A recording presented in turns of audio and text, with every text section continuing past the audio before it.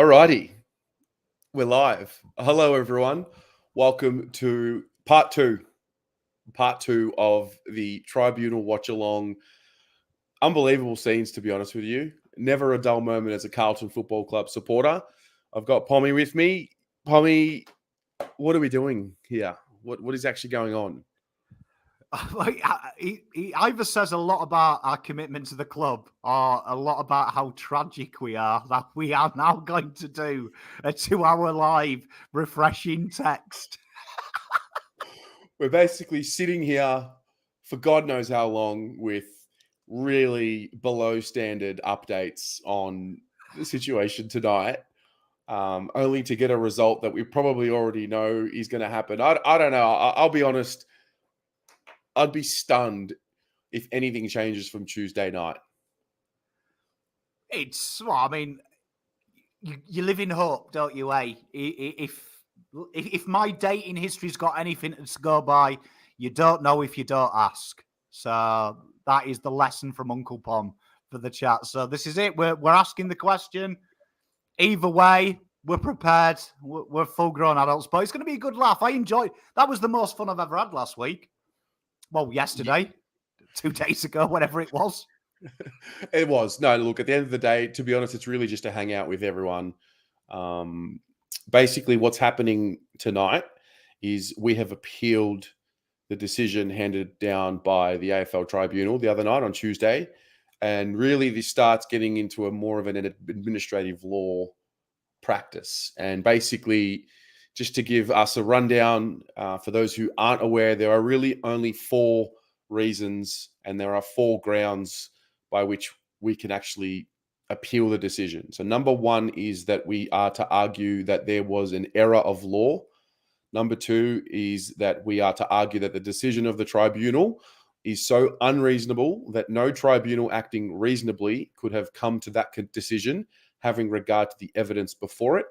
Number 3 is the classification of the offence by the tribunal was manifestly excessive or inadequate, or the sanction imposed by the tribunal was manifestly excessive or inadequate. Now, it's been made pretty clear that we are going to rely on points 1 and points 2. The third and the fourth point are effectively done because, point 3 is the classification of the offence was manifestly or excessive or inadequate. I don't think we can really I don't believe we can make a case that the classification was that. And the second part of that was that the sanction was excessive. I don't think the sanction, in essence, was excessive, because if they believed that a bump was made and a concussion was a result of that, then they gave him the 2 weeks. I don't think that's excessive. I think that's pretty much in line with what the league does. So we're going to try and argue. I think it's good. I'm just pondering. I think we're going to try and talk and argue more or less around the issue of, did he intend to bump or did he intend to play the ball? I would argue, that's the only thing we can really argue, I think, in this situation, is that Cripps' full intention was to play the ball and not bump, like what was brought up on Tuesday. Mate, you're the expert on this. I am. When you're talking to me about anything legal, just pretend your little northern friend here in legal studies in year 10 did it because Sophie Cottingham was in the class and didn't use it to learn anything. So, no, I agree with you. I think that's what we're going to do. That's what they tried to push the first time. And obviously, hopefully, a fresh crack at the whip. What is this rumour as well, this other evidence that Carlton have got? I don't know, but there was one thing that was really peculiar to me, and one thing I would hope, if it's possible for us to be doing tonight, is to bring in the umpire that was closest to the actual collision. Bring in the umpire, because at the end of the day, the umpire is deemed to be the judge of the action live on the field in the moment. And I think there is a play to be made around that, around a decision maker not even awarding a free kick. And so I'd be asking, do you feel like Cripps bumped Archie? To which the umpire would probably say no. And that might allow things to become a little bit more grey, and maybe we can make a play there. But look, let's be honest, it's a lottery. We said it last night. There's no there's no precedent. They don't use precedent. I mean, you can argue that for a precedent, and we can bring up the Willie Rioli situation, but the AFL Tribunal system doesn't work that way. So we're going to be basically reading out some updates. I've got a few. So Carlton is arguing the tribunal departed from the natural and correct interpretation of the phrase in the bumping of an opponent. So I think there's going to be a bit of a technical argument tonight around bumping. And then, so Christopher Townsend QC is the person that will be representing Carlton, and his argument is, I think they've already started making submissions, but it says here that in this case there was a denial of natural justice. This is not an appeal that is based on a mere technicality. So I think we're in for a long stream, just quietly. You can tell, can't you? I mean, they're already starting to use words of more than 3 syllables. And if my workplace is anything to go by, when more than 3 syllables comes out, you're in for the long haul. So yes. That's great. So look, while that's all going on, I'm going to put the link in the comments shortly for people to join if they want to have a chat. We're going to bring Lekdog on shortly. The teams are going to be announced as well. I'm not sure what we do. Do we name Cripps and then, I don't know what to do. I don't actually know what the rules around this are. But we will talk about the teams. We'll talk about Liam Jones and other issues and themes that come up. Robbie Cook says, love you guys. Go Blues. Love you too, mate. Love you too. Sayaf, Pommy, sing us a song dedicated to Cripper for $15, mate. Oh, that's Jesus Christ. I mean, to tell you what, God, you're throwing me under the bus, Sayaf. Tell you what, we'll get a bit of the clash going. Should he get free? How's that, Sayaf? I can't say fairer than that, my friend. I'll tell you what, there'll be songs sung if Cripps gets off tonight. Thanks, Carls. I'm looking for the countdown again, Terry, with you. I'm looking forward to building everyone up, only just to bring them right down. I did warn them last stream that when you've got a feeling, it's purely to wind me up and don't buy into it. But the people bought into it. Hopefully, we'll be okay. I mean, like you say, I think that bump is the contentious one, isn't it? And that seems to be what the old guard in the AFL are getting a bit upset about as well. Mm-hmm. Do you know what I mean? If it's a bumping contest, how far are we taking it? So I'm looking forward to it. Yeah. I mean, look, there is actually a real severity to this in the context of the game, because if it can be successfully argued that Cripps was not bumping and Cripps was playing the ball at all times, then all of a sudden this matter could potentially be used in the future to protect players who are actually playing the ball in a really fair and reasonable way. And that's also why I like the fact that the club have appealed. And look, it shows a little bit of chutzpah.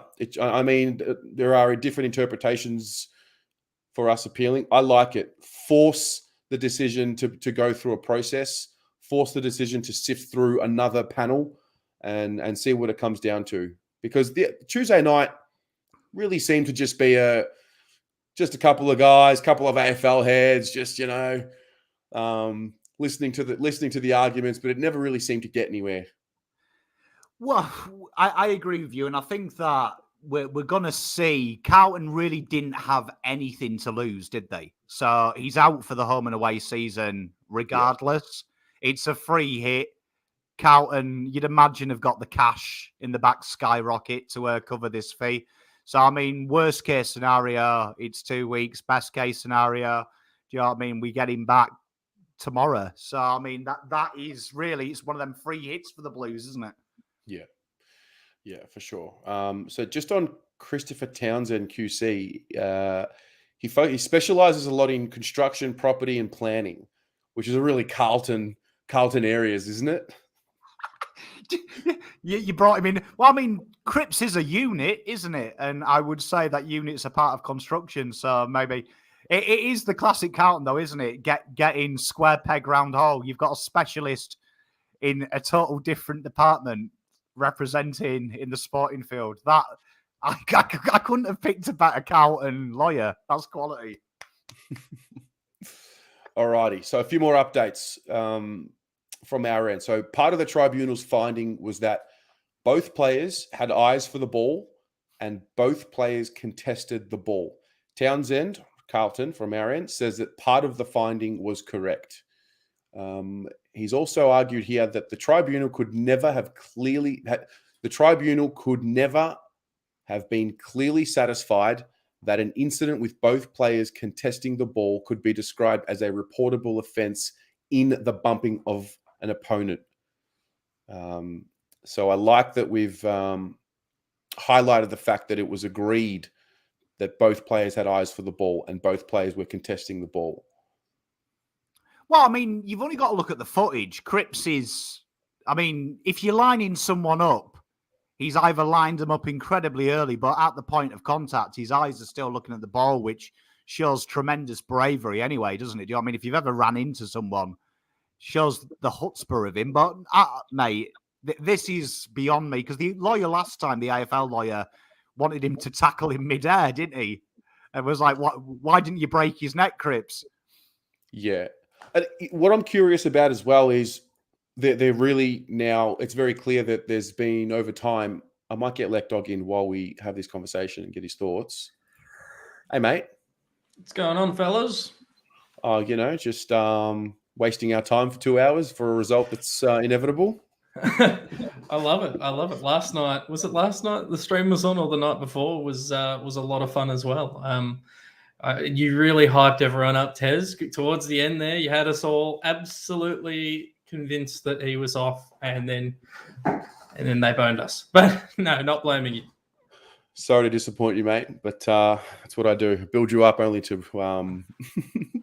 You can blame Terry, because the fans blame me when we lose tactically, yeah, so Terry can get done for the law stuff.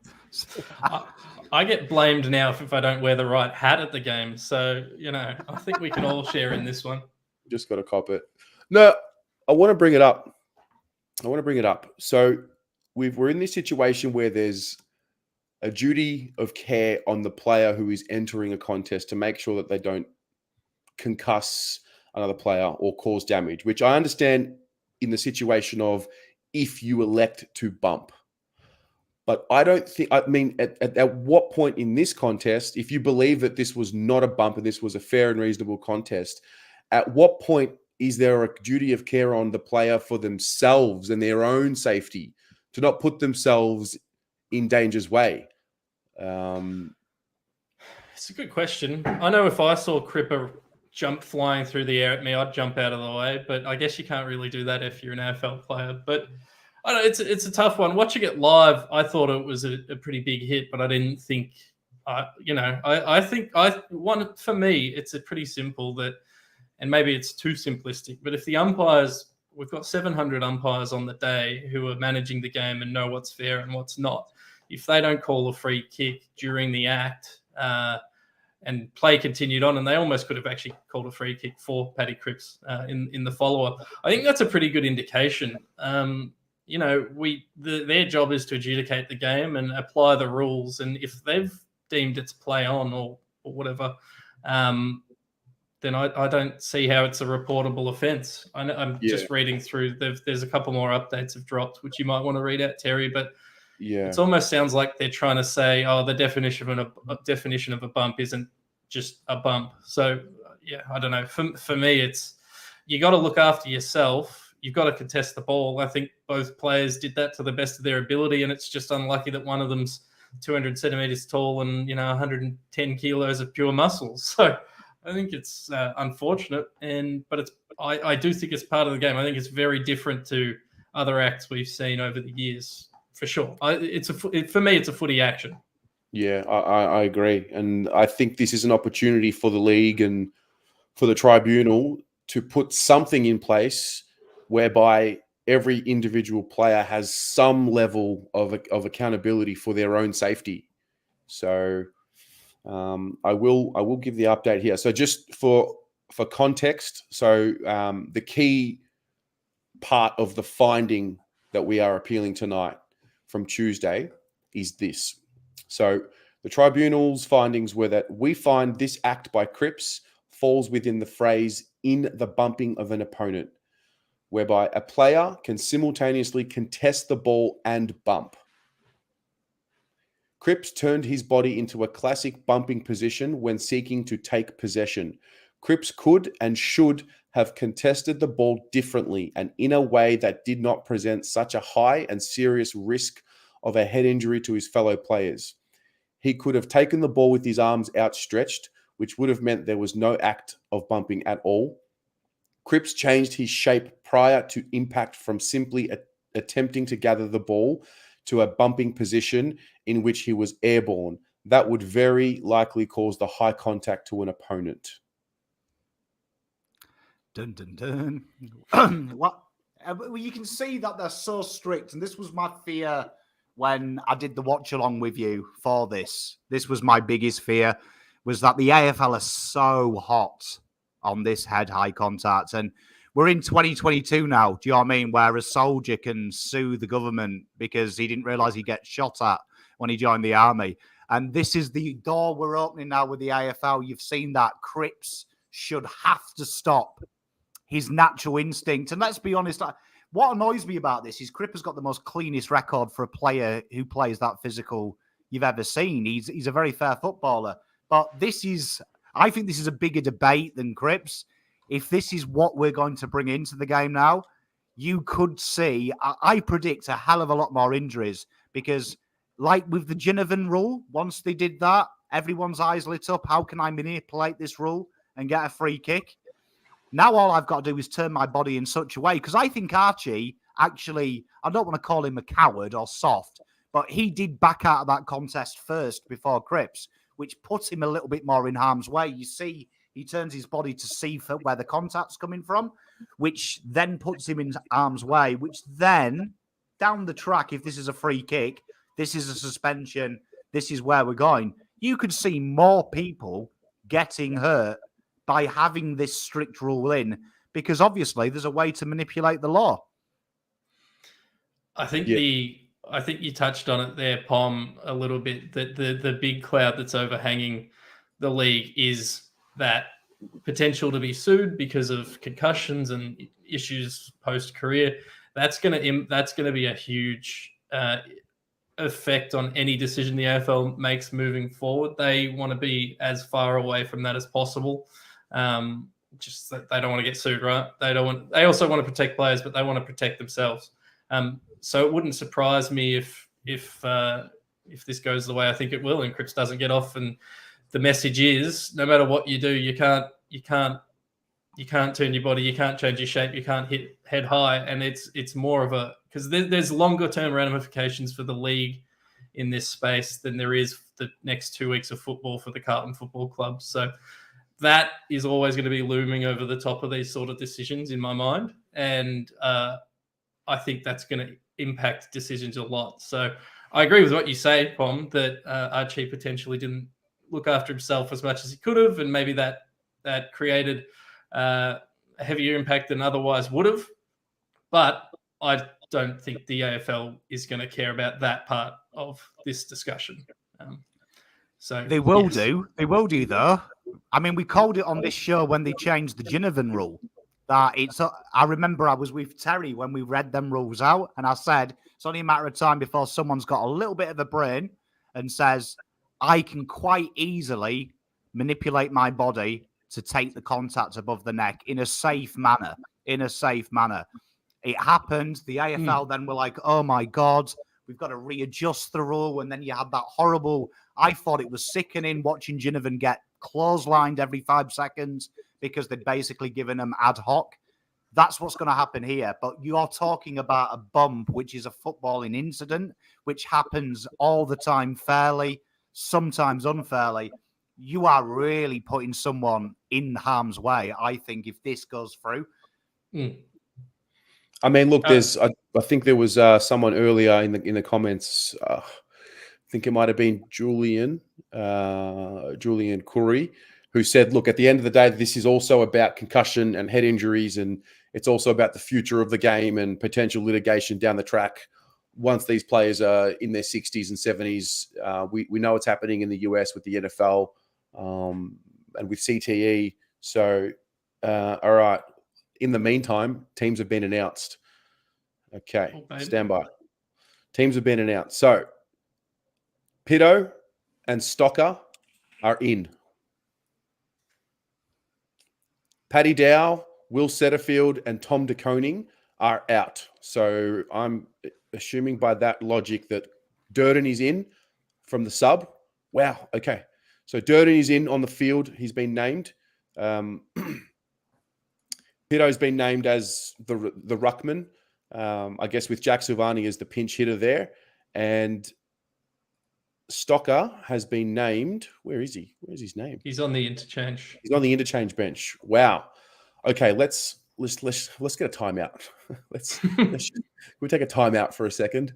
Let me give you some of our arguments from the matter. Stew on the team selection. Those of you in the comments, provide some of your feedback on the teams. And in the meantime, Townsend for our lawyer has basically argued you can't determine that a marking action and a bumping action are the same, one and the same. And this is where the error of the error in the application of the law comes into play. So that's our next shot that we fired. I'm going to bring one more in. I'm going to bring Paolo. Amazing. Paolo. I think get involved with this. Have a look at us, mate. Look at us. Hey? Lek Dog, Pommy, Terry, how are we? There's a bit on in here. There's a lot going on right now. Yeah, there's plenty going on. Where do you start? Do we start with what we're here for, Cripps? Let's start with the Blues teams. have named Cripps, by the way. They've named him in the midfield. There is the teams, ladies and gentlemen. Are they really? Tommy, you're too good. There is the teams, ladies and gentlemen. So for those following at home, you've got obviously confirmed Dow out, TDK, Setfield out, Stocker, Pittonet in. Harms, the medical sub, makes way for them, but they're unchanged pretty much. I mean, no real surprises there. Is there really? Well, Paddy Cripps being named in the guts is a slight surprise. So one of, if he misses, one of Dow or Setterfield would come in, you'd imagine.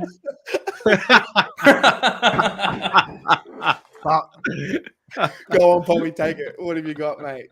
Well, there we are, ladies and gentlemen. Last week I told you that there was no Vospiracy. He loves Dow, but maybe I need to bring it back. No, I mean, obviously, I don't think there's anyone in the chat who can seriously argue and tell me Dow's good. If they are, I apologise, Mr. and Mrs. Dow, you're in chat, because you might disagree with me, but I'm pretty sure even his dad would say it was disappointing. But it's it makes sense, doesn't it? Pittonet comes in, and you'd imagine that looking at that interchange bench, the emergencies, you'd imagine that if I was a betting man, do you reckon they give Will Setterfield the second crack of the whip? Should Patrick Cripps be suspended? I think he's the likely choice of those on the interchange. They won't want to go in with another TDK Pittonet combo. I don't think Kemp has been solid, but I don't think there's a spot for him in the side as it's lined up. So Will Setterfield's the natural guy that can come in and play on the wing. Maybe Stocker spends time in midfield. Maybe they try Setterfield again. There's enough there to work through that Patrick Cripps spot with Setterfield coming in. Yeah, it looks that way, doesn't it? Setterfield and Cripps are similar heights as well. You might not pick it based on their body sizes, but they are similar build with regards to height. So, and we've seen Setterfield. I think Setterfield at his best is when he's playing that sort of inside-outside midfield role. But I thought he was shocking against Adelaide and even worse against Brisbane. So, I mean, I don't think we can't really complain with the outs, can we? All three were, as the great Andy Tate said, totally poor. Totally poor. Everyone's to blame. I mean, you've got to say as well, you did say there that Setterfield and Cripps are the same height. I'd argue that, because I think when Lekdog gave you his measurements, he was the same size as the Khalifa Tower in Dubai, I believe. But yeah, I mean, the other option you might guess is Kemp. But I mean, obviously, they're not going to play Kemp in the middle based on 3 games as a junior. And he hasn't seen it, but they may then look at the most famous Carlton myth, Doc going up to the wing, which we know Voss has toyed with that earlier doors in the season. He has slotted him up there, so that could be it. So exciting times. Yeah. Yeah.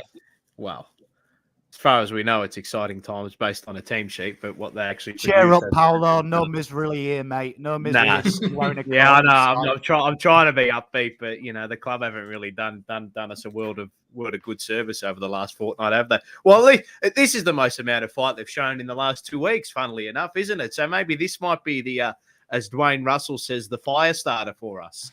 Highly doubt it, but we'll figure it out on Saturday night, won't we? I think I'm taking the unpopular opinion on this. I think this is just a stupid diversion, really.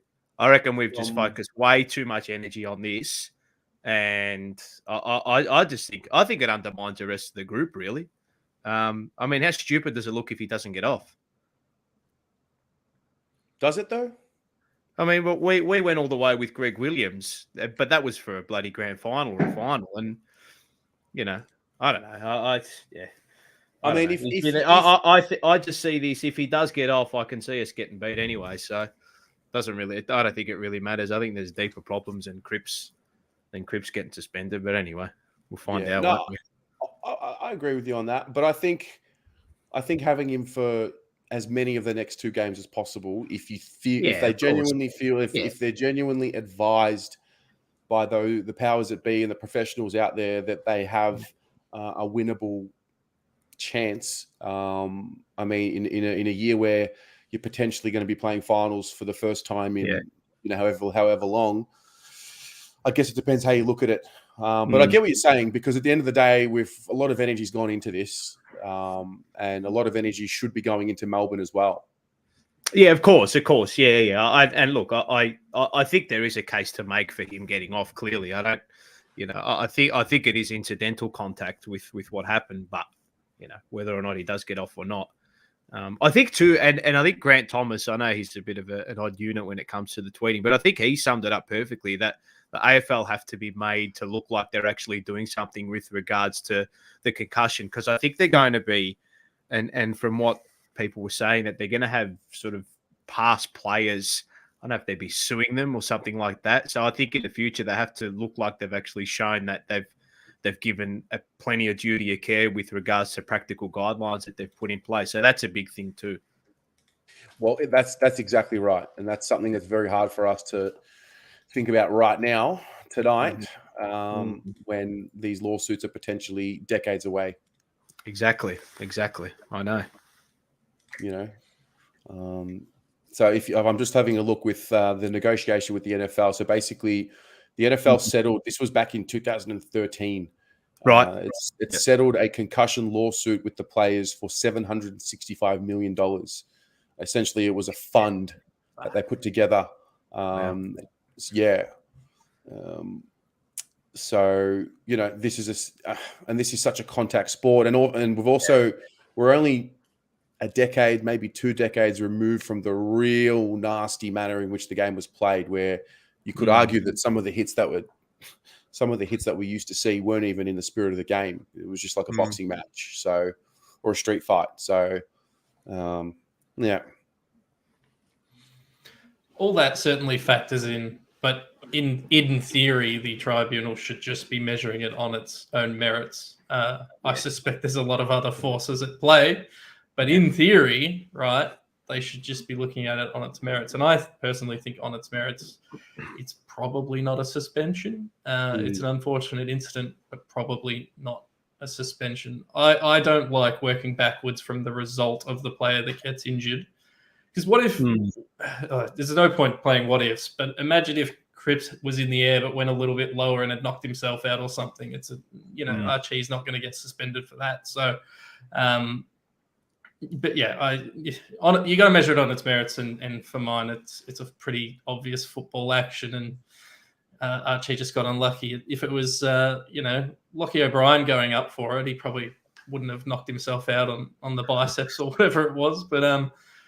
No, it's I don't think that it's a distraction. I would hope that it's not a distraction internally for the club. It should really just be the lawyers and maybe Cripps that are distracted by it. Everyone else, I'm hoping, has just been focusing all week on getting or trying to get a win over Melbourne this weekend, who last time we played them, we did beat semi-convincingly. It was a very convincing first half and a very unconvincing second half. So I would hope, internally this hasn't affected any of the preparation.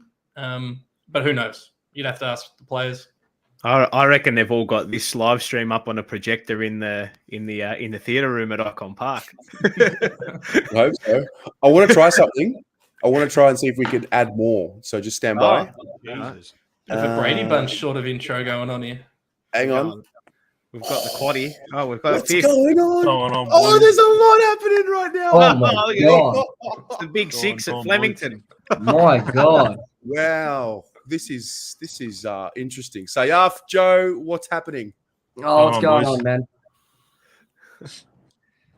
Joe, I'll start with you. What do you think of the teams, mate? And what do you think of 6 in a stream? This is interesting.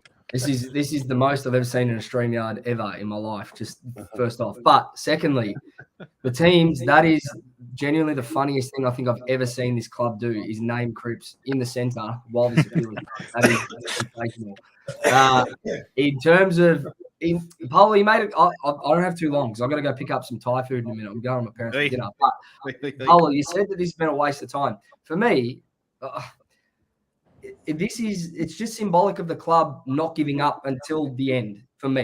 And if the team, if the rest of the club and the rest of the team, the rest of the players are looking at this, that's the only way they should be looking at it, is to go, well, if our board and everyone that's making these decisions to take this right to the appeals board is not giving up hope on this season through this symbolic act, even if that's all it is in the end, then why should we? Because we've spoken about we've all spoken about the Harry interview on Monday and just all the bullshit from throughout the week.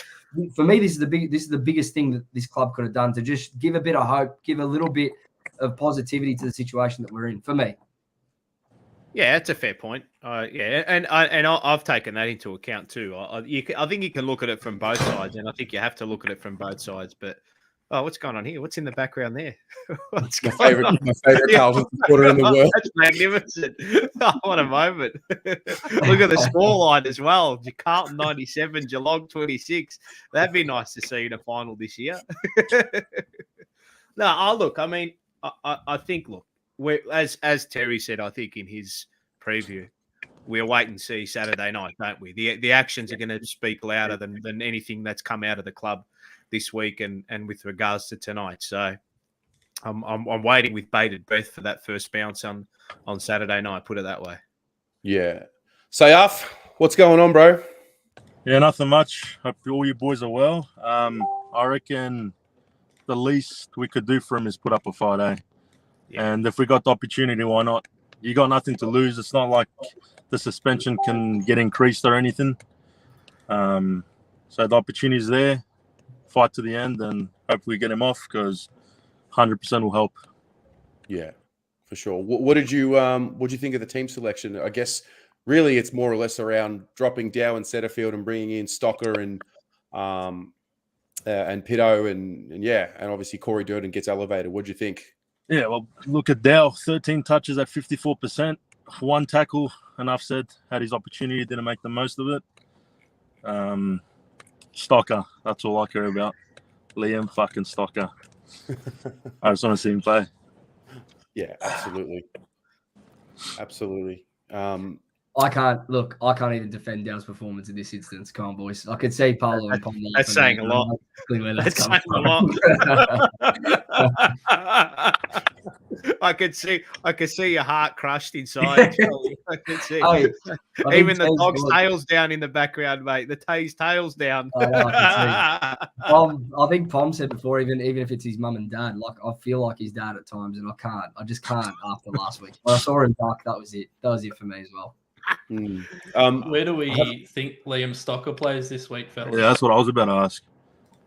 Ooh, that's a good question. Hopefully, there are some midfield minutes for him. Just a couple. A couple. I think he'll pinch it through there, you would think. Maybe he plays stoppage in the back half. That could be the go for him there. But yeah, I don't know. Do you think I'm looking at the weather as well? I don't know if the rain will Does it suit us or suit them? I don't really reckon. I mean, they play in any conditions, don't they, Melbourne? I think the 3 times we played in the rain this year, it's been atrocious. What was it? Richmond, Essendon, and Collingwood all 3 weeks. Every time the rain came down, we just felt it water, literally. 100%. Yeah.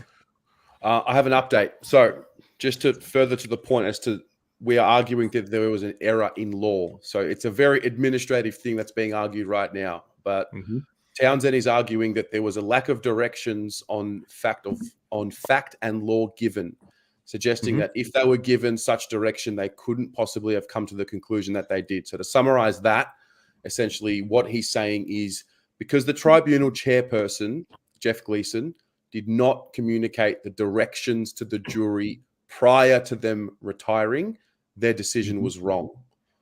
It is a technicality, but that I don't know if that's going to be enough to overturn a decision.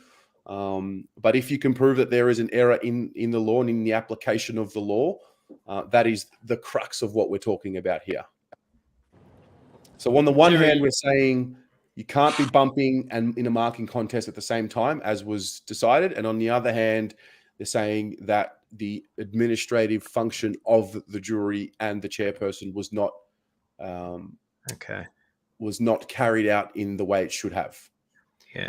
Do the appeals tribunal care about that second point? Aren't they supposed to rejudge the action on its merit, or are they rejudging the case as a whole from the other night? I'm slightly confused as an amateur sitting out here. Yeah, so whatever was argued the other night, like basically there'll be no reference to Willie Rioli tonight. We won't be arguing around precedents. We won't be arguing. We won't be bringing out any other bumps. It won't be any of that. It's more around how Tuesday night's process took place. Right. So reviewing doing what we're doing, basically reviewing the last tribunal. We are reviewing the review. Does this one go for longer, you reckon, or what was it? 2 hours the other night. It was 2 hours. Something like that. But as a rule of thumb, don't get your hopes up by me saying this. Okay, the longer it goes, the better it is. Wow. I've had serious deja vu. Just then, I've been here before with you, Taz. And you said that to me. Joe, question. Liam Jones, we also got an update on that. I'll let you kick things off with that. So basically, it's been revealed that he's going to be classified as an unrestricted free agent in this offseason. It looks like he might be joining the Western Bulldogs, which would, in effect, give us the opportunity to have a compensation pick. What did you make of that? I mean, what would the pick be? We're probably looking at a late third rounder, right, for unrestricted free agent for the contract size he's getting. So it's better than nothing when you think about it, which would probably be the alternative. Or, I mean, the other alternative that not many really asking the question of is why aren't we talking with him? Is he had a falling out with the club over all of this and whatnot? Because based on the key defensive stocks this year and how thin we were at times, seems like a pretty cheap pickup, to be fair. Voss has spoken about him a couple of times this year. It sounds like that's an untenable sort of relationship that won't happen. Fucking hell, Terry. My personal Keep view. adding them. Oh wow, we got one more. Love it. See how many we can get. Turning into the Brady bunch. I'm guessing it's 9, right? Taya Beach's 2018 Cripps carrying 6 people on his back at the moment. I'm just listening in to see what was being said. So keep going. For me, obviously, those who follow me know that I think the player movement system in the AFL is completely broken, and you should be compensated for a free agent leaving, which is why I actually don't like Jones being classified as a free agent. In the AFL rules, if you retire, you can't enter the league again for another 18 months, which will take him through to the mid-season draft. I understand the AFL allowing to come back early given the circumstances, so I think it's compensation more for him breaking his contract retiring and then being allowed to re-enter against the rules rather than him being a free agent as the compensation. That's how I'll justify it in my head. and agree with whoever was talking before. I can't remember. There's so many people in here. Joe, There's so I think much it was. going on right now. That it'll probably be an end of third round pick, which is fine, and we'll on trade that Pom, I'd imagine, for Lockie Scholl and call it a day. Mate, I mean, it'll definitely be involved in something like that. I think Austin, I mean, it's the worst argument in the world. The last thing Carlton would want is Liam Jones back on the list. Carlton have already got technically their compensation by the fact they've got a young 20s key defender who has played nearly all the games this year and has built something, and they've managed to got the backup with Durden, which is a huge look because Oscar McDonald has more back injuries than my nana before she passed. So, I mean, if Carlton get a third for it, that is a huge dub, because if you were buying Lewis Young now on the free market, you'd be looking at a second rounder. You know, key position players that are good. We thought that was unders anyway, what we paid for Young. The fact that we've also got an addition, technically we're getting compensation for picking Young up. So we've created a hole in Doggy's list. They've got now a temporary stopgap, and we get a third.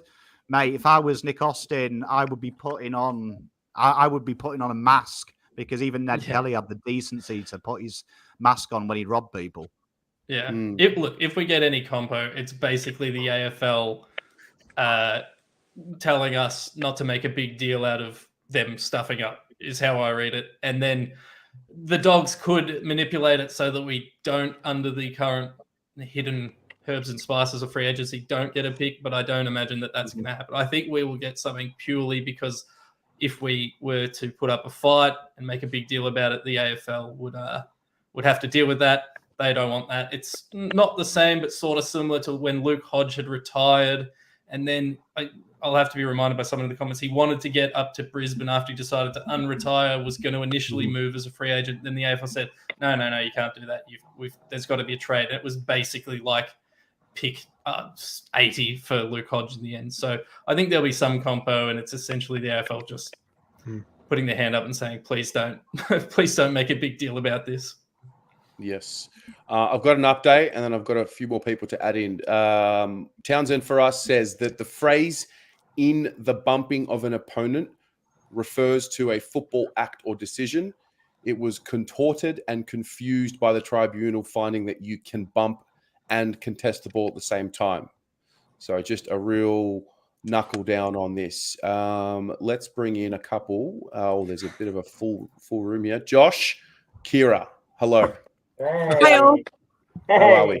Good evening. Good evening. I did not be on with 9 people tonight. I didn't even know this was possible. Yeah. I actually think you can do more. I might try it in a moment, but firstly, we'll start with you, Josh. What's going on, mate? Not much. Just I can't believe that we can actually appeal this. So, I mean, clearly the club sees something, and I mean, why wouldn't you? Honestly, I mean, we've got everything to play for at the moment, with finals on the line. So, I mean, naming him in the team was a weird move, but I still don't think we're going to be able to get him in, unfortunately. But it's an opportunity for hopefully Stocker to get some midfield minutes in, and the others. Hopefully, we can still get the job done. Yeah, Kira, you were at the reunion today. I sure was. It was great. Filled me with lots of hope. Can you tell us all about the juicy secrets that went on there? Not too many juicy secrets. They did talk about deliberately king hitting people on the field. So, I mean, that's interesting considering we're going to tribunal tonight. But no, it was good. Luke Sayers spoke about wanting to beat Collingwood in round 23, and he spoke about that specifically because it was our home game. But he spoke about, not going down and just accepting what we had for the rest of the season, but really going down swinging and trying to get the win in the next 2 weeks. But it was really good. There was 1,000 people there. Someone paid $66,000 for a premiership locker in an auction. So, Jesus. Yep. Oh, wow. Yep. It was an original locker from the premiership and had all the Guernseys inside signed. So, I mean, worth it, but $66,000 is a lot of money. But It was good. It was a great day. Hell. That wasn't Mars by any chance, was it, Paolo? No. I have no idea. Unless he's hiding things from me, no, I don't think it was. I reckon he'd on-sell it for double just quietly. Oh no, it was a really good day, but yeah, I'm just hoping that I can go to a premiership reunion where I'm celebrating a premiership that I was there for and I was alive for. We all want that. Trust us. We all want that. Ain't that the truth? Ulger's given us a nice little $31 donation. He says it's not the Brady bunch, it's the Carlton bunch. That's it. That's it. I've got two more maybe people. Ulger bought the door. Maybe. Oh, yeah, Ulger, did you buy that door, mate? Get in We can touch put with it- us, Olga. Come on, mate. Yeah. I'm going to try and put two more in, see how it goes. Oh, Wow. okay. Evening, baggers. How are we, Paul? Going great. Man, Pommy, you guys, actually, a lot of you guys really lifted me up this week. I was so flat after last week, but some of that therapy, Pommy, Paolo, you guys, it was great. Listening to on the try our tram, best. like Mars's rant, I was on the tram, I was pumped up going to work at 7:30 in the morning. He does that, the big boy. He's good at revving the lads up and the ladies too. So hopefully we see it on. Hopefully they show it out on the field on Saturday. That'd be nice. Oh, Would let's be. hope. It would be. Paul, what'd you make of the team selection? Yeah, interesting. I think that we wanted to. What choices did we really have left? And I like the idea of bringing Pitto in, giving TDK a rest. I think, yeah, we really need Pitto back to his best. Stocker, I think, had to come back in, and Dow. Did Dow get another chance? I didn't see that. No, he's been dropped. And you, in considering, midfield depth has really dropped, that's really saying something too. So, yeah, I don't know. I'm just hoping that more than anything, I think, Pommy, you were talking about in your sort of preview as well. It's all up here. It's all up here. It's really starting to get to them, and we need to get them fired up in that regard. Well, I mean, the way I look at it is there's still a lot of talent in that midfield. So, I know everyone. I'm the world's worst. I mean, my nickname is Pom. We're known for a moan. But there's over $3 million worth of talent still in that midfield. Do you know what I mean? In salary cap wise, which is still quite a lot. Like if you've got a midfield with Chera and Walsh and the two bits of hope, I don't want to fill you guys with hope because I'm not going into this game, dropping a mortgage on Carlton to win it. But mentally, Chera has been in this position before. And the reason we paid a lot of fucking money for a guy that had built a career off the halfback flank and pinch hitting in the midfield was when a certain Mr. Fife had dicky legs and he went on the ball and he made a career for 12 games with a certain Mr. Brayshaw. And Brayshaw is a very similar player to Walsh, and Chera had to step up. And tell you what, you go through them 10, 12 games without Fife, Chera looked all right. At the moment, he doesn't. He's not quite finding it. So he's got to step up. But I know there's a lot of people in the chat saying, bring Kemp in, play him on the ball, bring Stocker, play him on the ball.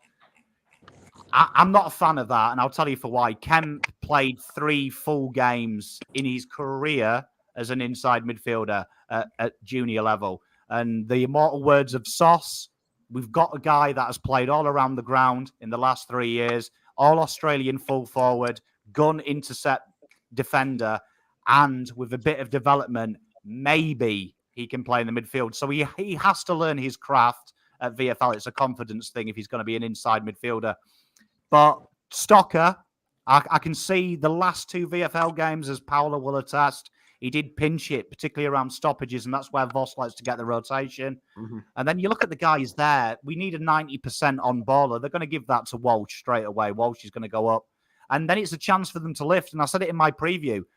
These boys here have got an opportunity, week 1 of finals, to look Cripper in the eye, should he not be there, and say, you know what, mate? We did it for you. Welcome back. And this is going to be a great opportunity for Cripps.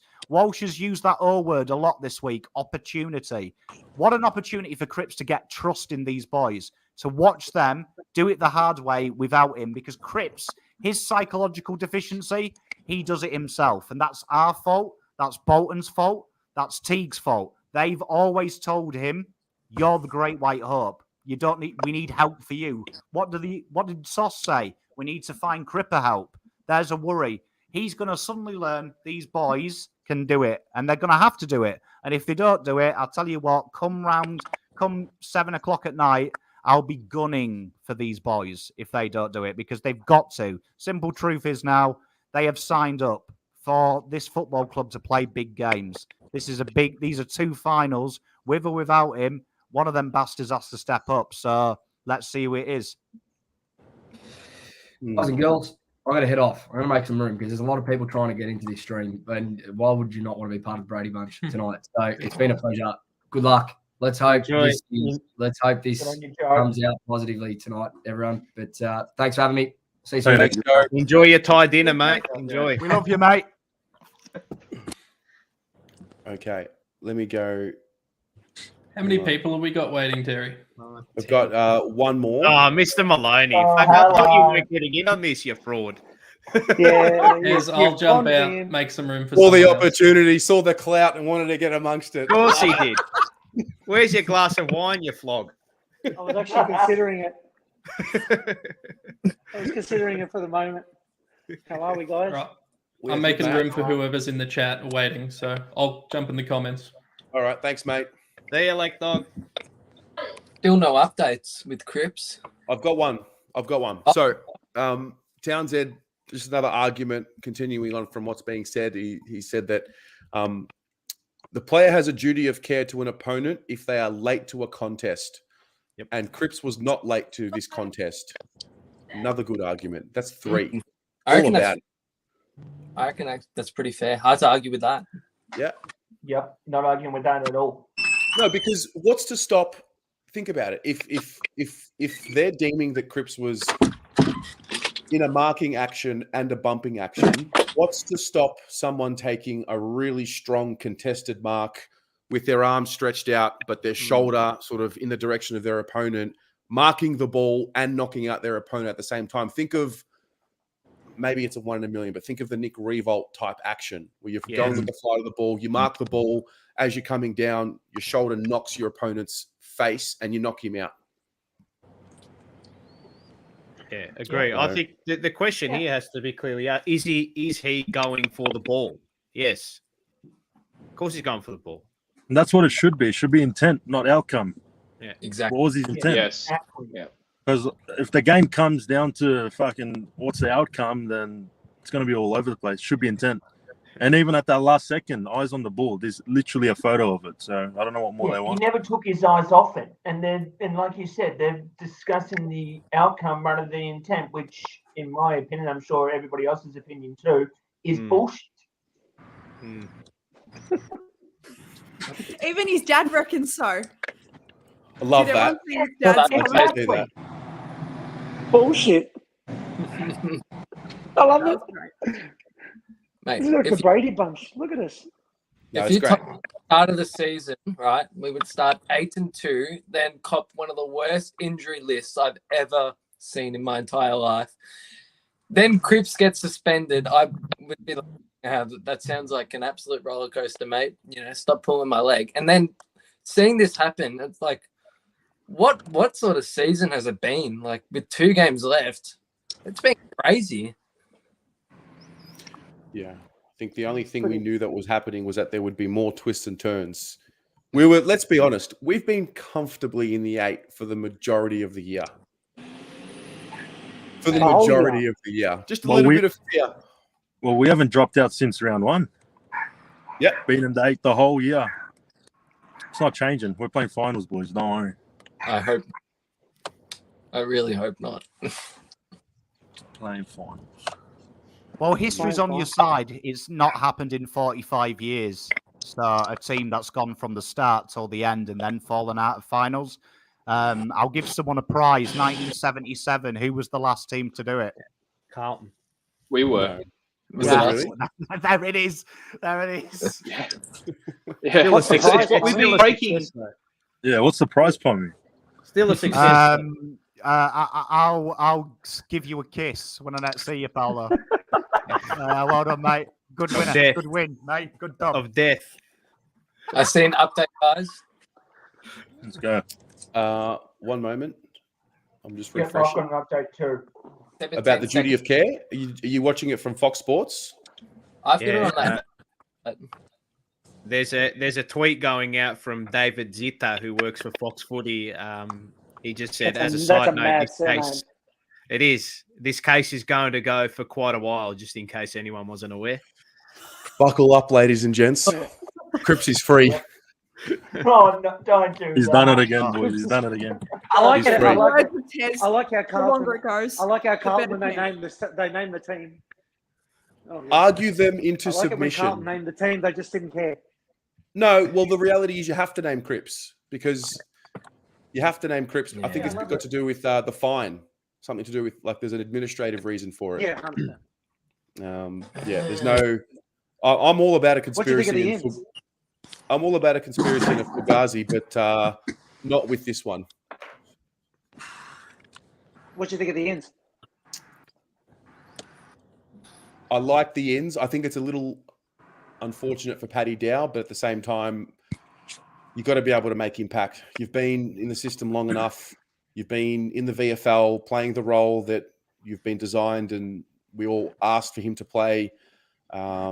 It wasn't on him to help us win the game against Brisbane, but it was on him to contribute more than what he did, I felt personally. And I'm a little worried and mindful of where it leaves him, to be honest. Like, I don't know. Like, if he can't back up, if he can't get a second game from that performance last week and that opportunity last week, then I'm a little worried as to where it leaves him with us moving forward. And, you know, I think that's the both of them, to be honest. Yeah, I think that's him. I think Will Setterfield's probably shown a bit more than Dow, personally, anyway. Whether probably. it's by a lot or a little, I don't even think it matters. But I think a little bit of ruthlessness was there, and it was needed. And I got no issue with the ins. Does anyone think Paddy Dow will still be with us next year? Nah, I can't see it. Well, he's worth nothing. He's worth actually nothing. Yeah. I mean, we got a year left on his contract. He's actually going to be at the club. No, he'll probably end up being at the club. He'll probably end up staying because no one's going to want him. And what's he worth? Nah, someone will take him. Richmond. Honestly, someone will take him. If I've heard Richmond. If His you're brother, Richmond, you're a Geelong, His you're a brother's team there. that plays Exactly. fast through the centre.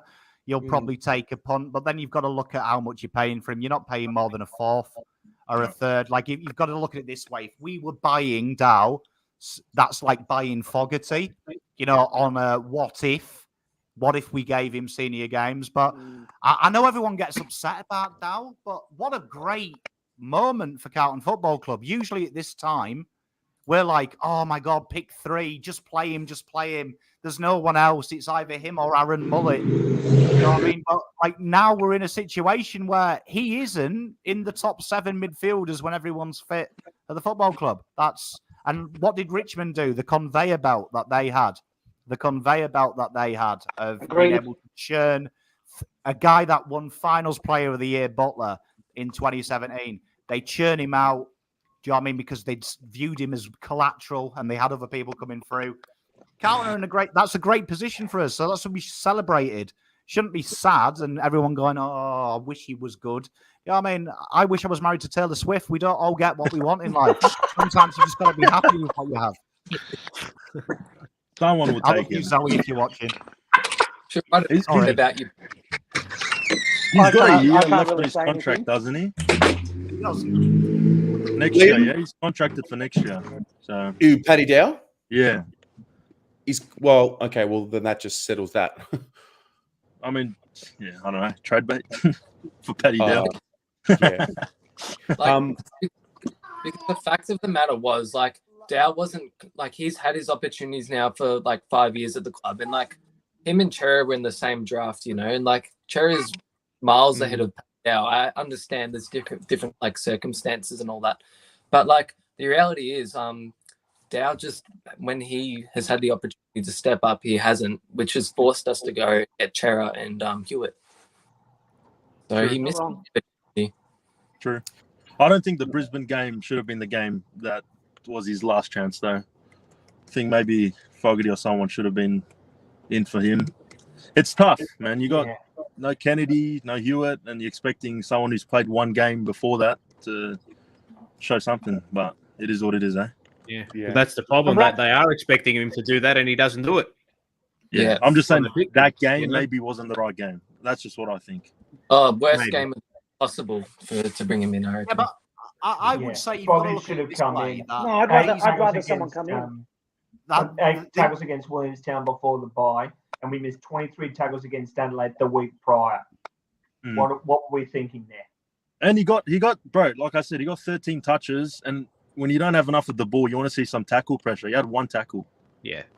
Well, what else do you need to see? Yeah. That's it. Yeah. It's tough to come in. It's tough to come in, but I'd also counter it this way. You've got to look at we talk about the mindset. I think me and Paolo have drilled mindset in for the last 2 weeks. Mentality, Michael. Mentality. And I you hear that look at fucking it, word. and you look at it right with the mindset that imagine being Dow. You have fair play to him. He's busted his ass every week in VFL, and he hasn't just done well up until the GWS VFL game. He dominated and he put himself in the shop window. However, he's got the opportunity. The opportunity presented itself last week. Chips are down. One more win.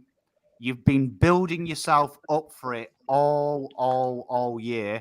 And if you can't grasp it, that says a lot about your mental headspace.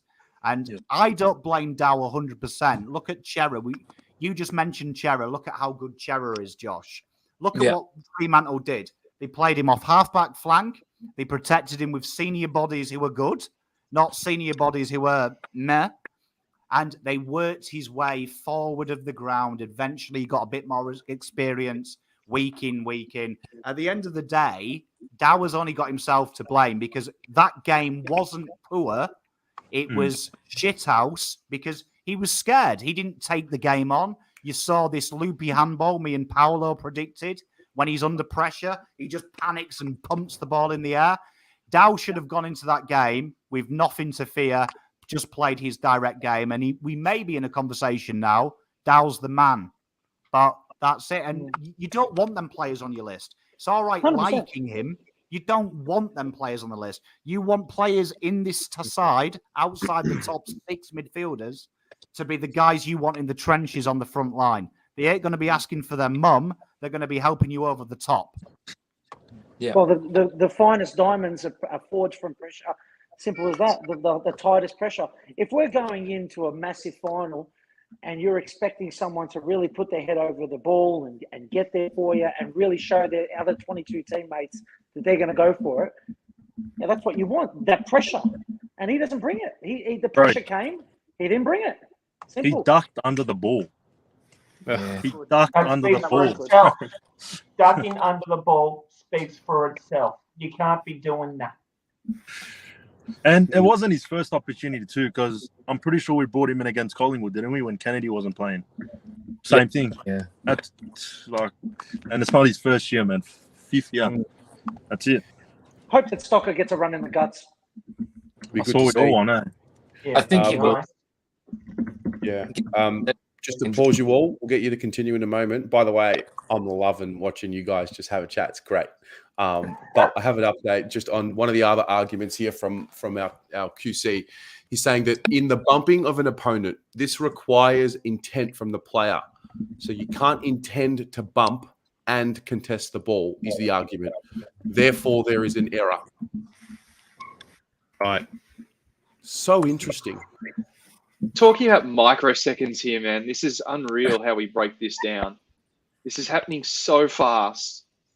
And this is what makes it so. And this is why I think this particular matter is so crucial, not only for us as Carlton supporters and for Cripps, whether he plays or not, but also for the future of collisions in the game. Because I don't know what you guys think. The intent element of this, I think, it's been good for the game. We've removed the hitting a player off the ball, running past the ball. It's been made really clear. If you choose to do that and you concuss someone, you're done. But if it's agreed that Cripps was 100% playing the ball and the concussion resulted as a result of that play on the ball, that's going to happen a lot more often. And then we're talking about changing the way we approach contests, which I don't know if we can ever really afford to do that as a sport. No It way. becomes netball. It becomes netball. Can't do that. You know, it becomes better than that. It becomes tiddlywinks. That's what it becomes.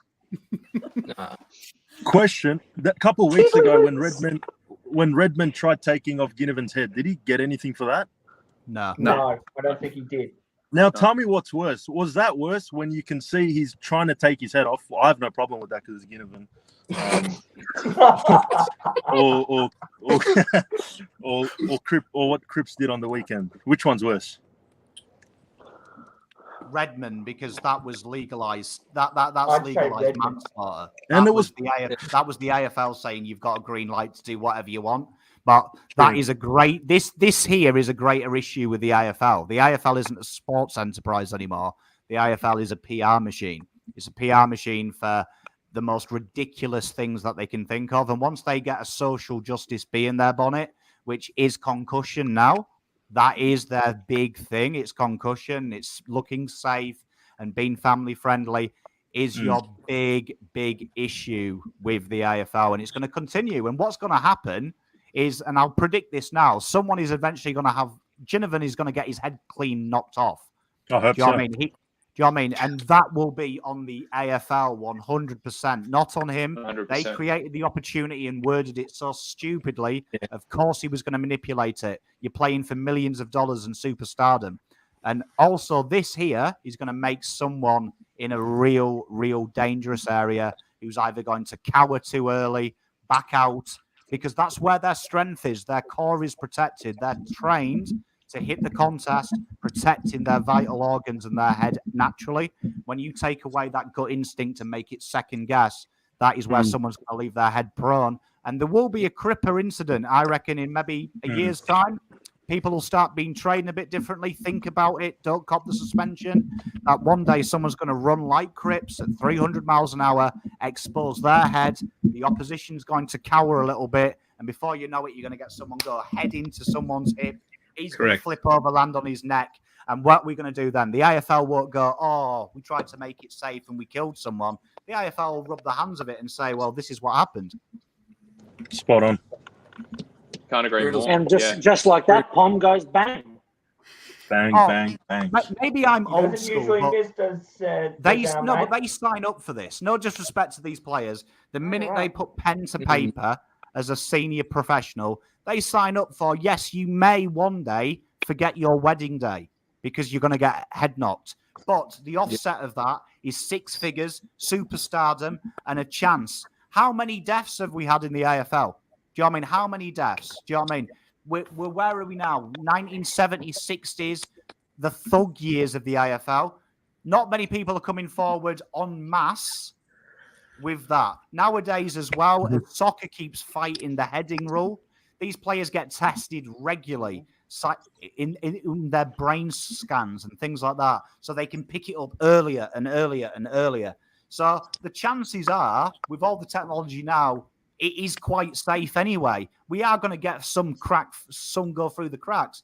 But come on, man. I can see it now. They are making the jeopardizing players' safety purely so they can sell tickets to young kids, make it a family game again, because nowadays that's what families want. They want more safety, more engagement.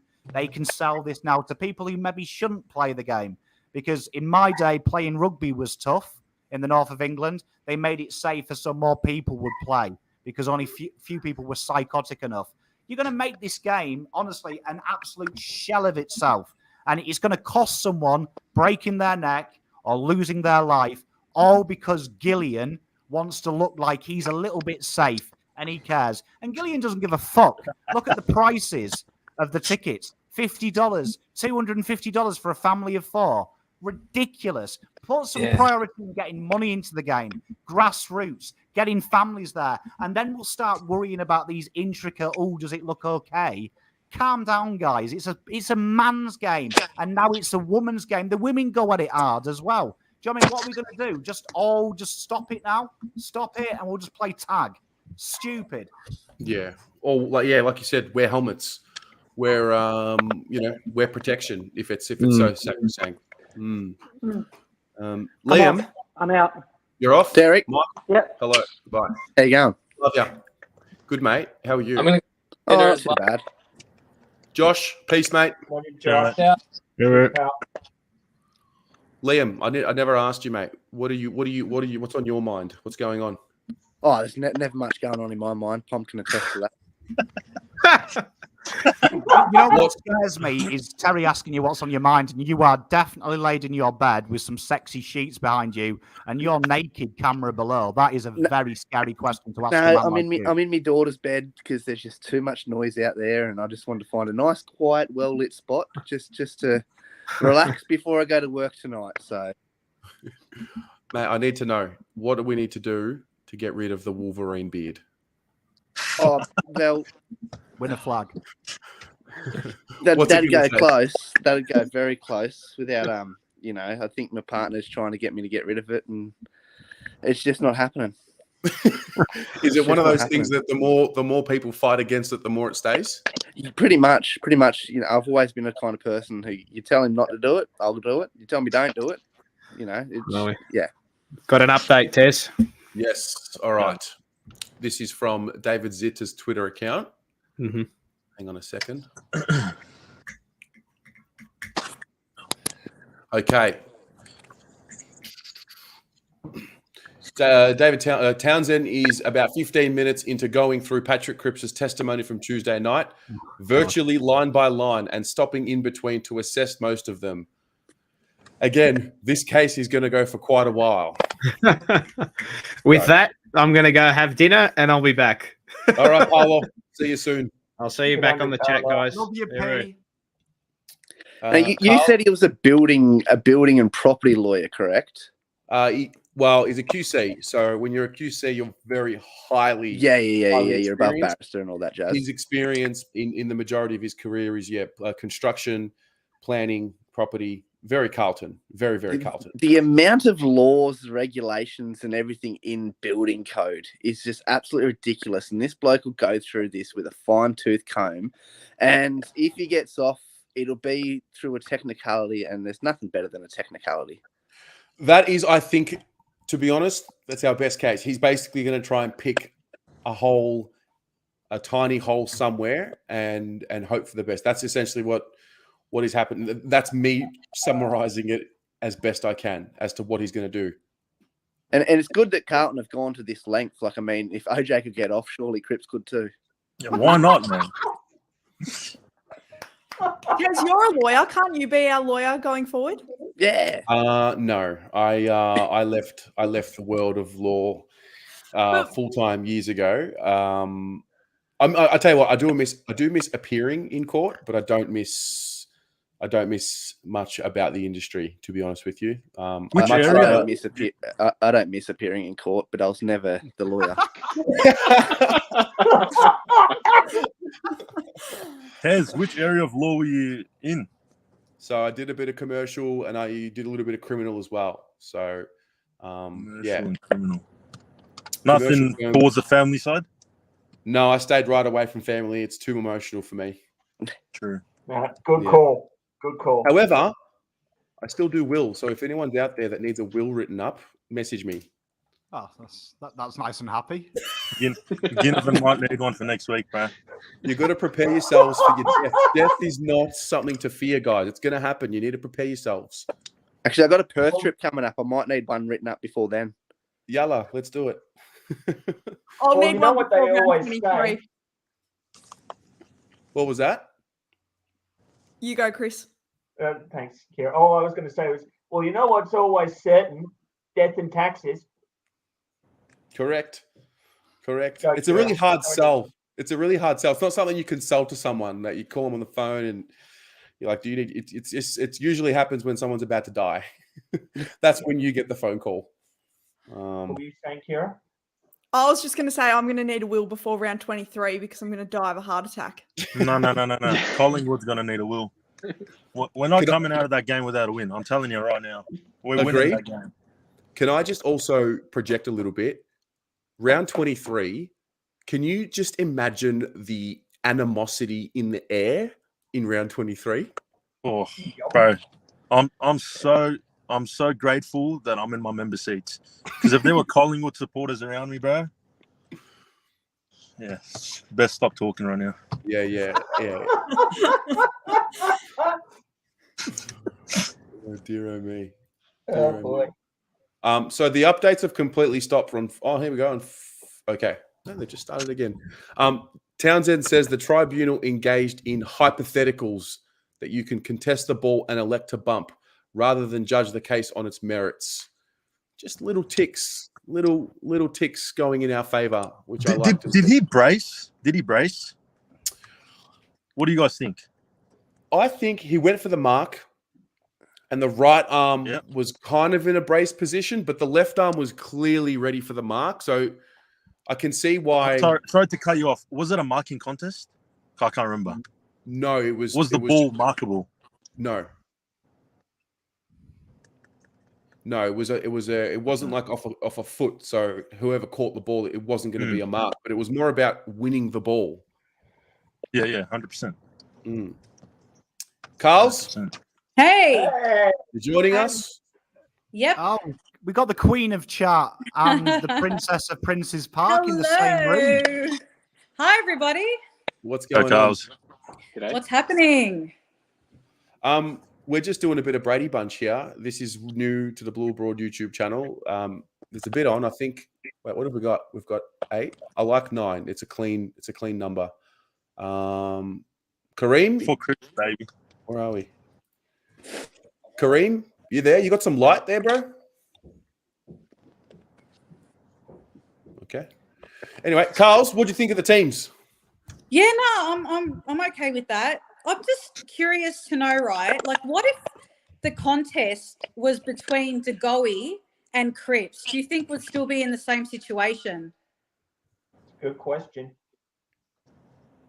No, really. I don't Because think they're both bulls and they both go at the ball. I'd love to see the outcome of that contest.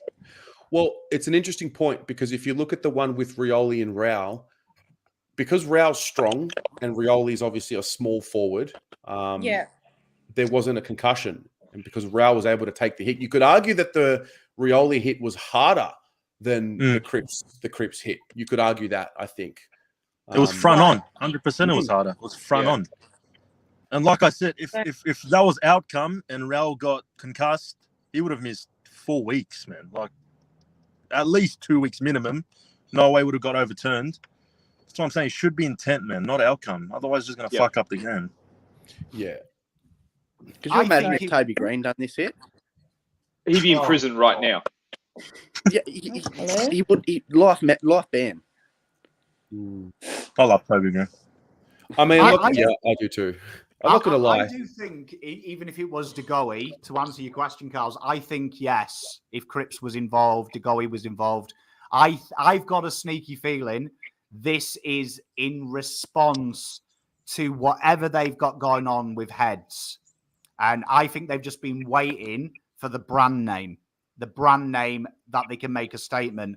And Cripps is the perfect brand name, not being cited, and I reckon, and I think I'll be proven right if this is upheld and it's 2 weeks.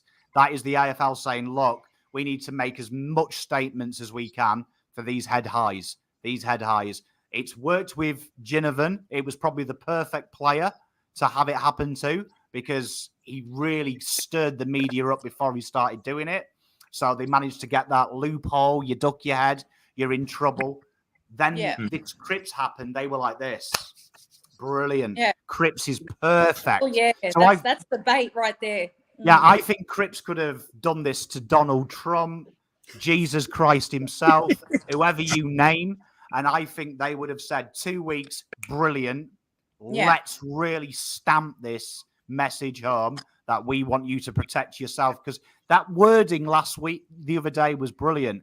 Cripps didn't do enough to protect the player. And that has been, if you go through their whole articles on concussion, it's all about duty of care to your fellow professional. You must protect them. So I think it's just the extras, and I think it's perfect for them. Well, gonna have to wait and see now. Hey. Yeah, absolutely. What else was on your mind? Anyone else got a question? Wait, Paul. Haven't heard from I you in do. a while, mate. What have you got for us? I want to change the subject completely, if that's all right, then, Tez. Go for it. We talked at the start of the year. I couldn't help but notice that Voss's statement, his ethos was connection, connection, connection, and we saw this between the three lines: the forward, mid, and defence. I've really noticed a breakdown, on most of the lines, but particularly between mids and forwards. I'm curious. Like, we're talking about sort of Dow before. It's a bit of a not a great story, but Motlop to me is like one of my favourite players. This kid is unreal for the amount of games he's played. He's gonna be a freak. But the ball pops out a lot. Now, my question is, for those that are more analytically minded than myself, is it because the small forwards are not applying the right amount of pressure in the right location, or is it because the mids are not pressing up enough and stopping it from coming back out? Because I see once it goes out of the forward 50, it's not going to the mid and coming back. It's going all the way to going to our D50. So I'd like to find out what your comments are around that. Bit of both, I reckon.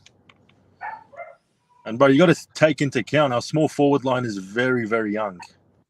Yeah, like combined total of 20 or 30 games between them all. You got Dirds, Owies, and Motlop.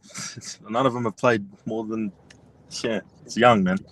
It'll come with time, but definitely the midfield's been not as good as they were in the first half of the season. So a less analytical answer, I was also thinking it could be, the fact that all our lineups each week have been different because of injury. I mean, the start of the year, we had a pretty consistent lineup each week, but then Harry went out for a while. Our midfield hasn't been complete for a while. So the fact that we've had players in and out could also be impacting the connection. Yeah, that's a pretty good point. I mean, Voss hasn't had the same 22 most weeks because there's been players coming in and out each week, and we've been able to find consistency for the last little while. And here we are now with the side effects of this. Yeah, it's just that, it's that connection that, I noticed in the first few weeks of the year, it was almost that sort of, it's what I saw with the Collingwood-Melbourne game on Friday. Wherever they handballed the ball, they knew the next player was there. It was just this instinctual connection. I did see at the start of the year, but we're definitely not seeing as much now, particularly between the lines.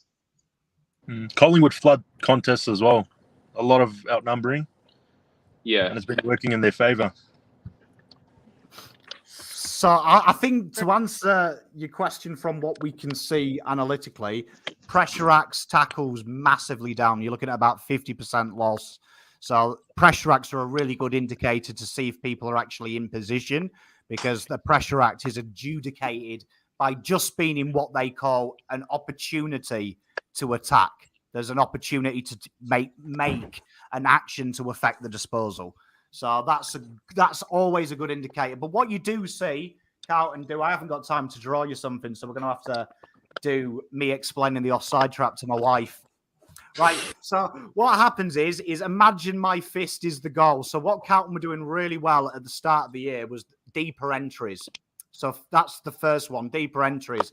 The ball was getting closer to goal, and that was usually we're taking less marks the second half than the first half of the season, outside 50. Usually that was where the penetration comes. It gets it at the goal square, which is a key component of Voss's system. The second part was you have almost 6 lines of defence inside 50.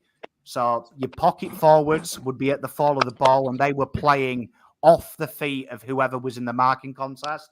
The half forwards were probably trying to come in from the sides to stop the exit ball.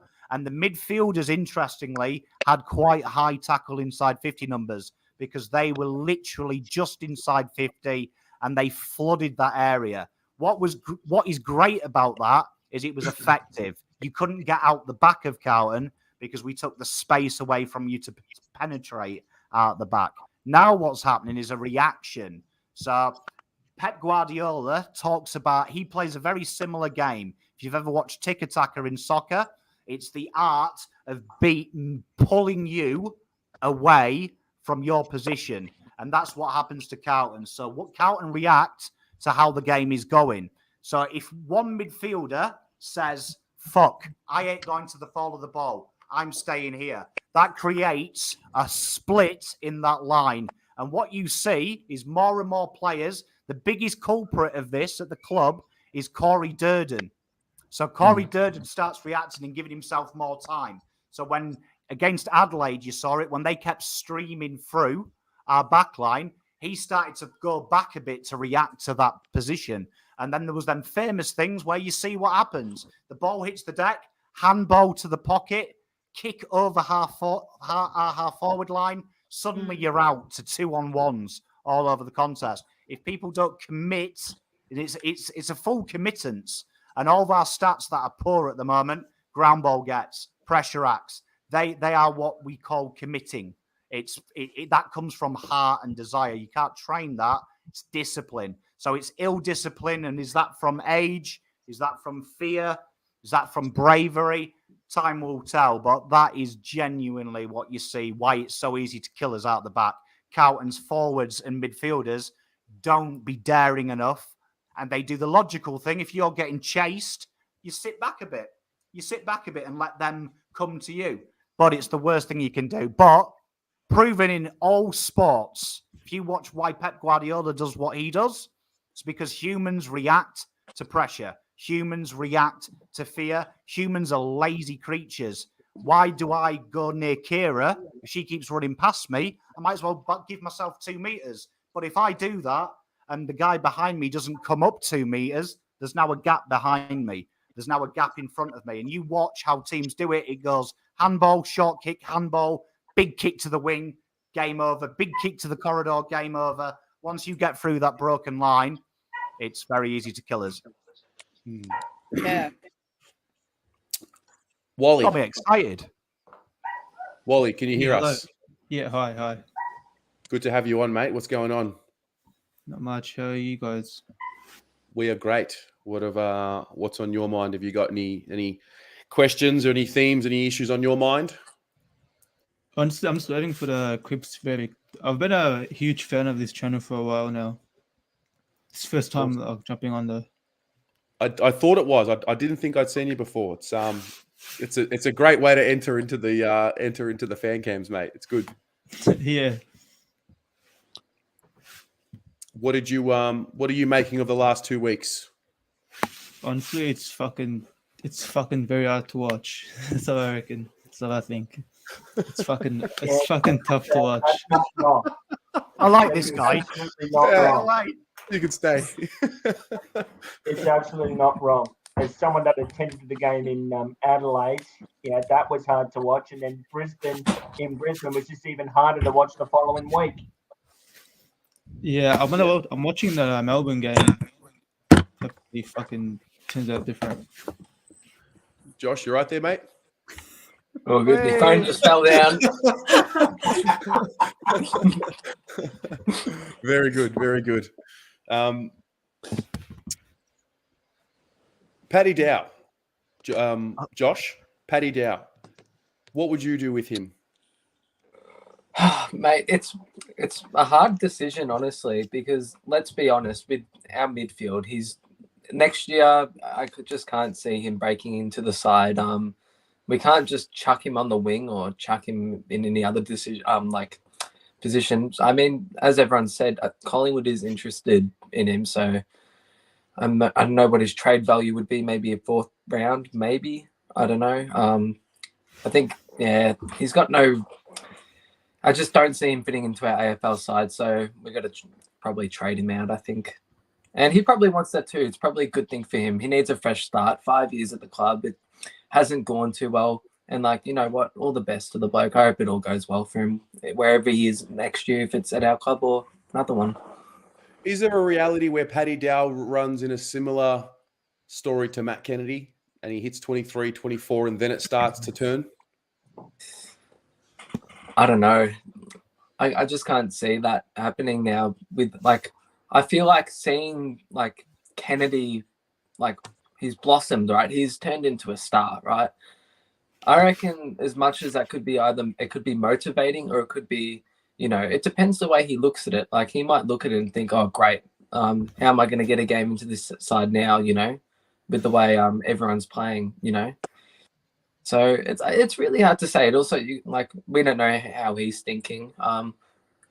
We want him to turn into that star. I mean, he was a number 3 draft pick. But yeah, I just can't see him getting another opportunity at this club. Yeah, I'm never really fearful of if he goes to Geelong, he'll become a superstar, because if it was going to happen, it would have happened on Sunday that just passed. Yeah, that's a really good point. You know I what? don't have that fear. Yeah. Well, we got to let him go. I'm pretty sure we'd all be pretty happy. We're all happy with what we've got in our midfield. If he becomes a star, as you said, highly unlikely. But you know what? What are we really missing out on? We've got everything we need. We've got all the pieces now. Yeah. Kira, can you talk us through Vossi's speech today? It was very brief. It was extremely brief. He came straight from training, was in his shorts and his cap. Got asked 3 questions, was very brief. I can think of a few comments he made. He spoke on, a little bit kind of, I think they were trying to get him to speak on kind of Harry's comments during the week and discuss if there's other success metrics around the club that they're focusing on rather than just the win-loss of a game. And he just spoke a lot about line acts and how our midfield has developed along really nicely, although the last few weeks haven't gone the way they would have liked. They said they're still really trying to work on defense. They're not completely happy with how that's going at the moment. And the metrics, the success in our back 50 aren't quite ticking over the way they would want or classify as successful, but they're working on it. And then just spoke on how proud he is to be standing in a room full of legends and how it's a dream come true that he's coaching Carlton and that in the next 2 weeks, they're going to try and get the wins, obviously. And then Half spoke on the women's upcoming season and how, our list has obviously had a lot of turnover and how he was very pleased to sign a contract extension and that, we still have hope in the women's program this year. But yeah, so Half and Vossi spoke very briefly, 3 questions each, and then they kind of moved on to the premiership sides. Nice. Vincenzo, there is no verdict yet. We are basically waiting for the next update. The last update was 19 minutes ago, so they're doing a really good job of keeping us informed. Jimmy asked a question here, which I liked, and I'm going to put it to you guys. Actually, I'm going to make some room. Is there anybody else? Is there anybody that would be willing to make some room for some others? Yeah, I'll make some room. Go. I'll head out too, Tez.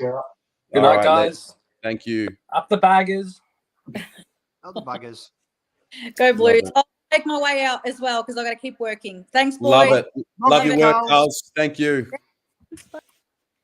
All right, we're going to get some fresh people in here. Webby, Kareem the Dream. Nath, and Dylan. All right, let's start with Webby, mate. What's going on over there? What's actually happening over there? Hey guys, how are we? We are good. Hey, Webby. Good, mate. I've got a question. Yep. So, considering we're probably going to lose Cripps and we've lost Stewart, we'll probably get Kennedy back next week. I saw that Ed Curnow was 1 to 2 weeks away. If he was to pass a fitness test next week, would they consider maybe throwing him in for a bit of strength around the ball, seeing our game plan is totally based on contested football and clearances? I don't have an answer, but I'll just put it out to... I mean, in theory, yes, but it'd be. I mean, this is just my take. I think it'd be really difficult to have Ed Curnow play next week. Yeah. For example, not having played, I think he's played a game and a half or 2 games in the VFL. So, yeah, I don't know. Is there anybody else in the chat that would bring in Ed Curnow? Only for a tagging role against DeGoey, really. But how's his fitness? Could he run out a whole game? It's soft tissue injuries that he's had the last year. So I don't think there'd be any benefit in bringing Curnow into the side if he couldn't run out a game and perform a job. Just a thought I had anyway. Just a thought out there. Webby, I don't know what your thoughts are, but I wouldn't be shocked if Carlton, say, did lose Cripps Carlton maybe had an unsightly loss this week, let's just say everything goes wrong, that the old Wednesday is Kerno's leaving, he's retiring, teary thing, and it's one more game at the G versus the old enemy. And tell you, his fitness levels, even though he's had his, he's got soft tissue, he's remarkably fit. Even that first game in the VFL, I think the commentator at the start said he just started running a week ago, and he looked fitter than half the 19-year-olds. So, I mean, I'd imagine he could play a full game in a week. He's a freak, is Ed Kerner. Yep, I agree. Dylan, hello. Hello, Tez. Thanks for having me on. No worries, mate. What's happening? Yeah, look, it's been a rough few weeks, hasn't it? I'm not gonna lie. Like, I've been college for obviously my whole life, and last time we made finals, I was asleep the whole time because I don't know why I fell asleep. I was like really sick that week, so I actually can't remember the last time I watched a final. So, okay, look, I think we got a bit too ahead of ourselves. I did always predict. I was telling my dad, like a few months ago when I was in the lab predictor, I thought that the last game, Carlton versus Collingwood, would actually come down to who would make the 8 between us two. In a way, because if you looked at it later, like 2 months ago, it could have worked out like that. Because I knew we had a tough run home, obviously, but yeah, I'm not confident in the next 2 weeks, to be completely honest with you. I honestly think we're a better chance of beating Melbourne than Collingwood at this stage. What makes you think that? It's because I think if we have Cripps, I think our midfield matches up like well against theirs. And I guess our forward line is a lot better than their forward line at the moment. Like Ben Brown's useless. Fritz is okay, and I think Weers will have a really good game.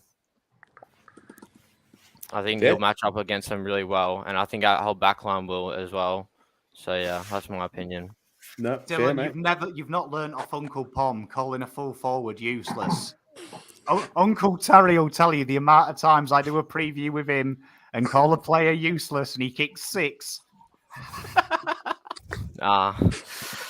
Mate, Ben Brown, I tell you, he got delisted or whatever, pretty much delisted from North. So I don't know how he's still getting games. To be fair, but it's whatever. He's actually a good player, Ben Brown. I think North just mishandled that situation. On another note, but no, that's an interesting one. Nath, mate, what's happening?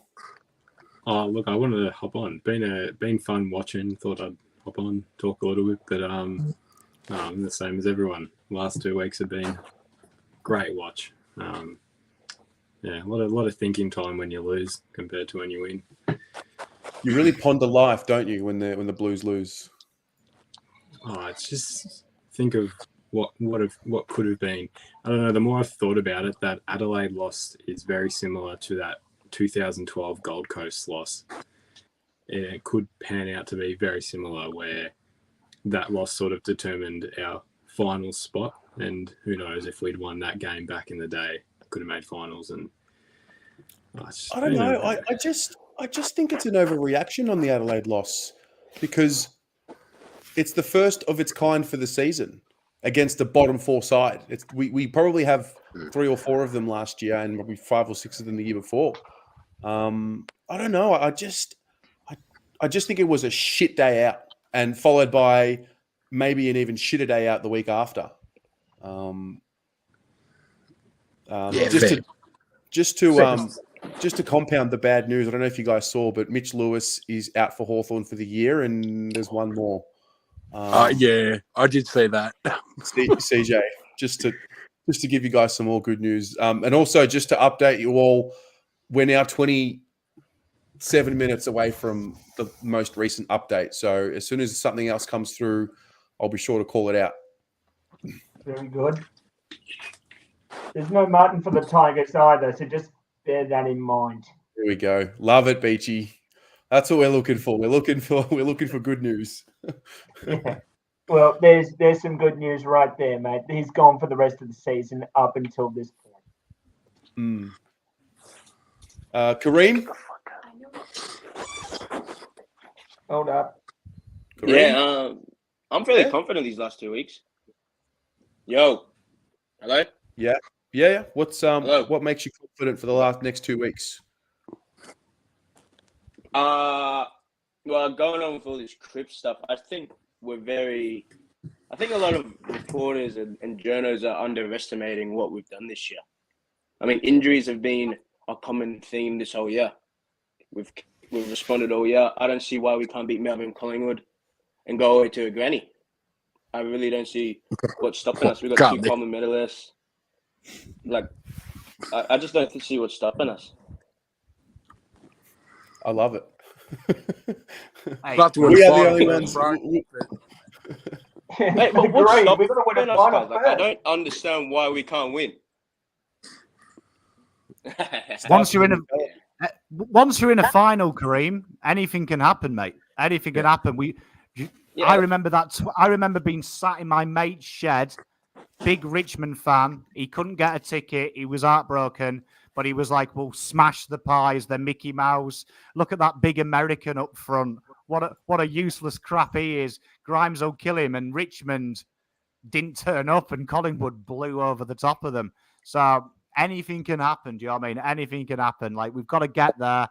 Got to get there first. Do you know what I mean? You've got to make sure we're there. Make sure we're there.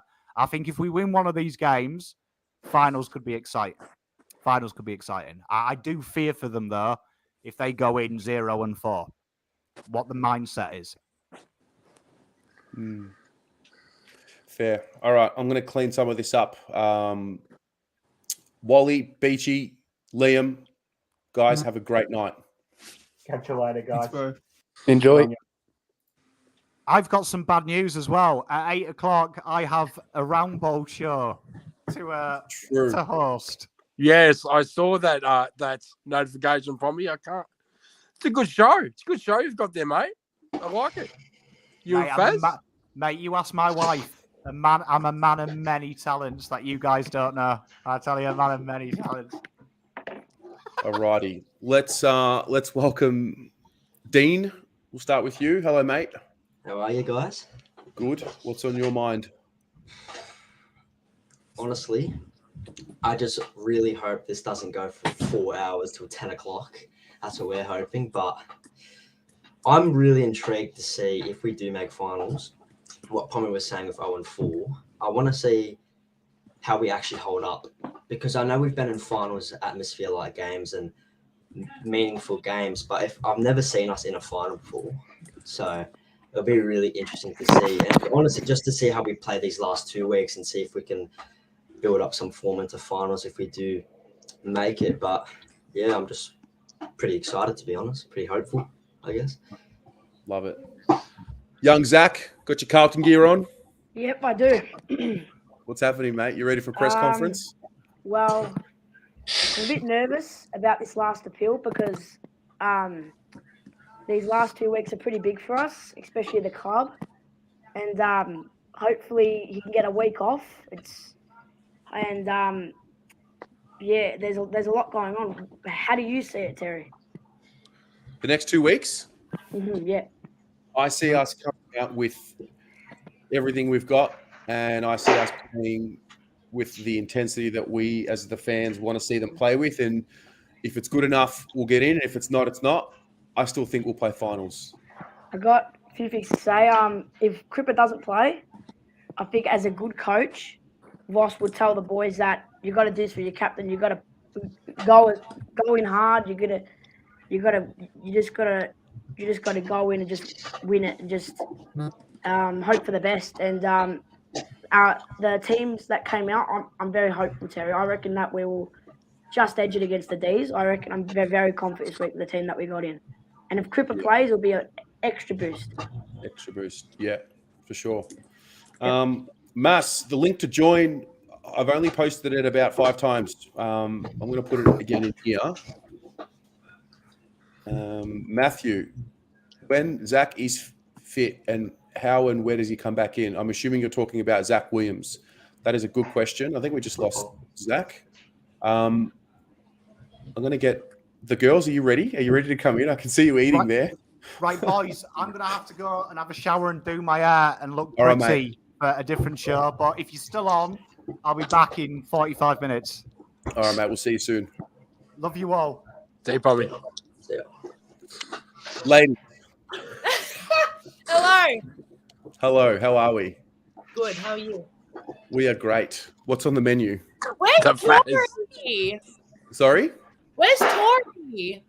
Tori, I don't know. Tori's on the way, I hope. She's in the wait list. She told me she's like, get on there and I'll get on there. She's not even here. No, that's okay. What are we feeling about the next I don't know, however long? 2 weeks. Mm. I'm a bit nervous. Like I was quite confident 4 weeks ago. So I was like, oh, we just need to win like 2. And I thought, oh yeah, that's easy, no dramas. But it's a hard run. Yeah. Yeah. I'm really nervous. Yeah. Are you guys is everyone in this stream right now? Are you all going to the game on Saturday? Yeah. Going to Collingwood, but not this one, unfortunately. Okay. Faz, what's going on, mate? Hey guys, look, I'm just coming to get a bit of a warm up before my show with Pommy in about 15 minutes. So I'll just get the vocals going and just enjoy the company. Terrific. What have you taken out of the last few days? I'm just loving the how united we all are. It's really warming, to be honest, as far as a supporter group. As far as Carlton go, I mean, hey, couldn't get much worse than the last fortnight, so I'm expecting it to be better. True. Zach? Look, I'm really can get a win on Saturday because it's my birthday. Sorry? Oh, it's my birthday. Is your birthday today? On Saturday. On Saturday. Yeah. So I'm, do it for not only me, one who's hoping for a win the last 2 weeks. Yeah, your audio's a little choppy, but I think you said your birthday's on Saturday. Yeah. Awesome. How old are you turning? 17. 17. Jeez. Yeah. Love it. So hopefully they can get it. Hopefully they can get over the line. Not only for me, but for everyone. It's been a hard 2 weeks. Yeah, absolutely. Yeah, Webby, Kareem, Yes, any last thoughts, mate, before we let you go? I just had a question for Faz. Hey, Faz. Yes. How are you, mate? How are you? Love you, man. How are you? Yeah, good. Have you watched the latest Mark Noble documentary that's on YouTube? Yeah, I have, and I went through a whole box of tissues, crying my eyes out, to be yeah. honest. How good was it? It was so Yeah, it good. was beautiful. It was beautiful. Love your work, Webby. Good on you, mate. All right, Webby, take care, mate. All right, boys. See ya. All righty. Another update. Townsend. Okay, he's still going, apparently. He's still making submissions 29 minutes later. Yeah. So one of his next arguments is there's no basis in the open hearing for the tribunal's determination that Cripps' conduct was a bump, especially in light of the tribunal's declaration that this was a genuine contest. So I think, reading between the lines, because who's making that sound? I better go because my dog's going crazy out here. But thanks for having me. All right. So Cheers, Cripps mate. gets free Cripps. See you, mate. Where's my treat? So basically, because the tribunal have said already and agree that this was a genuine contest, it's almost like he's flipping it on their head against them and saying, how can you say it was a genuine contest and that he was trying to bump? So that's where this is all coming from. Okay. Tori, hello. Yes, Tori! Yes! The ladies. Hello. How are we? Lots of people anticipating my joining, so here I am. Yes. Great to have you. This is a really That's it. Thanks, guys. Tori, what's Yeah. going on through your mind at the moment? I'm stressed. That's about it. Okay, why is that? Just stressed. God knows what's gonna happen. I like to be optimistic that he's gonna get off, but yeah, it's gonna be an interesting one, I think. Hey guys. Hey, mate, how you going? Good, buddy. Good. Long time no see. Very long time. Very long time. How are you feeling about it all? Just a little worried. I'm just a little bit. It looks like it's injury outcome based rather than incident based, and that's what I don't like. It's you look at the Rioli bump; it's exactly the same thing as Pippa's bump, but because Archie bumps his head on the ground, doesn't get up, Rao gets up, it's play on. It just doesn't make sense. And that's the argument I suppose that they're doing at the moment. Yeah, we're sitting here like pawns. John, I'm struggling to get your audio. It's a little distorted. If you want to maybe just sit it on the phone. Better? Go again. Is that a bit better? Yeah, more or less. Sorry, mate. No, all good, all good. Kobe, you there, mate? G'day, guys. How we doing? Good. Where are you calling in from? It's not Melbourne. Yeah, I was I'm about to calling ask. in from Herzliya, Israel. Oh, no way. Yes. Israel. What are you doing there? I am traveling, seeing family, but it is very hard viewing watching the boys. I tell you that. Last couple of weeks, so I'm watching a little bit delayed, and it's not pleasant. Wow. What do you how are you watching games at the moment? Are you living in Israel at the moment and you're stationed there, or are you Yeah. traveling around? No, I'm living in Israel for about a year, and I bought like a Watch AFL pass, so I can watch all the games, but it's tough. I'll tell you that. Yeah, I know the grind, man. I know the grind. What do you think about the next 2 weeks? Are you confident? Look, I'll tell you one thing, which I think isn't given enough thought. That last quarter against Brisbane, it just showed what happens when you play with no restrictions, when you play basically as free as you want. And I feel like using that in both our last games, we've got nothing to lose at this point. So it really is on the other team to try to stop us rather than for us to like lose the game. Like I think it's theirs to lose. We've got nothing to lose at this point. Yeah, it's an interesting take. It is always about mentality with this group, isn't it? It is. It is more a mental thing because we've seen what happens when the boys do it, and we see how good it looks. So it's all a mental thing. Yeah, that's awesome. Have you are you living in Herzliya, or you make your way to Tel Aviv from time to time? Yeah, I'm based in Herzliya, but I spend plenty of time in Tel Aviv and mainly at nights, checking out the bars and the clubs and all that. So it's definitely based in Herzliya. Awesome. Well, appreciate you joining in, mate. Cheers, guys. Good luck with all this, and let's free Cripper. Cheers. Thanks, mate. It's like I got to let you go, Terry, because I've got to head to my next show. All right, mate. No worries. Enjoy. Hey, Jimmy. Good luck. Love it. Have a good one, guys.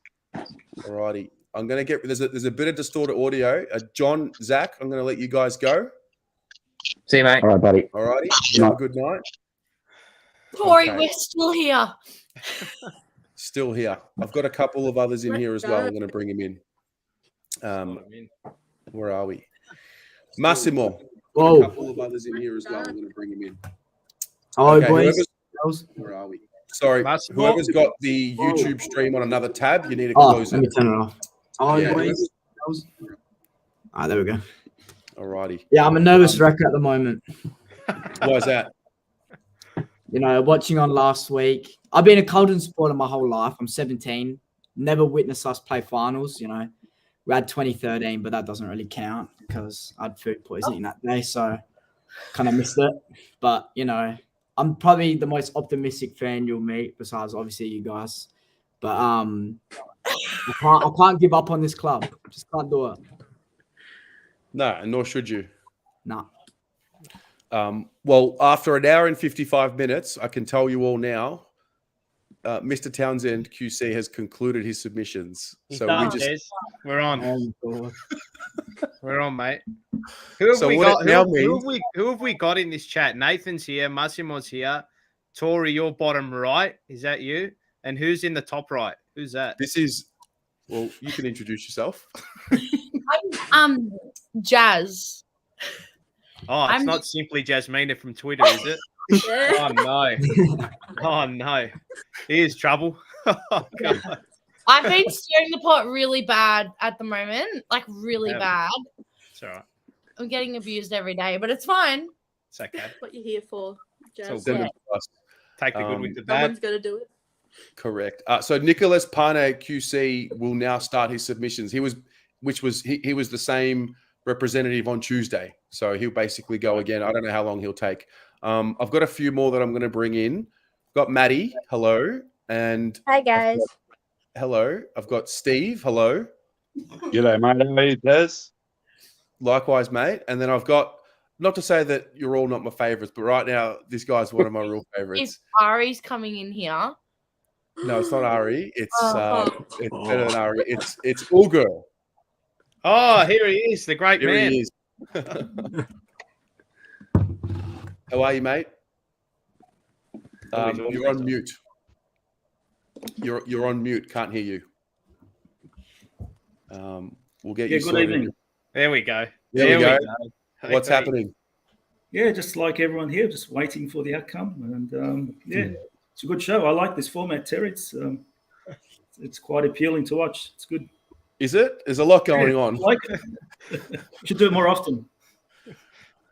Yeah, there's a lot going on. I'll have to think about how we get this working. But it's good. You can get more people in there, and more people can come in and have a chat. So yeah. Well, I've tried to get on a few times, Terry, and can never get in. So first time. Yeah, He's done a bit of a Paddy Dow. He's done a Paddy Dow here. He's in. You got to hold your spot. You got to hold your spot. Try and get a few possessions and consolidate my part in the team. That's it. Hold on. Hold on. Nah, Steve, what's been happening with you, mate? What's on your mind? Oh, well, listen, long time Carlton supporter since I was 6. I think I got turned by my mother, who was a Carlton supporter, originally a Collingwood supporter from with my brother. And, turned around, I think it was the 95. No. Would have been in the 80s, but, look, long time supporter, captain club member, $600 a year, lovely.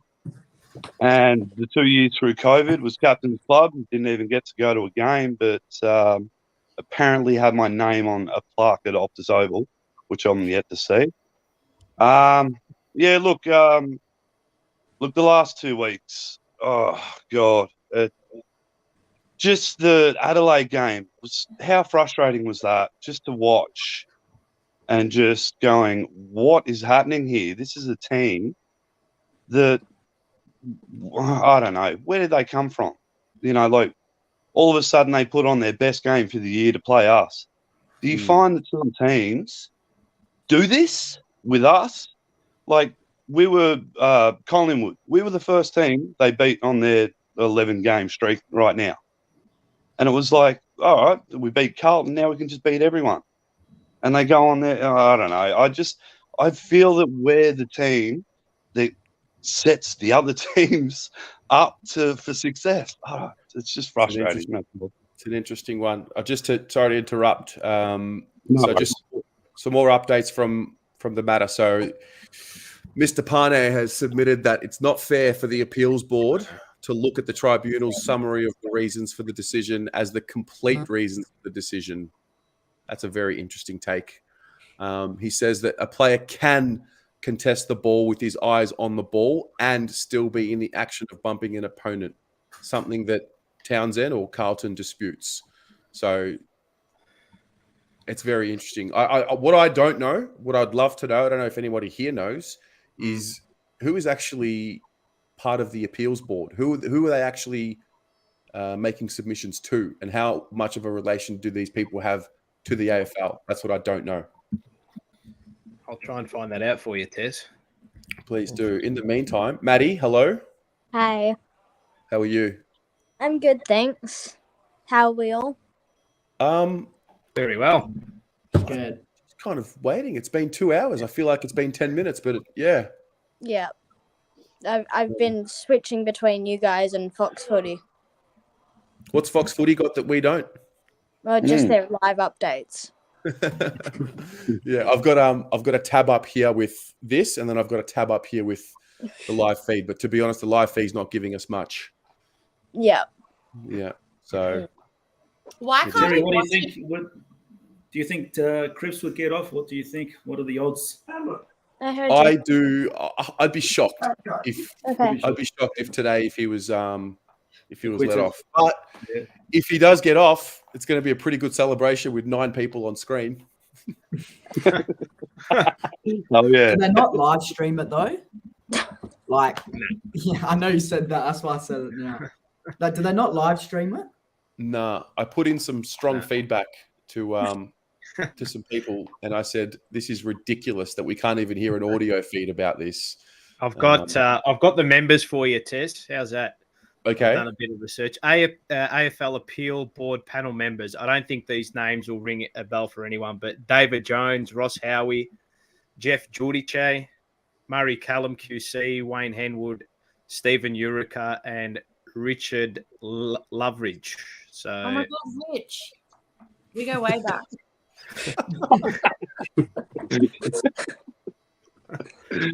Shut up. I actually should not be on here. I don't deserve it.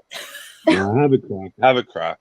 So, Jasmina, can you tell us a little bit about who your favorite player is? No. No, because that should be common knowledge at this point. should be another Charlie. stream. Well, not everyone here is on Twitter, so It's Guys, violent as. get on the Twitter. That's where it's at, guys. I'm a Caleb Marchbank fan. Very big one. Probably. Okay, that's an understatement. Yeah. I have to be the biggest at this point. Like, surely. You're the only one. Oh, why Caleb Marchbank, can I ask? because he was like his draft was like the one that I followed like the closest. He was like that draft because that was around the time that I was like fresh 18. So I was like, oh, I'll follow this because these are all like people that I might have mutual friends with or whatever. So I followed that draft really closely, and so I knew like everyone from the draft. And he went to GWS, but I was still like, oh, I really like what he's about, and And then when he came to Carlton, I was very excited. It's very good times, that one. Love it. Apparently, he was Leon, who was coaching them that just quit this year. Leon Cameron. Yeah, Marchie was his favourite player. Yeah, he loved him. That supposedly was out in the media, but that's what I heard. He's a lovable guy. He's very cute too. He's actually such a lovely person. He's a really good guy. You can see that. He's got that face where he'd just say, "Hi, how you going? I'm Caleb. Nice to meet you." Which my son's name is also Caleb, but after Caleb Daniel, not Caleb Marchbank. No, it's after Caleb Marchbank. Yeah, no, I've tried to sort of. We like the name, but yeah, I'll go with Marchie. No, he's actually really nice. Yeah, no, he looks like a great guy. Most of our look, we're not going to be hard on any of our players. We love our players, and most of them are great blokes. You would think. Yeah, I haven't heard anything like horrible about any of them. So. No, it seems like the club in itself now. We don't have players like the Goey. I saw the Goey today at work, at the cafe near at work. But like we don't have these players that are out and about doing stupid shit, and they all seem to think, they all seem to have a great connection. But one thing I did want to point out is that I think, and I'm not 100% on it, but I think that we've had more players come in and out all year than any other team. And especially since we've been in the 8 the whole time, but still managed to win games. So that's not easy. You can't get a group of players like your Richmonds that have very fuck all injuries and go all the way and win, premierships and whatever. We've had players come in and out, in and out, in and out. Cripps missed a couple of weeks. You still won a couple of games without him. You know, like it's like I see a lot of criticism in that, but the fact is, new coach, few new players, we just have expectations. We've got 12 fucking wins, and it's better than past fucking 10 seasons as far as I can remember. And God forbid we don't make finals, but you know, you got to have a look back and say, all right, we had a half a decent year. We had a good year compared to the shit we've put up with in the last 10. No, that's my opinion anyway. Steve, what did you want us to do last year, 2021? What was your expectation with the list that we had once we brought in Sard and Williams? Listen, my expectation from the start of the year is to win round one. To win round one. Last year. Were you at the Richmond game? No. Last year, what was your expectation of the list? Of the list. Okay. So, well, who did we bring in last year? Last year was when we had Williams and Sard brought in. Yes. Okay. So that team that won 8 games, what was your expectation for that year? Well, look, Terry, I'll be honest. My expectations is to be better than the year before that. And I think we won 2 games a year before that with Brendan Bolton. No, that was 2 games was 2018. Well, that was horrendous. Okay. Whatever year it was horrendous. Yeah, that was terrible. Yeah. Can we just delete that from everyone's memory? That was atrocious. And the fact that I sat there every week, I'm sorry, Tez. I'm like, I've been to a lot of games and a lot of, but it's the last 10 years have been just, all right, same old shit, same, you know. But anyway, my expectation was to beat Richmond. And this year, when we did it, you were at the game, Tez. Who was at the game here on this? Yeah. I was How fucking good was it? It was like our grand. It was a mini grand final. The crowd was fucking insane. It was the best game atmospherically that I've been to. Is that even a word? I'm not sure. But atmospherically, one now. And we were walking out, and everyone's we are, and it was just. I had to go to work the next day, but I was drunk as fuck, and just remembering how the vibe was just unbelievable, and everyone was up and about, and that was like a mini grand final to me. Like we finally beat fucking Richmond, and convincingly. Yeah, I mean, I think that was part of the whole. Have we really turned the corner? Yes, 100%. And you think, and you go. Yeah. Well, we went 8-2, and it was like, we're on here, boys. They sports bet paid out early on the Carlton and make finals. They might be, you know, kicking themselves in the ass for that one in 2 rounds. But honestly, these are 2 winnable games. Collingwood only just beat us. Sauce missed a goal in the last minute that could have won us the game. But you know, Melbourne, they're in a bit of a down spiral at the moment. All they've got to do is turn up and have a fucking crack. And I think both of these games are winnable, regardless. I'll be at both of them. One in the nosebleeds next week, but then I've got my membership for the following. And I'll be cheering my ass off. And I know it's been a horrible couple of weeks, but certainly they've got to go with or without Cripps. Let's fucking do this, boys. Let's do this for our supporters. Well said, Steve. You know? Well said. Steve, Massimo, yeah. What was your expectation going into the year? This year? Yeah. I've followed the club, but this year I just feel like I've been so much more into it. But from what I saw last year, it was just a bit of, I don't know, lack of confidence. And I didn't really know what to expect coming into round 1 because, you know, you go through the whole preseason, you get all confident, and round 1, they just let us down. But this year, I don't know, it just had a different feel to it.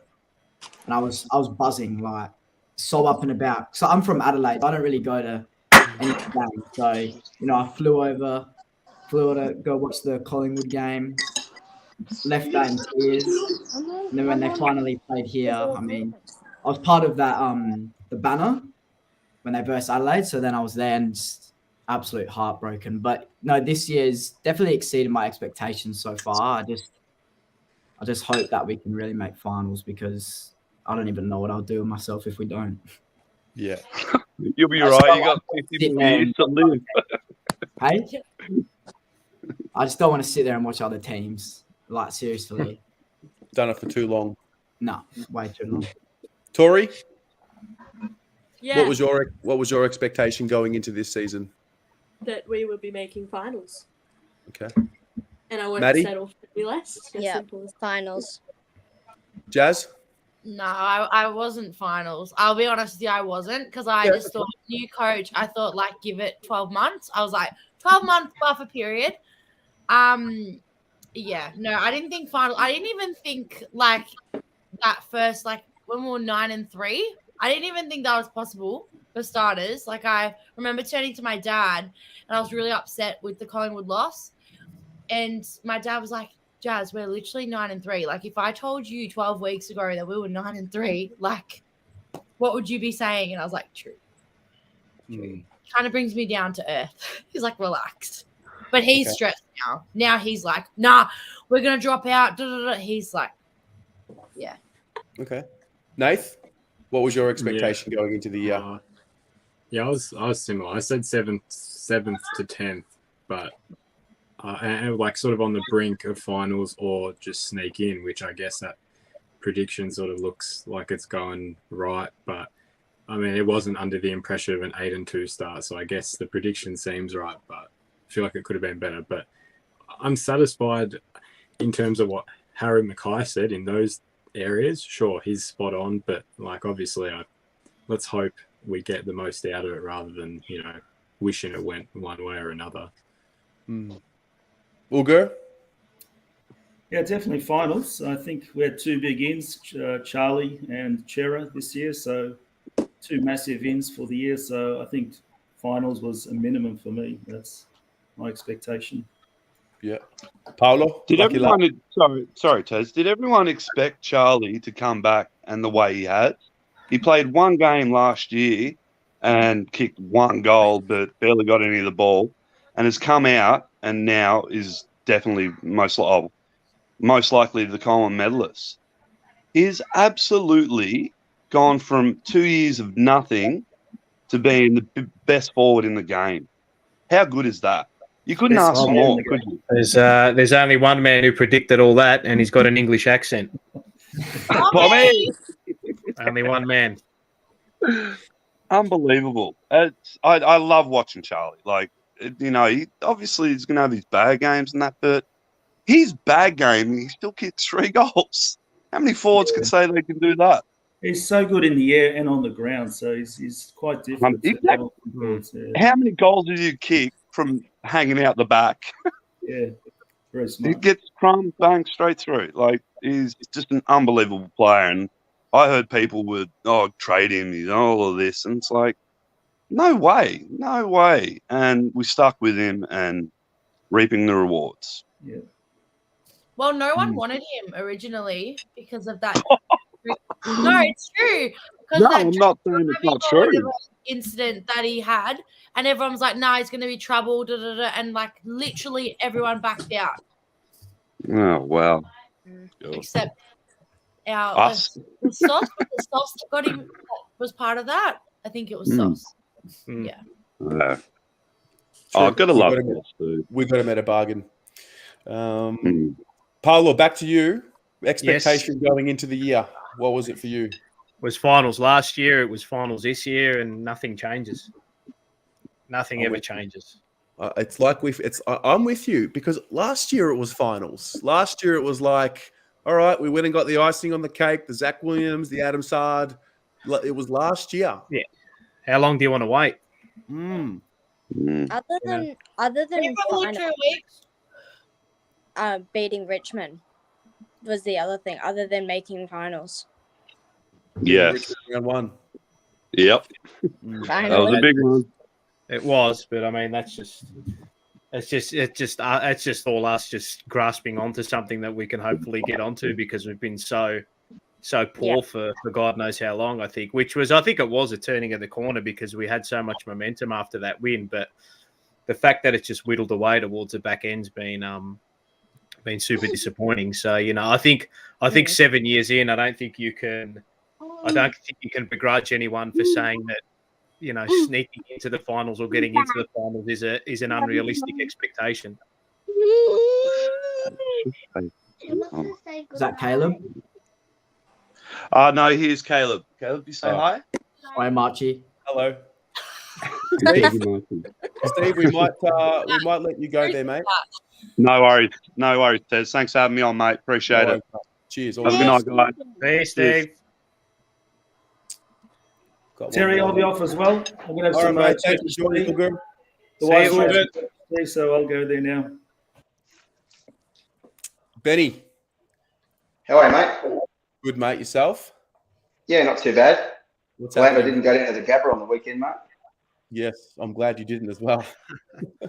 Hey, just one, I reckon, I reckon the AFL has screwed up a bit. Take your mind back to, was it when we played North Melbourne with the big Subalaki when you ran through Lewis Young? That's not a football incident. The bloke gets 1 week, 2 weeks, and you look at Cripps just going for the ball, and if you're coaching kids, you just make the ball your object, and that's a footy incident. If you take your mind back to 2017, I think there was one in the prelim. I don't like Richmond, but Cochin took out Dylan Shield on the wing, going for the footy, and they went him rubbed out. I think it's gone to the way where political correctness, and of course you've got to protect the head. It's just gone too far, and common sense isn't prevailing anymore. It's an interesting point you make about the Larky tunnelling, because I don't think he got a week. I don't think he got anything for that. That pissed me off, because if you're coaching a kid and they did that, you're off and you're not playing for 3 weeks. That's not footy. Cripper, that's a different kettle of fish, and that's where the frustration and the interpretation. But I get, you've got to rule the sling tackle out, look after the head. I get all that, but the element of common sense has to kick in at the same time. Fair. It's a fair point. But, yeah. Next update that I've got on the matter is really just the AFL's lawyer saying that there's been no denial of natural justice. I hate to be someone that just complains, but again, the coverage is just really, it's shocking. Really poor. It's really poor. It really No, is. it's not, mate. It's that people are watching this. Don't worry. The coverage is great. I don't know what you're talking about. True. Come on, Tez. But I want the updates, mate. I love hearing your talk, but I want the updates. I want to celebrate. Judge picks his nose. Wayne, How come the good Johnny evening, Depp mate. bloody thing was on screen? How you doing, guys? Good, mate. Oh, it's been a wild ride. My emotions are always, extroverted doesn't even begin to describe. So when we lose, it's best not to be on camera when you're throwing the tantrum. Oh, the other weekend, especially for the last 3 weeks. I sent a message in chat of just a couple of minutes back, but I was just, Harry, I'm not sure if either one, Harry Mackay is not on the top of his game while he's been going for the mark of the ball, or the contest, sometimes the guys have been tunneling him. I've noticed 3 or 4 instances, especially in the Adelaide game. And some of them have been off the ball, so you don't actually see it because the camera pans towards where the ball is. So it's coming that way, but he's not quite in the shot. But you see it on some of the other replays. I feel like they did focus on tackling, but I feel like Harry needs to do you reckon they need to put it out in front of him more, or does he need to get tough and get a bit more stronger on those marks to try and make sure he takes them? Because I feel like he's a butterfingers right now, but I don't know what to, I can't judge that situation in a way. Let's maybe go around the room, see what people think. Nath? In all honesty, I completely missed what he was on about for a sec. I'm sorry, I'm hard to follow. I zoned out, mate. That is all I zoned out. I was just So thinking about other things. Harry's jumping ability, and he's been butterfingering a few marks, etc. Do you think he's been double teamed more frequently, or do you think he needs to get those marks solid? Do you think it's his fault, or do you think it's the players themselves that need to bring it out for him to his advantage?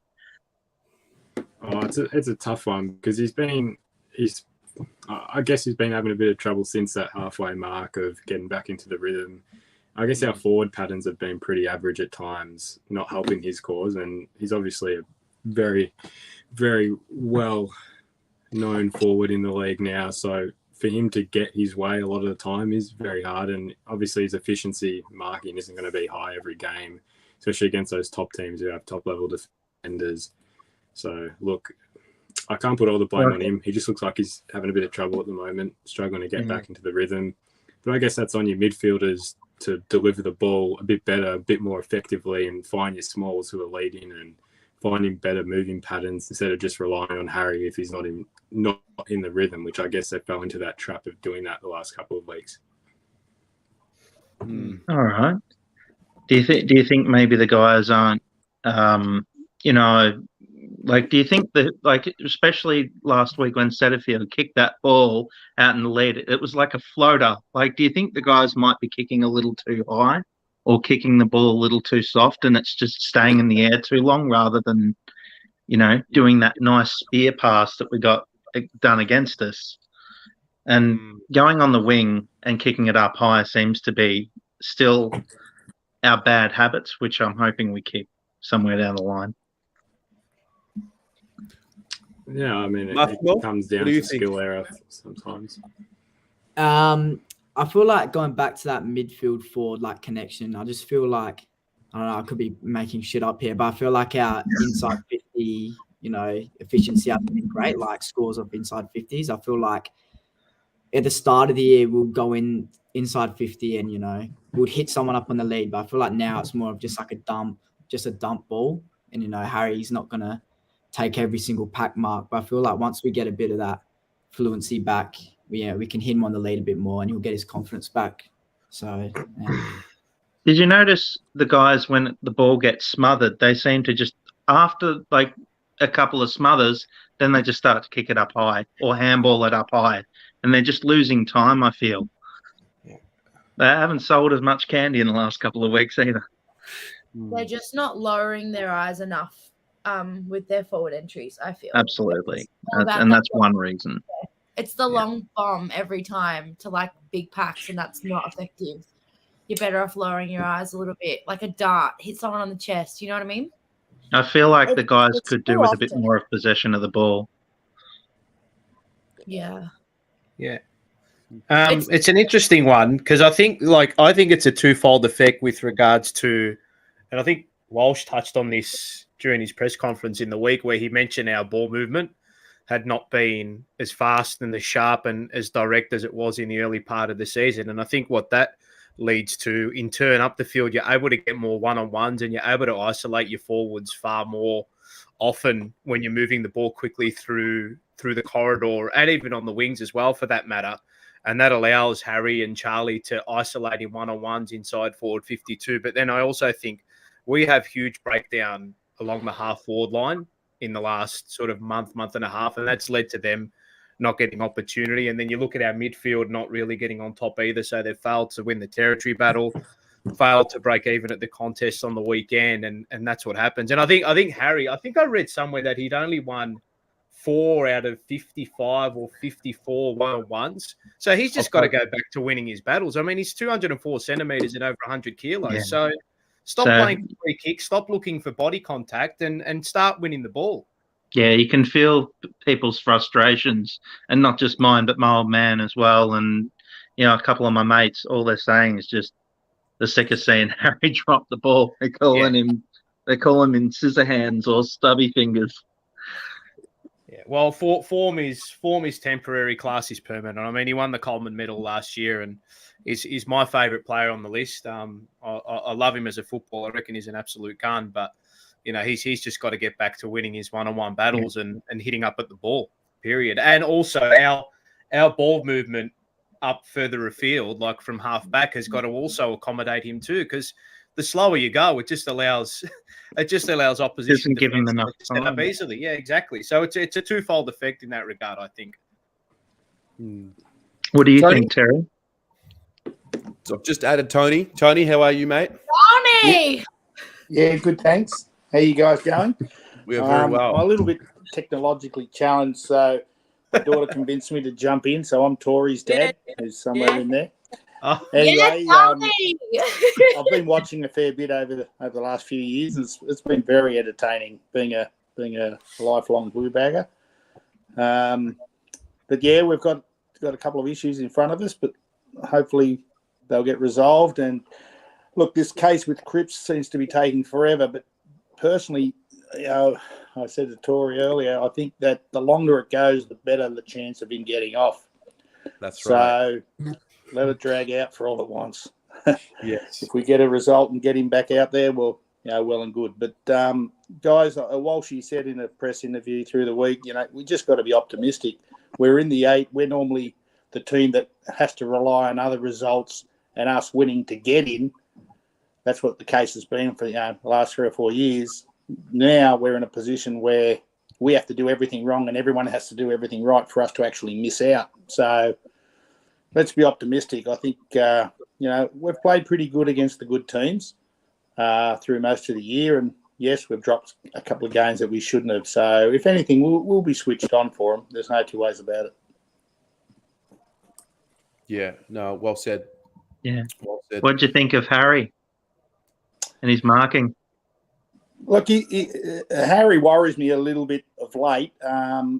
Funnily enough, when he first came back from his knee injury, I thought he hit the ground running. He was going hard, like he was hitting them packs at 100 mile an hour. Now he just seems to be that, the last 2 or 3 games, he just seems to be a little bit late to the ball or late to the pack, where he used to be the first at the pack, if you like. It didn't matter who was there. He was pulling him in. Right now, he just seems to be, I don't know if this is the right word, but a little bit tentative. I'm not too sure. Having said that, that's the job for him to bring the ball to ground. The small forwards have probably haven't contributed on the scoreboard like they had earlier in the year. Yeah, And that includes a lot of hit found up out. mark. They haven't been getting those hit up marks they got when everyone was focusing on Charlie and Harry in defence. Owies and Dirds were all taking marks in the forward 50 and kicking goals from it. Where's that? That's sort of been lost a little bit now. I've definitely noticed he's not attacking the ball with the same force as what he was earlier this season. I don't know if that's a knee thing. I don't know what it is, but can't help but make the link between the conversation on the couch and the way he's attacking and flying for the footy. I don't know. Maybe I'm being a bit silly. Update. The AFL's lawyer, Mr. Parner, has argued that based on the evidence of what actually happened, it's a matter for the tribunal to determine whether his actions, which they can see, can be described as constituting a bumping action. Townsend, our lawyer, has rebutted that with the continued reference to brief reasons does not mask the gaps in the reasons and the lack of explanation. That doesn't really tell us much, to be honest. No idea really what it means. So, all right, guys, I got to head off. I got a math test tomorrow, and I've just sat here on my ass for about 2 hours. So, mate, love it. Good luck. Fingers Good crossed. Cheers, guys. Oh. What have I got? I've got one here. Daniel. Hey lads, how we doing? We are How good. are mate. you? Danny boy. Daniel, what's going on? Young man. Yeah, I'm not feeling too confident, and usually when I don't feel confident about how the boys will play and how I think they will play, they often do well. For example, the Freo game and the Sydney game. I didn't get to watch a Freo game because I was away, but they really stepped up and they really set the standards for the game, and they played really well. Everyone stepped up. So if they do play like that against Melbourne and Collingwood, 2 sides in the top 8 right now, which if in the Collingwood game, we had Weeders go out early, which really affected us because we didn't have anyone down back to I think it was Oliver Henry that kicked 4 on us. So we didn't really have anyone for him. So if you add him to the equation and hope nothing happens and hope Cripps gets free from the thing, I think we should have a good chance for that. But yeah, what are you guys' thoughts? I like the way you think, young man. Yes. I think footy's starting to get a bit too, like my dad's, he's old school, and like every time a bumper's happened on our players, he's like, if it was me, I would have laid him out. And I'm like, oh jeez, what did I miss? Yeah, I mean, I've only watched. I just got started. I've been a lifelong Carlton fan. I've obviously loved it, but I've kind of got a lot more interested from last year. I didn't even know the players' names a couple of years ago, but now I know every single kind of roster, where what their ability is, and I feel like it's because we've got a really young side. We've got a good coach. We've got someone who's been an amazing player. We've got amazing role models at the club, and yeah, and also one of the things was, I think it was against Adelaide. We normally play very bad at Adelaide Oval. But when we delivered it into the forward line, we didn't really aim to hit a target. We just sent it up into the backs and hope they marked it. So I feel like this coming weeks, we need to make a lead, make sure one of them lead, and then if we do send it into the pack, we need to make sure there's a Jesse Motlop there ready to pick up the crumbs and kick the goal, or an Owies or a Durden. Can I ask, do you need adopting? Oh no! Oh no! What a great kid! What a great kid! Oh, I love me footy. I've got mates on the bus. So I get on the bus, and then all we talk about is footy, and they're Collingwood fans, they're Richmond fans, so they hate us. But I went to the Tigers game, and I would think I was level 1. I was really close to the ground, and I think because we didn't know what happening because there was the Nunes goal, and then that was overturned. I got a signature right here. I went to the open training, and I just had a chat to him, and he's like, "There's no way it was touched. There's no way." And I feel there are some games we've played very, very, very poorly. And for example, the Adelaide one last week. Jeez, I feel like I'm just running my mouth on the show. No, it's fine, mate. I think we're all enjoying it. This is what it's for. Terry is the star. Yeah, and I feel like if there was a time machine, we went back in time, we changed the people and said it was a goal from that Richmond game. I feel like I'm just pinpointing different parts of games, and we should have done this, we should have done that, and it could affect the result. But back to that Richmond game, if Nunes kicked it, because it was a point, Collingwood went down, and then I think Morris kicked the goal, Morris Rioli, which really extended the lead, and we dropped our heads a bit, and we didn't play to our best, and we didn't play to our strengths.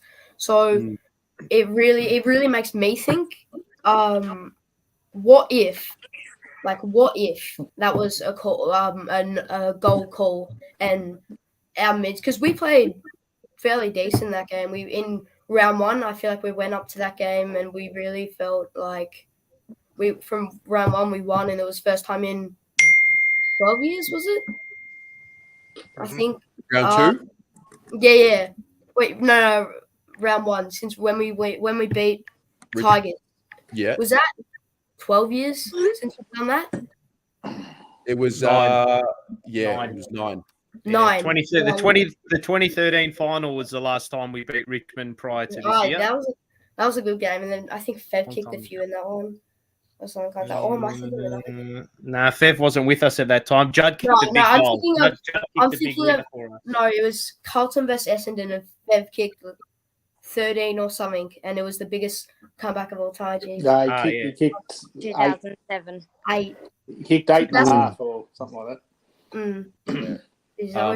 I was just looking through the stats, and normally we're a team that we like to keep the ball. We like to slow down the game and kind of choose where we want to pick, choose where we want to kick to, and I guess really play the game at our pace. But we haven't done that. We've just been rushing the ball, hoping something happens, hoping we just get lucky, hoping we get something like that. But I feel like if we play, because look at the Lions game. Yeah, normally Lions are a fast-paced team. But While you get that up, pardon? While you get that up, I'm going to bring one more in. We have I just wanted to say, Terry, Yeah. before I head out, I just wanted to ask you guys, do you think that age shouldn't really be used as an excuse? At what point does that become inexcusable to use as an excuse? Now, Whether it's the amount of games played or the amount of which, in which a player's experience needs to be judged accordingly. Because I feel like if you look at Collingwood now, like with Ginnivan and the Dacos brothers, like you just knew after the week after they beat us, like I was like, how do you stop these guys? Like, holy crap. And yet, our players, we haven't had players other than Walsh. We haven't had players that have come and just blown the whole competition away. That feels weird. That's a fair argument, but look, it's not a matter of reasons. Excuses for losing, but it's probably a reason. If people just haven't had game time, you do need to have game time at that level to understand the speed of the game. And some guys are just naturally gifted, and we're fortunate to have Walshy, and obviously Collingwood's lucky to have a Carlton supporter in Nick Dacos. But nevertheless, we look. I think we're on the right track. You look at the age demographic of our team now; they're going to be together for a good, solid 6 years. I would say the good core of this group, and why can't we be the Hawthorn of the last 10 years and win 2 or 3 premierships out of that? We're capable of doing it, and we're on the right track. If this is not our year, so be it. I haven't thrown the towel in, I can assure you that, though. It would have been nice to finish in the top 4 when we had the opportunity. That can't happen now. But let's get in the finals. Let's win 1 or 2 finals. And, gee, how nice would it be just to make a prelim? It'd be sensational. Absolutely. All right. Thank you very much, guys. I appreciate the time, and I'll catch you soon. Hopefully, I can get a gab with my dad sometime. Saturday Cheers. night fan cams after we beat the D's, mate. We'll see you there. Yes, absolutely. Yeah, Good Wayne. night, guys. See ya. Sarah. Sarah. Hello. Hello. Hello, everyone. How are we? Yeah, good. Feeling all right. How are we feeling about the Blues lately? Stressed. Honestly. Feeling. I feel like I just try not to think about it until the game. What type of supporter are you on game day? I'm not someone that yells a lot. Unless we're getting a goal or something's happening. I don't know. I'm more in the back, I guess, but all my friends are pretty loud. So yeah. Paolo, what type of supporter you're on game day? You really want to know? Come to Q11 on Saturday night and find out. I don't know if you were on before when I was asking. Yeah. No, I don't think you were when I was saying next week. I'm all about this week. It's all about Saturday night, but next week against Collingwood, the crowd, the fear, the heart rate. It's going to be something. You've seen that photo of me after round 1, yeah? Mm-hmm. I think everyone sent it to you about 100 times. It's just, I don't know. There's something that once that ball is bounced in the middle, I'm a pretty calm human when it comes to most things. But when that Sharon gets bounced and Carlton are going at it, I just see the red mist, mate. White line fever. It's just all in. I can't help myself, mate. I don't know. When you're so emotionally and financially invested in your club, you're trying to will them on with every bit of play, every passage of play, and things may fly off the handle sometimes. But I've got no shame in doing so. No, that's right. It's the best 2.5 hours of my life every week for me. Yeah, best and worst. We wouldn't have it any other way, to be honest. Yeah. Johnny, what's Tori like on game day? You know what? Yeah, look, she's a little I'm a little nervous most of the times, mind you. Usually need a I'm bucket. probably not helping. I'm trying to coach the team, and she's giving me advice at the same time. So she probably make a good assistant. But no, we're very passionate and very invested every single week.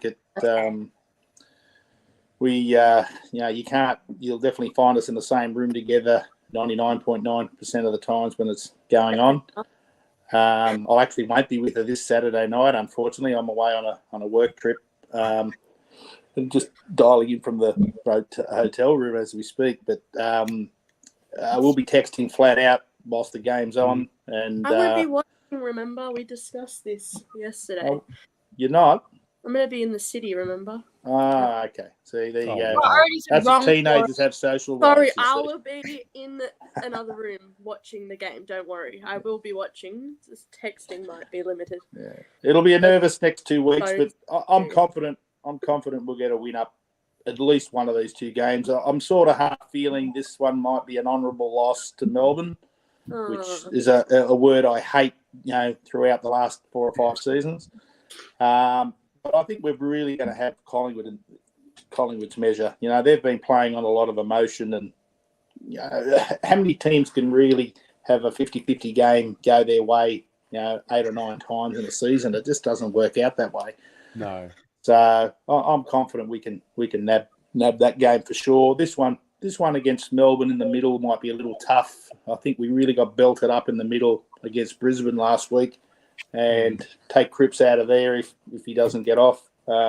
It's going to be tough, but I think it'll give us enough, maybe a bit of game time for whoever comes in, whether it's Stocker who plays in the middle or not, to be able to lift for the following week. And I think we'll get Collingwood next week for sure. This week, yeah, it's probably a 45, 60, 55 that we won't win, but that's just a prediction, nothing else.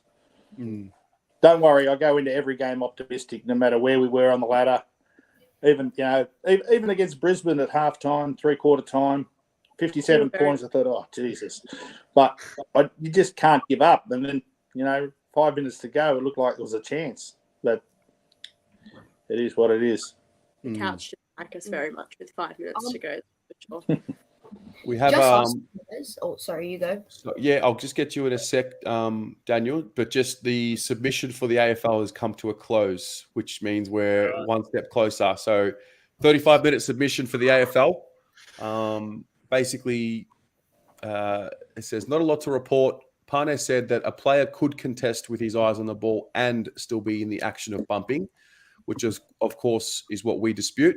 He said Cripps not being questioned whether it was a bump or not was irrelevant. He said, based on the evidence given, it was a matter for the tribunal to determine whether the actions could be constituted as a bump. So, I don't know. Again, we're nearly 3 hours. I'm going to assume that they're going to deliberate on this for at least half an hour. Yeah, or longer. It was 40 minutes yesterday, wasn't it? It was the deliberation went for about 40-ish minutes. But yeah, Daniel, what were you going to say, mate? Just wondering, is Will Hayes back in the side? Because I remember he did get 2 weeks for, who did he tackle? It was a dangerous tackle and he slammed someone's head to the ground. That was in his debut game. Who was that against? It was against Menegola from Geelong. Oh, so was that 2 weeks ago? Did we have him back in the side? Is he back for selection? He's definitely available, but I'm not sure if he's been picked. Yeah. No. Yeah. So did you see the teams? Teams are out. I'll tell you the teams. It was Paddy Dow out, Will Setterfield out, Tom de Koning out, and in came Pitternet, Stocker, and Corey Durden was elevated from the sub. That's interesting. They decided to drop de Koning. I feel like when we had Pitternet go down, I feel like he really rised his game and he really came up to he really played at a standard that we wanted him to. And I'm not sure how long he played in. When did we lose Pitternet against? Fremantle, the first round 6. Round against 6. Fremantle, round 6. Yeah. Tom de Koning really stepped up and he has played really well. So wait a minute. Yeah. I'm just checking if Yeah, Sauce is we've there. got, Sauce is there. got a couple of big ruckmen to beat this week with Gawn and Jackson. And Jackson, yeah. They really were beaten up in the middle last week. Here we go. Oscar McInerney really killed us last week. I think he was the difference, really. The appeals board is now deliberating. Latest update. Yeah. So, Nath, Maddie, anything else from the two of you? I agree with Daniel there. Well, actually, bringing in Pitternet over TDK, just being with having Gawn and Jackson this week, that bigger bodied ruckman over TDK and Sauce have done really well together over the past few weeks, but just getting some kind of bigger body in especially against Gawn. We need that toughness. Yeah. I might get a bit of hate for this, but I reckon we should have dropped Sauce and maybe Frank TDK off because no. We tried that a week before and it was a failure. So definitely 2 don't words. do Immediately no. Immediately no. Yep. I don't think dropping TDK was the right thing to do, but I will stand by that. Like, I will die on that hill. I just think he has created such a great relationship with our midfield that Pittenet's missed out on doing the whole year because he's had such a big chunk not playing with boys. And we've already got a team that's already changing all the time because we've got so many injuries. I just think keeping it like as, I don't know, the same as possible is the best. Like we perform. I feel like he's the right guy. I feel like that decision kind of shocked me a little bit. What would you have done differently? I would have just left him there. I would have just like TDK. I'd leave. Like I wouldn't have gotten rid of him. Like I would have. I'd rather him be like the main ruckman, just because of his relationship with the midfield. That's all. Fair. A very interesting update here. This is great. This is great. This is brilliant. This is the state of the legal industry and why many people leave it.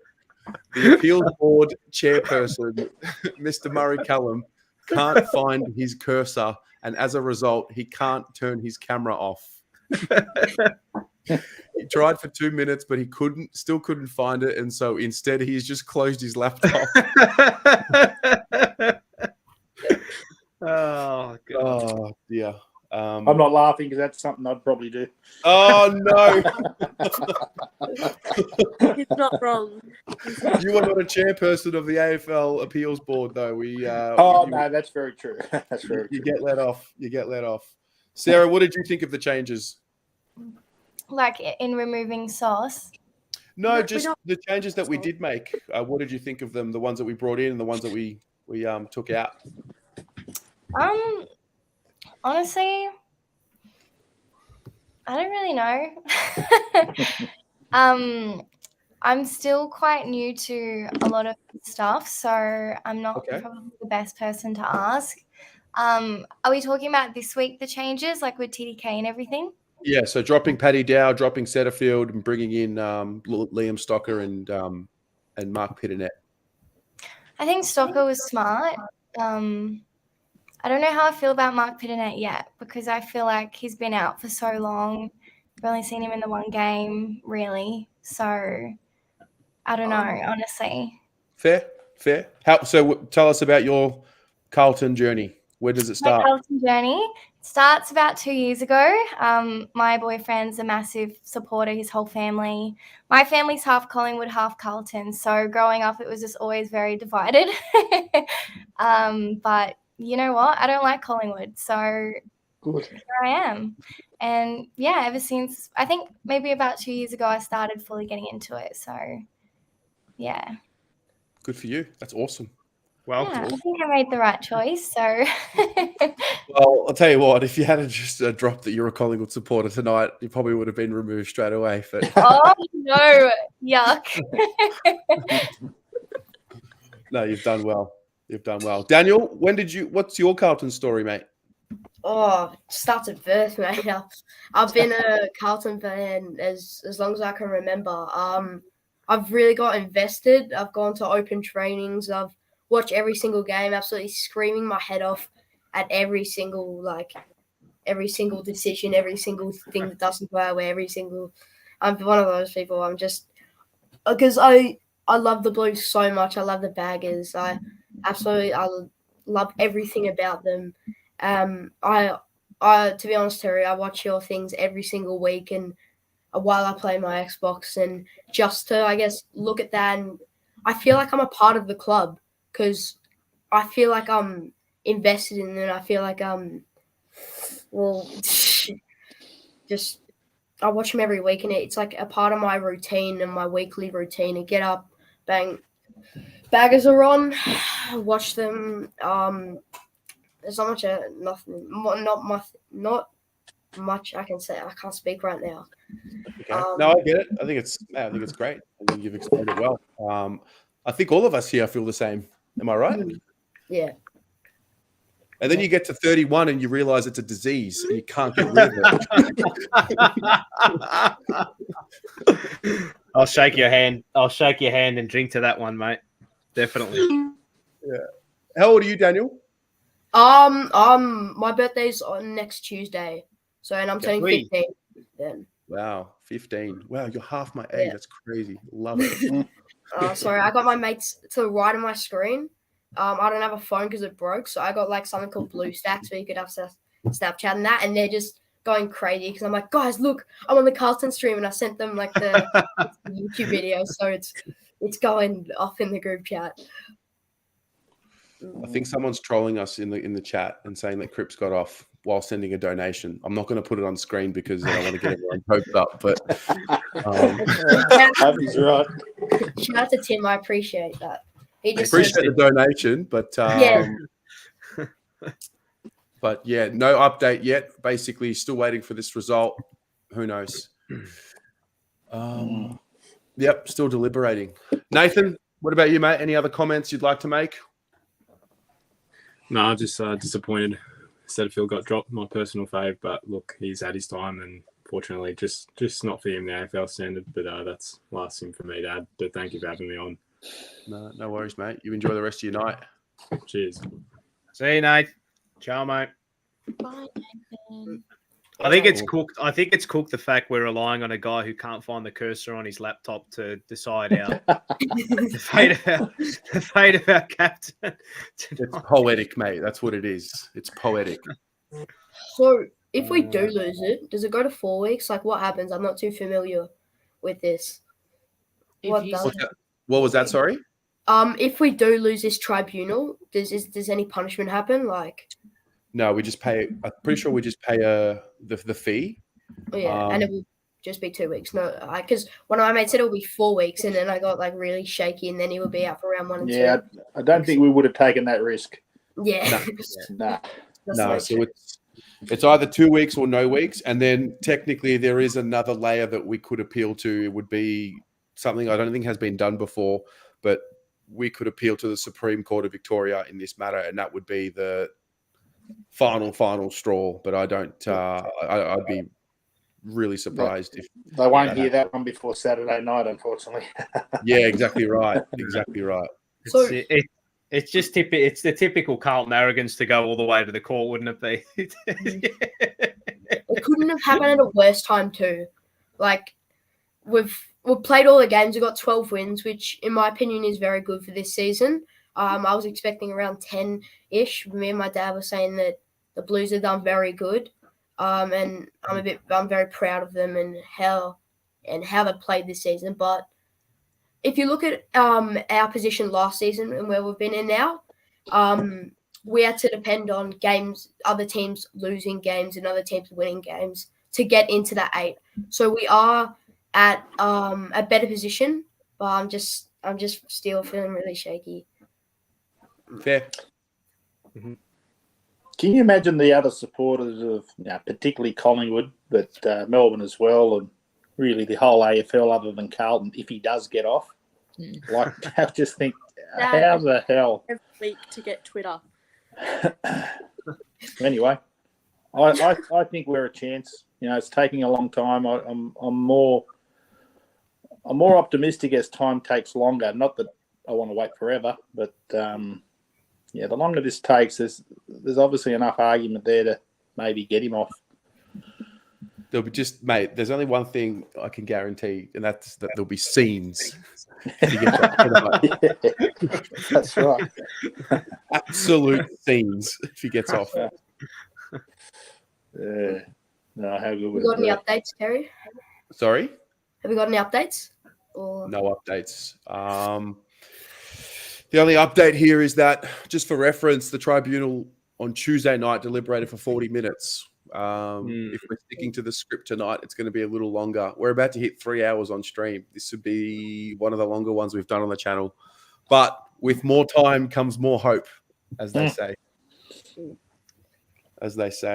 Maybe we're running it long enough so it actually heads into the first bounce, so we can actually play.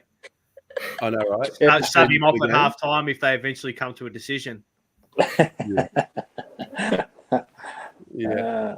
Maddie, Sarah, I might pull you out and just get a couple in. But thank you so much for jumping on. No Thanks worries. so much for having me. No worries. I'm happy to move on, Terry, if you've got plenty of people knocking down the door. Yeah. If you can, if anybody else is done, you can always exit. But otherwise, thanks so much for joining, guys. Thanks, Yeah, guys. been good. See you guys. Bye, Tony. Bye, Tony. Where are we? We've got Sayaf. Sayaf, you're always in the car, bro. Sayaf, You're back. always driving, always on the move. Work, bro, work. I'm just stuck. Did what I need to do, came back, still no decision. What's work? So I manage a pizza joint, but I'm driving around shop to shop tonight, just sorting some paperwork out. But I'm done for the night. Beautiful. We've got Daniel. What's going on? Terry, how are you, mate? Good to see you. Mate. I'm doing well. Good, you? Yeah, can you hear me? All good? Yeah. I can hear you. What's going on with you? All good, man. I'm doing well. Thought this would go for a while, so I charged my phone at 100% by 6 p.m. And obviously just been my fingers getting a workout with the Twitter refresh and sitting on 36% at the moment. So we'll see if we survive. But, Jay, this is something else. It's crazy. We're 4 minutes away from 3 hours. So what's your gut feel? No, don't ask me. I'm too optimistic. I'm confident he's off, so I'm ready to celebrate and shout. Come on, mate. How can they do that? Say it how it is, Collingwood bro. next Say it week, how it is. You know, we're fine. We'll make the 8. We'll win one final. Cripps will get off. That's my bet. And happy days for me. Love it. I like it. Paddy? What's your name? Myself? Yeah. I like that Daniel. optimism. Thanks, Keep mate. that up. Daniel. Nice to meet you. That's good. Paddy, what's going on, mate? Terry, how you going, buddy? I'm getting a little hangry at the moment, if I'm honest.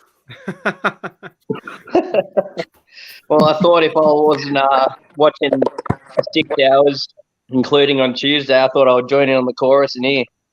Absolutely. I've got a little It's summary. all happening in here.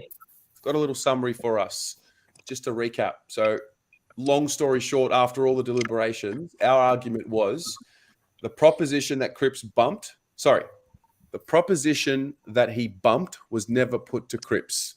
The idea that he did bump was a construct of the tribunal created by questioning from the chairperson. And then, as we've said before, you can't simultaneously bump and contest the ball. Only one or the other. A bump requires intent, and Cripps did not have intent. The other part of our argument, which is it's a very technical submission, but no directions were given to the jury as is required. It's part of the process that whoever's chairing one of these hearings should do that. The AFL argument, in summary, is that you can bump and intend to bump and contest the ball, and that the bump did not need to be put to Cripps. The tribunal could come to that view from the video. The reasons of the tribunal need not to be taken as the whole of the reasons. I don't know why they said that, but that's the latest summary. Okay. A lot of legal jargon, if you ask me. Yeah. Write down your alley, Terry. Sorry. Write down your alley, mate. Yeah, it's getting harder and harder to read it all. To be honest, the longer and longer I'm away. But I'd rather be talking Carlton than legals. To be honest with you. Yeah, I know. I can imagine. I can imagine. So who are these people on the board, on the appeals board or whatever?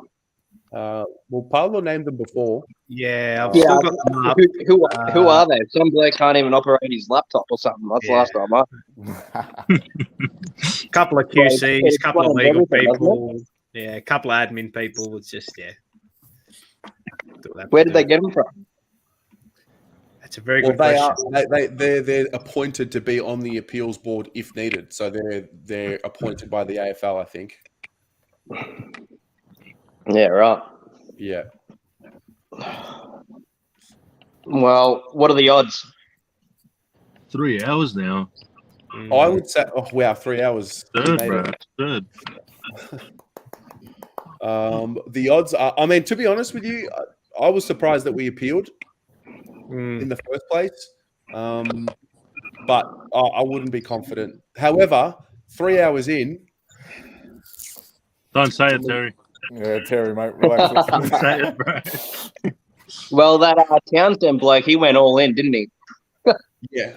There's no way we can leave tonight without feeling like we've done absolutely everything to get him off. And that's why wouldn't you? That's all you can really ask for from anyone representing the club these days, right? That's it. Tory? Well, I'll get Townsend to represent me in anything now. He was, what was that, 2 hours? Having a fair dinkum crack. Good on him. Tory, what's your gut feel? It's changed about 6 times in the past 10 minutes. I have this feeling that he'll get off, but my feeling yesterday wasn't right either, so it's a guessing game. I don't know. We'll see. Jazz, what's your gut feeling?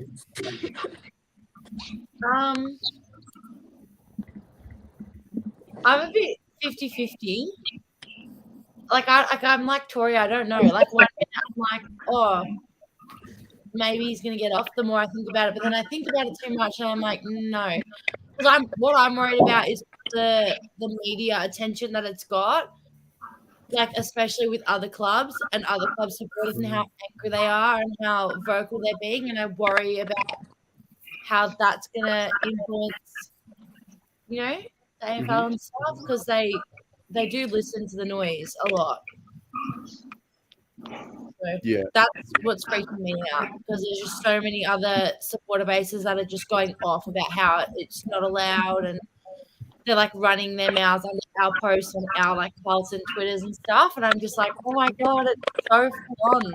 Mainly Collingwood supporters, but yeah, they're very loud, very loud. They are loud. They talk a lot. It's generally the ones that are loudest on social media that when you see them in real life, they have less to say. Oh, yeah. Tweet that. That's good. Oh, tweet that. That's a bit of a truth bomb from Terry at 9 o'clock. Bang. Told you I'm hangry. That's probably my only concern. Yeah. It's the only thing that's like swaying me, like where I don't know where to sit. Like I'm really on the fence. I have a feeling that because I think this is a lot more serious of a decision than what we realize.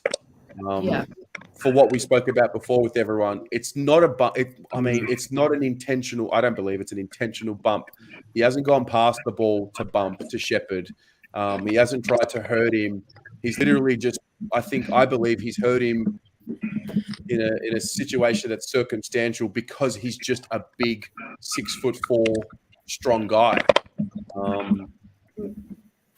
So you're saying it goes beyond Cripps? Like, yeah, as in it can impact further situations. Yeah, I think so. Definitely. Yeah, definitely. They're looking 20 years from now. What did they do? Yeah, that's all about that. It's all this litigation, all that further down the track. If they're trying to protect themselves, which I understand, but at the same time, it's a combative sport. It's a football incident. Even if it wasn't my team, I would look at it and still say it wasn't even really a bump. It was just a good contest at the footy, and unfortunately, someone got injured. And if he didn't get concussed, we wouldn't have blinked an eyelid. But there was no free kick or anything like that in the actual play, so I just don't get it. Yeah. Well, that's why I don't understand why the umpire wasn't brought to the hearing on Tuesday. Good point. Good point. Do you think Arthur? Hello. Hey, mate. What's going on? Not much. How are you? Well, we're getting a little bit restless now, I think. Yeah. Heating up. What's on your mind? I just think it's a weak call, and really hoping Cripper gets off. But if it gets like demoted to 1 week, I'll be happy. But yeah, I think we're definitely going to need him against Collingwood. But yeah, restless is the right word, I guess. Yeah, 3 hours and 5 minutes, no result. Is this going to be worth it? Are we sitting here for 3 hours just to be told that he's suspended? It's all worth it, Jerry, mate. It's all worth it. Listening in. True. Telling I you, guess. mate. Yeah, I guess as we said the other night, you're either sitting on your own, scrolling, refreshing, doing your head in, or just kind of just hanging here. Every single second, it gets more nerve-wracking too, which is really the scary thing. Kyle, the room is full at the moment. The waiting room is full, so we'll wait until it opens up. Send me a message on Instagram, please. Well, my phone's at 31%, so we've chopped 5% since I've hopped on. So Beautiful. We'll see how that goes. Any Twitter updates, Daniel? No Twitter updates from what I can see.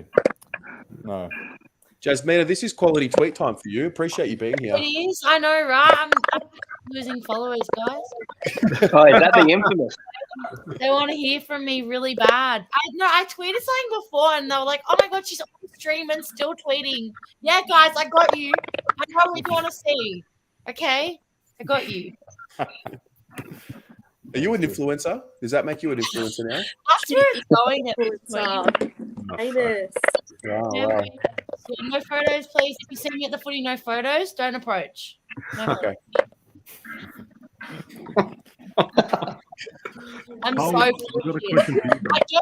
Can I just take this moment since we've got a crowd here? I'm actually taking the piss 90% of the time. Like, I'm not serious. I just need everyone to know. Okay? Thanks. I feel much better now. Okay, we've reached the deliberation. The verdict is incoming. Hey, here we go.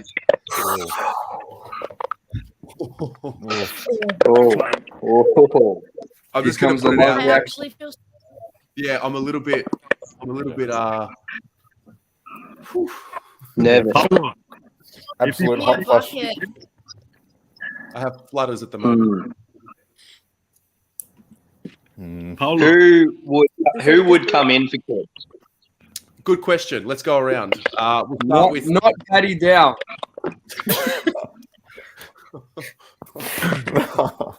Paddy Down, you watching? We're sorry. Yeah. Let's go around from. I'm assuming everyone can see it the way I do, like clockwise. So Paolo around. Yeah. Who comes in for Cripps if he's not there? Setterfield will come back in, I think. All right. Looks the obvious way. Yeah. Jasmina? I want TDK to come back in. Even if he doesn't fit, make him fit. Sorry, make him fit. I don't care. That's it. I'll die on that hill. I will die on that hill. Hey, you do you. I love it. You stay true to you. Young Daniel, who would you bring in?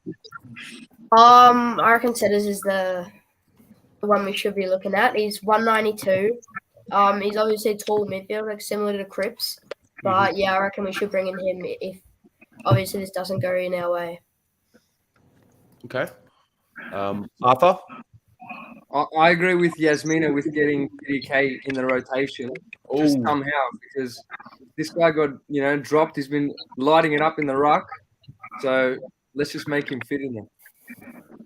Fuck yeah. Corey, you better agree with me? Corey.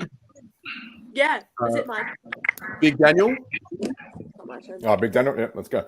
I would say Lockie Plowman straight down the guts, mate. No, I'm joking. No, we shouldn't do that. Sorry, so that's bad. No, honestly, it has to be Setterfield, really, based off the emergencies at least. It has to be Setters. Just quickly on that, playing on the wing a fair bit, chuck him in the middle. Give him an inside role, see how he goes with that. So, I would look forward to that. And Plowman, but anyway. Guys, this isn't the time for experimentation. We need to know what works and get it done. We don't have time. We've got 2 Honestly, games. I'm happy to play. I'll play. I'll play. If we do put PDK in there, the thing I'm kind of wondering is, will players like Fisher will we see him play more time in the centre and hopefully, I guess, win those centre clearances? Because there has been some games where he has standed out and got like 27 disposals. I think. Who did he get that against? Oh, was it against Richmond or someone? 2 weeks ago. Yeah, but yeah. A couple of weeks ago, and we know he can play on big games. He can, or not big games, but like he can show up and can, when we need him to, he's, I guess, some bit reliable. Yeah, that's basically it. Okay. Sayaf, who are you bringing in if you've got Cripps? Well, he's getting off, so don't worry about that. Cripps is playing on Saturday. I think the obvious choice is Setterfield. I think just same role. And bro, we drafted Setterfield as an inside mid, did we not? I don't think he's a winger. I don't mind TDK being rested either. Dropped, rested. I think it deserves the rest. We haven't seen Pito and Silvani, I think, all year. Have we had those two play just alone without TDK? I don't think so. I wouldn't mind seeing that, and I think you'll see a bit of Silvani in the middle as well. So I don't mind that. Tori, raise your hand. What were you saying, Tori? I was going to say they played one together. This year? TDK got dropped. TDK played 2s. I don't remember which game it was. But he played 2s and they played together. But I don't think it was the same as what we've seen TDK and Sauce play separately, if that makes sense. Yes. He was there, but he wasn't there. But, yeah. Young Daniel, I'm going to bring you out because I think Pommy's back. Yeah, okay. See you, mate. It's been a pleasure. Mate, you are a star. I want to see you again. I'll see more of you. Hopefully the bloke can find his cursor and we can make a decision. Very See good. ya, You are tonight's MVP. See you, my man. See ya. He was unreal. A star is born, ladies and Literally gentlemen. a star is born. Terry, get his email address, mate. Get to his management team. Get it done. I was going to say, backing on our conversation from this morning, Terry, I think he's the future. He's who you need to get hosting when you're all old and whatever. Correct. At 2050, he's your man. There will come a time when I'm too old, Paolo's too old, Pommy's too old, and we're going to have We're to already pass too it old, on. mate. Are we? We're hanging on, mate. For dear life. There he is. He's back. The Pommy! Hi, bestie. Hey up, how are we all doing? Pommy was too old 2019. I mean, I'm just waiting for someone to tap me on the shoulder so I can retire gracefully.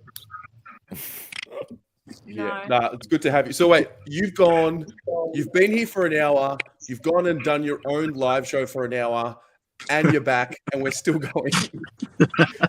Mate, based on my average, I could have had a family of 12 kids based on how long I've been live today. That's why we love you, mate. That's why we love you. Nothing else to update for those asking in the chat, other than there is no update. They're basically deliberating right now. I really do believe a verdict is coming in the next 15 minutes. So we'll be here at midnight. Yeah. Paulo, I'm going to ask you a question, Paulo. Ask me a question, Saif. Go ahead, mate. Do you reckon the boys internally, the boys that are Yes. fronting up on Saturday, do you think they're giving too much importance to whether Cripper plays or not? Being, if he doesn't play, they're like, we're fucked and we won't be able to manage without him. Do I think that? Yeah. I would hope not.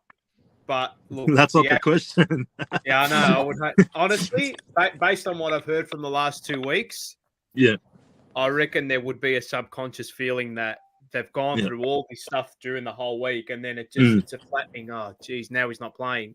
Yeah, And that's what my thing was at the start of the stream when I came on, when I said I think we've maybe put a little bit too much time and effort into. But then conversely, when you look at the alternative, it's your bloody captain. You got to fight. You got to fight tooth and nail for him. But I think my disappointing thing is that we haven't fought like this on the field for 2 bloody weeks, which has been the most frustrating thing. So, 100%. Whatever happens, mate. At the end of the day, it's actions speak louder than words, obviously. But as I said, for me, the concern has been the rhetoric over the last 2 weeks has actually manifested itself out on the bloody field, which is not great. So. Look, I hope I'm wrong.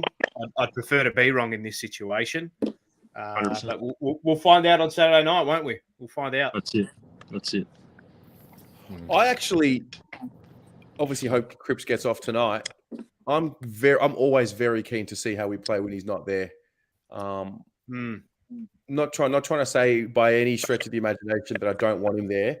But sometimes when you're forced to put yourself in the deep end and you don't have Cripps there because he's unavailable for whatever reason, and you've got absolutely nobody to hide behind, you find out exactly who really is going to take the next step. I actually think one of the big storylines for us this year was around obviously beating Richmond round 1 and getting a winning record going. And I think one of the other stories that we're yet to prove yet is who is the next layer that are really going to step up. Because if you remember the review last year, one of Wiedering's submissions in that which was revealed was around the need for the others to step up because it's all falling on Doc and Cripps, and it's a burden and it's a lot for them to deal with.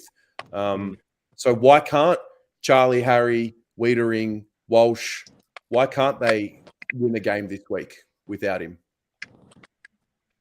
Why not?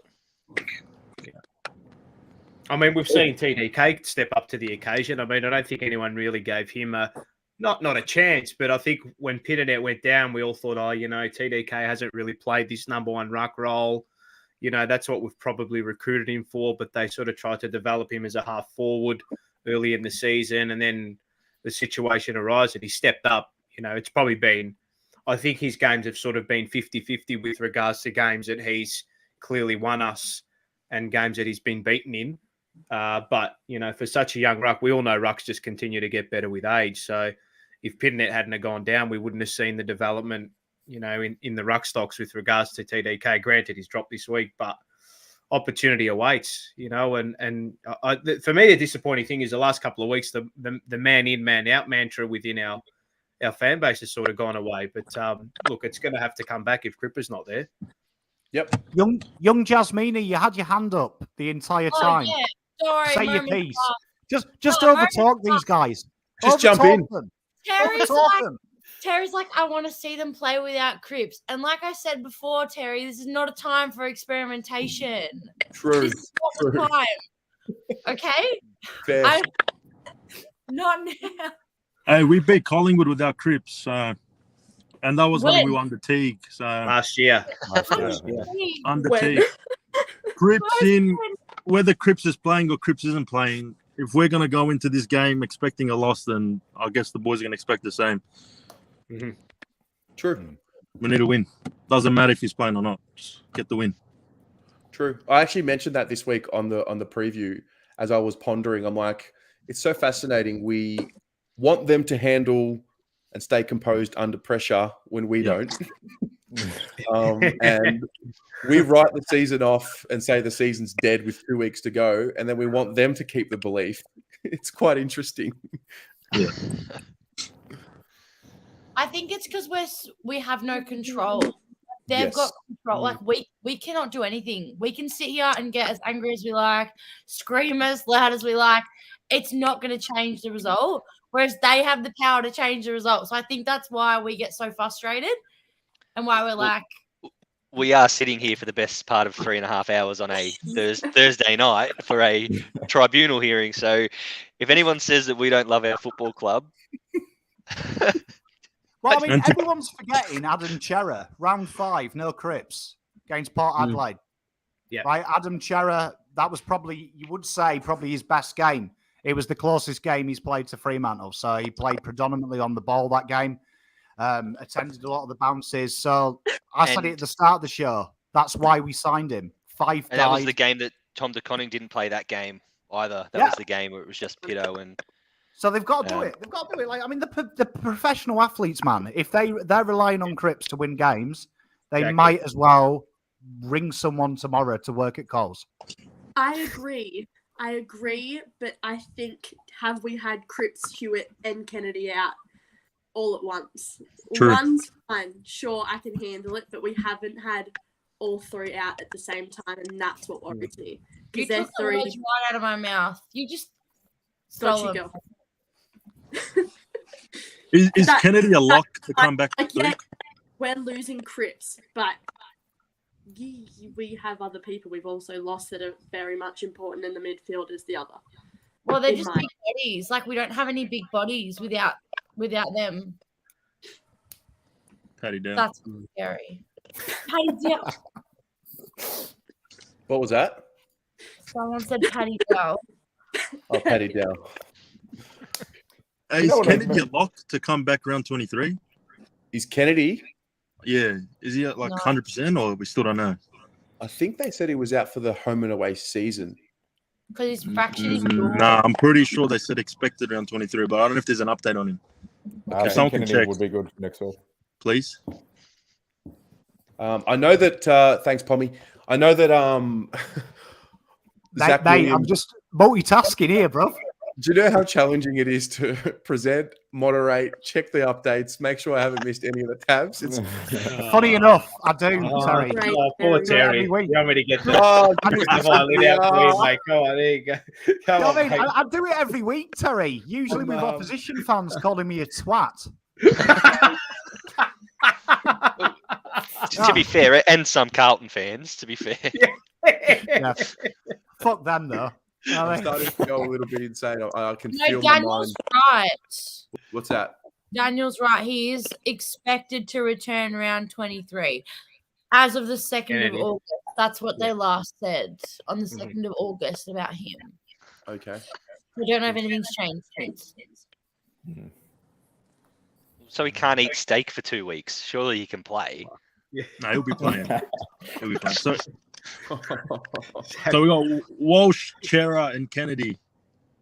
That's enough to beat Collingwood, I think. Walsh, Chera, and Mate, Kennedy. it doesn't matter what happens on Saturday, mate. We are winning next week. Yeah, we're beating 100%. Collingwood. Mate, I'm Like- telling you, as the great Rocco Stagniti says, I'm telling you, man. All right. I'm telling you. Everyone clip that so he can have the receipts paid back on Oh, him. mate, I could not Hey, care everyone. less. Could not care less.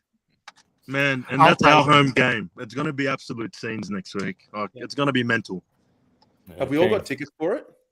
Yes, sir. Yeah, membership, M52, mate. Let's go. Let's Tory? go. No? Tory? No? I'm in Wollongong. How am I going to get there? Oh, no. I've got a spare ticket, so how about you just get here? I'll just jump on a plane. I'll get there. Hey, we got to get Pommy to next week's game. Pommy? Mate, Pommy, surely. Come on. Pommy. mate, Bro, don't worry about the watch along. 1 week. mate, I man of my words. Promise the fans I do watch alongs every week. I enjoy doing the watch alongs. Get a GoPro. Get a GoPro and do a watch along at the game. Bro, bring the We're on a fans with you. tripod. If I went to the game and you lost, you'd all blame me. So we Correct. made a decision. That's a fair Stick point. by it. A man can only be judged by his word, and if he doesn't have his word, he has nothing. True. Wow, that's another tweet there. Look at that. So, bang. I like that. There you are. Kyle, welcome. Can't hear you. It's going to hit 4. How's it going? We're good, mate. How are you? Welcome. Yeah, I'm not bad. You Not got to turn bad. off the A YouTube bit tab nervous. because you got to turn off the YouTube tab. Yeah, I got it. Yeah. Yeah, a bit nervous. Bit nervous? Yeah. What's I your- reckon. I reckon. Oh, it's been so long. I reckon he might get off, but I was still not. Terry said that the other night. Yeah, exactly. I was watching the other night as well for the whole time. So. Bro, and you were so calm, Terry, when you were reading the result. I was fuming. We sat there for 2 hours. For this guy to get off, and Terry's just like smiling, reading it. I'm like, holy fuck. Yeah, but Saif, you underestimate Terry. Terry has done these lives when there was like 100 people watching, and it's me and him together. We've True. spent 6 months promising you Canelio is about to sign. Literally, not only that, but we've got tattoos planned. My wife doesn't know, but I've got a lawyer being able to change our eldest's name to Stephen Canelio Williams. Everything is all in motion, and then it lets us down. So we're experts at this. Honestly, like if someone dies in our house, I reveal the news the same way Terry does, just mundanely. Be like, don't worry about it. They're dead. Move on. Yeah, the art of patience grows as you going on for this is longer than an episode of the Jumper Punch. God, can I just say we are as the club, we are the AFL. We have taken over the whole week full of news because it's all about what's going on with us. Yep. We are the drama machine. It's the bold and the blueful. What really gets me is why does it take us to sit on here to talk about it? Like, surely the AFL, who love $1, could have realized that they could have streamed this on anything. You know what I mean? Like, and people actually interested in this stuff. Non-Carlton supporters are interested in this stuff. Like, as in stream us. Oh, well, us, yeah. Streaming us. No, but you know what I mean. Like, I had Western Bulldogs supporters saying to me, "Oh, I'm a bit nervous about Cripps playing." And I'm like, "What? What are you talking about?" So there's actually other opposition supporters are into this as well. So the AFL missed a trick to make a quick buck here. They did. Well, there's 1,100 draft stuff. When me and Terry do the watch-alongs for the draft, like they've got some guys saying, "I've gone through his Instagram and found out he has a pet dog," and we're giving you like details about his under-16 career. That is where the AFL are. I don't know if I'm assuming everyone, if not most of you, were watching on Tuesday, and I told you about a post that I had ready to go just in case. It's here. Bang. Is that the photo from the Bulldogs game? Yes. That's the best photo of Cripps you can find. It's Freedom. honestly like he looks like a fucking Viking, bro. Yeah, freedom in capitals. Bang. I wish you'd release all the stuff we've made in prep. We should do it. When we win a flag, we will reveal the things you've made, the things I've had on the side to celebrate, and just show you how much of a nuffy we are. Like how stupid we are as people.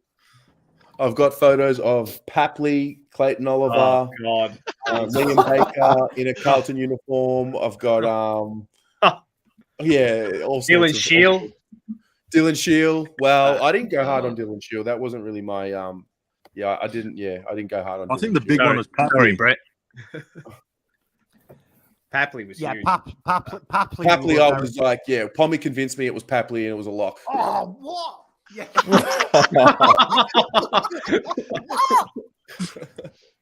Oh dear. To be fair, I think everyone thought it was a lock. I never forget Papley, and it actually broke my heart. A good mate of mine, I'm not going to name him, but I have seen his name in chat. But he cuts the hair of Tom Papley's granddad, so he personally does it. And I was in the barbers with his granddad that day, and he went out, and my mate came back all giddy, and he was like, he's told me that Tom wants to come to Carlton. He's come in, and he was like, oh, giddy, and I got so excited.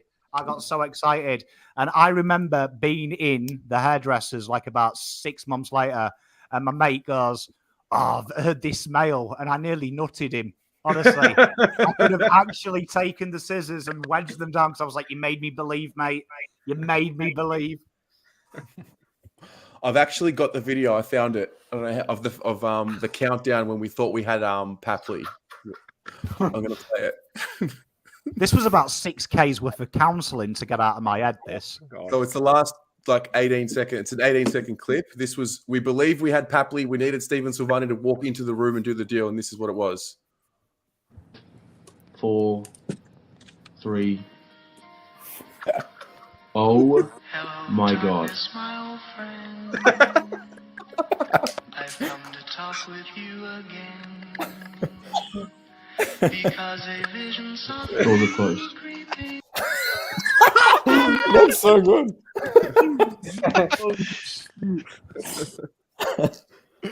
Oh dear, oh me! What a ride it's That's been. good. What a ride it's been. I wouldn't change it for the world, though. I wouldn't. No, it's been great. It's been great. And to be honest, girlies, can I just say, great to have you here. Good to break it up a bit. Tori and I. Are you sure? Yeah. Whatever you want. I'm disappointed Jasmina hasn't told us our biggest hope this week. We got Marchie. Yeah. Yeah, we had him last week too. This is just a regular thing now, guys. We're not Do you know what I worried. mean? He could be the man to step up. He will step up. Like Marchbank in the midfield or something. Yeah, 45 intercept marks. You heard it here first. Jesus. If he I've does actually that- I've got a question about the back line because last week, obviously, we saw Wiedering, Young, McGovern, and Marchbank, which on paper, it's mouthwatering. Is that the way forward? Is that what our best back line looks like with those 4 key pillars? Yes. And then, yeah. I don't Yeah, know. 100%. Hard Yes. to argue against. What else do you have? What other options you got? If I've you really have liked, Zach Williams as the 7th floater, you've Yeah. suddenly Yeah. got that perfect small height balance. Oh, the balance. Yeah, that's it. Yeah, I think that 7th needs to be very specific if that's going to work. And I think Zach Williams, Zach Williams definitely. But I think having Marchbank there, we have to free McGovern up and almost make him his number one role is to almost be unaccountable as far as get the ball, take that kick, and having Marchbank there frees him up so much. I just want to see it work in a way that we're not getting 75 inside 50s though. You know? Yeah. I think that's a time thing. And Marchbank will only get better with time. Like, you have to remember, it's been so long, and this is going to be his first consecutive game in a very long time. Yeah, So Terry.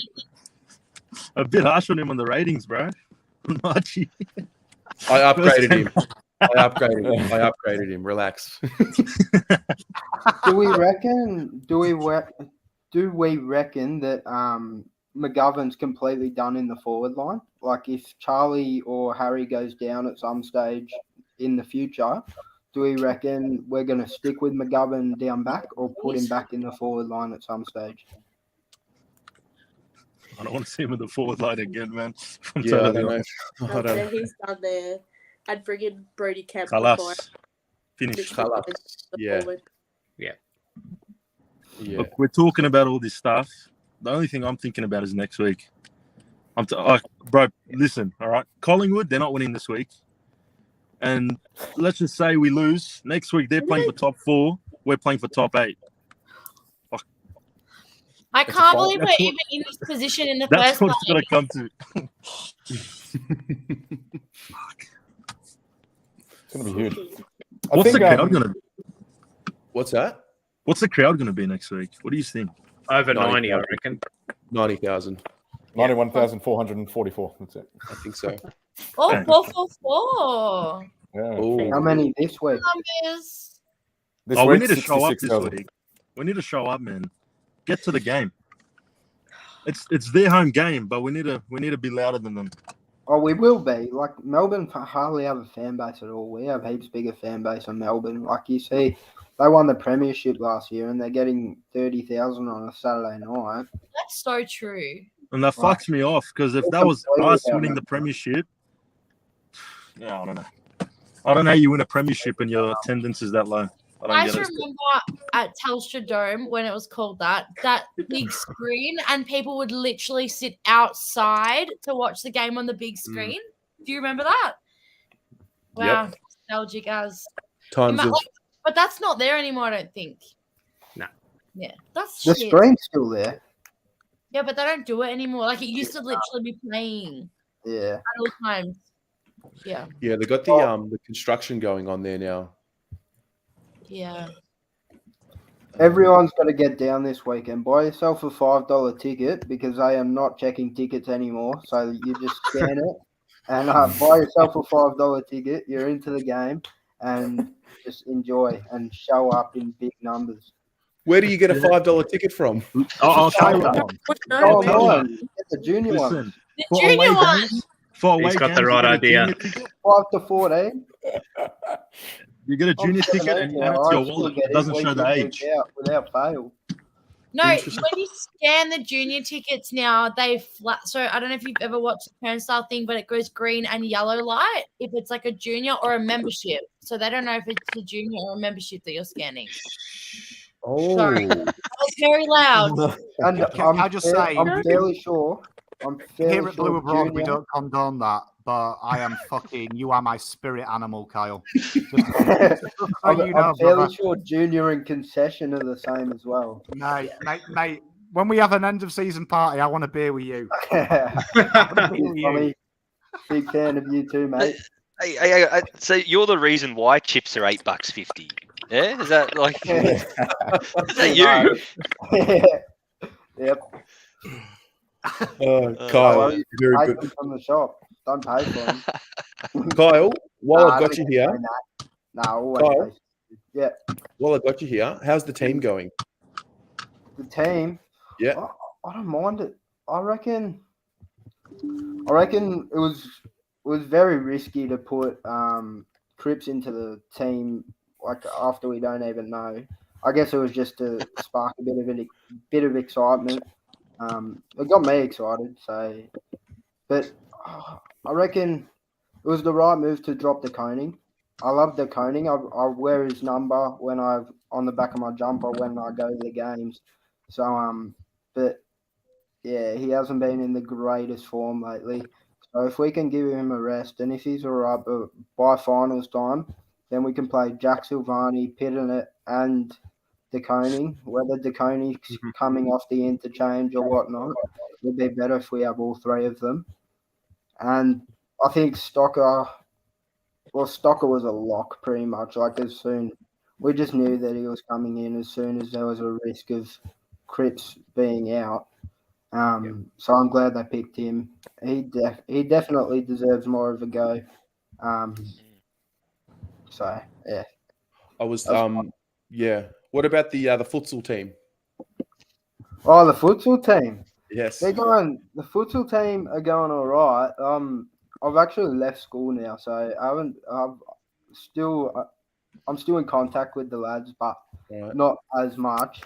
But yeah, I'm fairly sure they're going all right. They've lost a few personnel this year due to all the schooling and everything. But yeah, I'm fairly sure they're doing all right. Awesome. So shout out to the football friends because they're doing great stuff. Update. Oh no. The lights in the office have now turned off. Yeah, for poor David. Poor David. Copped it. Sorry, that was mean. That was mean. I won't do that again. I promise. I have my word. But I think what would be fantastic is if Cripps gets off, and then St Kilda and the Doggies both lose, so we rest Cripps anyway. I reckon that'd just be absolute banter. Mate, if Cripps gets off, this will be the greatest piece of content I'm ever a part of. We're sitting here for 3 hours and 40 minutes, ladies and gentlemen, with 14 updates in 4 hours about this appeal. And something that is so far out of our control, it's not funny. But here we are. You know at home games when they're reading out the names of each player? Could you imagine for Cripps next week if he gets off? It'll be similar to that Raw when Walshy came back on when everyone thought, oh no, he's gone. And then oh my God. It topped that. I'm telling you, it would be surreal next week. I see it happen. He's getting off. We're manifesting, guys. Get the crystals out, Terry. There. Get the crystals out. Get the crystals out there. Guys, My daughter's gotten up 3 times wondering what the hell's going on. Oh my God, she's got the crystals. Who's got She's the got the crystals there? Jesus, how much rose quartz? Oh, dear. Who's got the crystals? Me. Oh my God. Why? It's a whole plate full. I've got more over there. Oh my God. You're bringing him out just now. How are the crystals going to help us? They've been sitting here this whole time. I like this Positive one. energy. Positive energy. That's clever. Crystals, very good, very good. I like that. Hey, I've got like good feelings coming right now. Should I sage the room? Guys, should I sage? Should I sage the area? Sage. Oh my God. Look, that's if you feel like that's going to help, Jasmina. I'm all for everyone believing in. It'll probably help. Tommy, it'll be good. It'll get rid of the negative energy, right? Yeah, of course it will be. Yeah, it'll suck it out of the stream, the chat, everywhere. Everywhere. We've now reached that point where it's just like you can't not be here. You have to stick around now. What are the numbers? What's the live stream up to? What are we up to? We have 1,241 people watching right now. What was the peak viewership? Oh, we Credit have to a you, dog. Terry. You haven't left since the first minute, bro. Yeah, but that's all right. Where else would I? 4 hours. That's cool. What's You know your what else dog? I've been doing? What's your dog's name, Tori? This is Montana. Montana. Hello, Montana.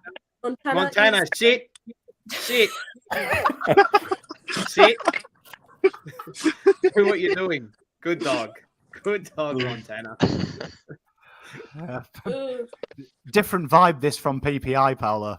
Oh yeah, this is banter vibes. This is serious. It's like a pizza with the lot. It's like a burger with the lot. Hey, Sayef, do you have pizzas with the lot? Super Supreme, bro. That's what we call it. Ah, yes. What comes on it? What's on it? Calm down. It's got everything, brother. It's got the whole lot.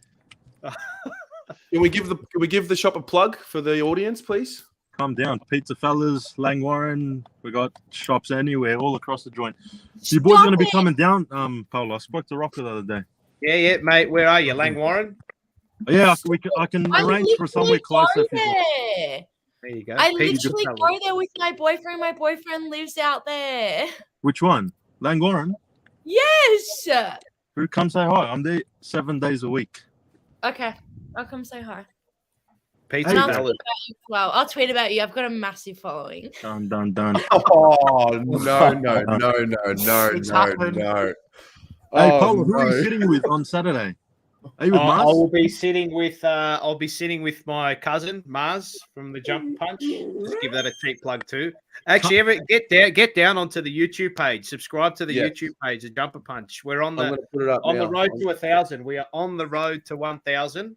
Bro, there's 1,200 people watching right now. Just everyone go sub. So everyone get on, type it in on the YouTube channel. Get on it. TikTok, Facebook, Instagram. Our TikTok's gone bonkers the last month. We've started uploading our videos on there, so it's gone crazy. That's literally the best place to do it. So It reaches so many people. It's unreal. they've gone So- bonkers on the TikTok. Yeah. So there's a link going in right now for those watching.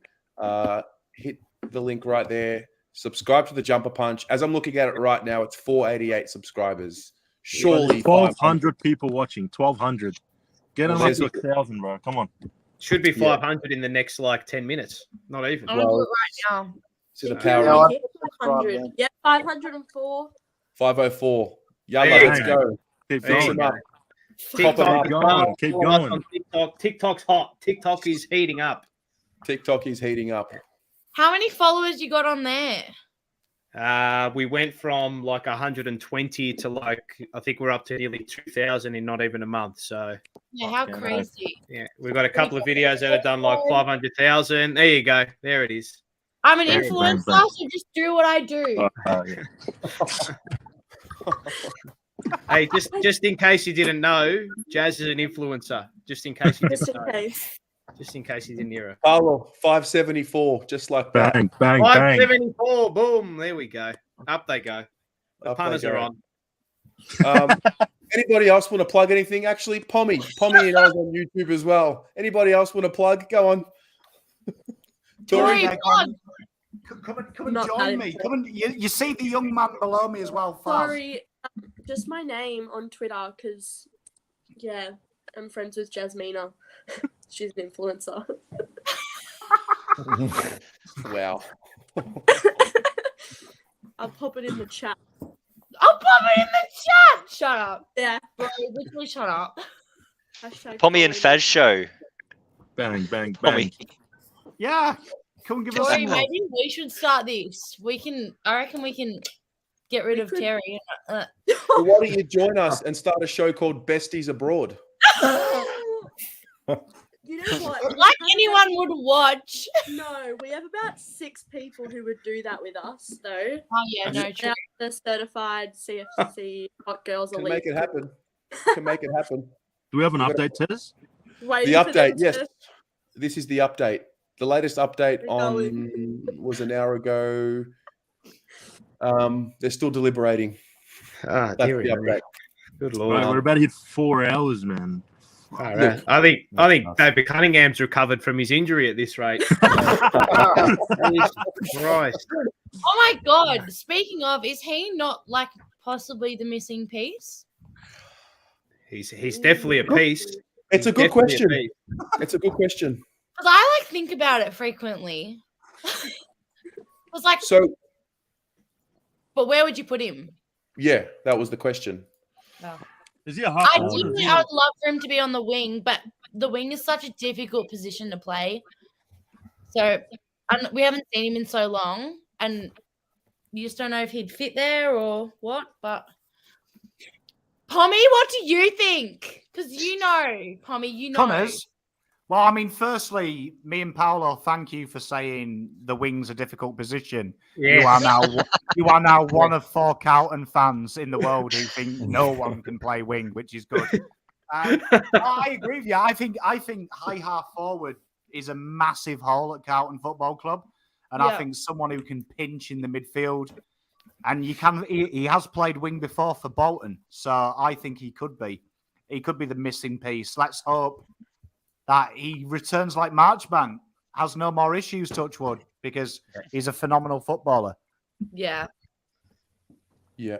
Speaking of wings, Can we spare a thought for Patrick Cripps tonight, who's actually not at this deliberation? He's watching this probably. Absolutely. get him on the show. Yeah. Go on, Terry. I'll see what I can do. Little shout out here, the Train Spotters podcast. This is a great one. We actually sat around for 3 hours and recorded a podcast earlier this year, only for it not to have worked. So we're going to go again at the end of the year. God. But get around, my boy. Yeah, no other update. I wanted to ask about Cunningham while you guys were talking. Yep. Would he still play in the half forward role for you guys? Yeah, probably. All things being equal. Yeah. Like if everyone's fit, I think that's where he'd slot in. Who does he take as well? Yeah, that was the Or one of those Fisher. smalls, I guess. Chuck Fisher in Or the Jack midfield. Martin. Probably Jack Martin, isn't it? Yeah, I mean, Jack Martin. Yes, God. Jack Martin really needs to step up if he Is wants Jack to keep Martin the in the spot. team this week? Yes. Yeah, but he's playing a half, so he's so doesn't get another calf strain. I've had enough of his injuries, man. I'm telling you, every week, just play or don't play. It's tough. It's tough. Jack Martin's like your drunk uncle at a wedding. You have no idea why he keeps getting invited, but he's always there. Always there. I don't know how you come up with these, man. Honestly, Misspent youth. Guys, I'm telling you, he's going to be free. I'm telling you. Oh, Terry, don't do it. Come on. I'm telling you, man. It's nearly 4 hours. They don't have. It's all lining up. It's all lining up. The sick part of me will absolutely be turned on if you've spent 4 hours on a stream and he doesn't get overturned. If he If he gets off this, I'll shave the Mo live. Oh wow. Wow. Okay. Huge, mate. Jesus. Is take anyone the piss else now. getting really stressed? I'm getting really stressed. Like, I actually think I'm breaking out at this point. I'm getting hungry, to be honest. Terry, is your stream taking the piss like mine? Mine's just started giving you Nick Rewalt's decisions on Jason Horn-Francis. Yeah, they've got like the live blog going on. I got all excited then when there was a post. I was like, oh, this is it. Yeah. Why have I got Jason Horn-Francis there? Make up your mind. You're either your mum's daughter or your son's dad. Hello. Hello, mate. Hi. Here we go. Morning. Ah, he's got the We're course in he the does. same space as Michael. I'm so excited. Getting told off because the fucking volume's too loud. Hey, mate. Sorry. Sit down, Steph. Leave him Oi, alone, guys, Steph. get yourself a housemate that pours you water like this bloke over here. Oh. How good's that? Hey, lad. Thanks, bro. Want to come say Come hello? on, how are we? You good? Oh, all right. I'm back. We're good. I can go another 3 hours. Easy. What's in the drink, mate? Just water, mate. Okay, all right. It's a school night. It's got a nice bouquet. Oh.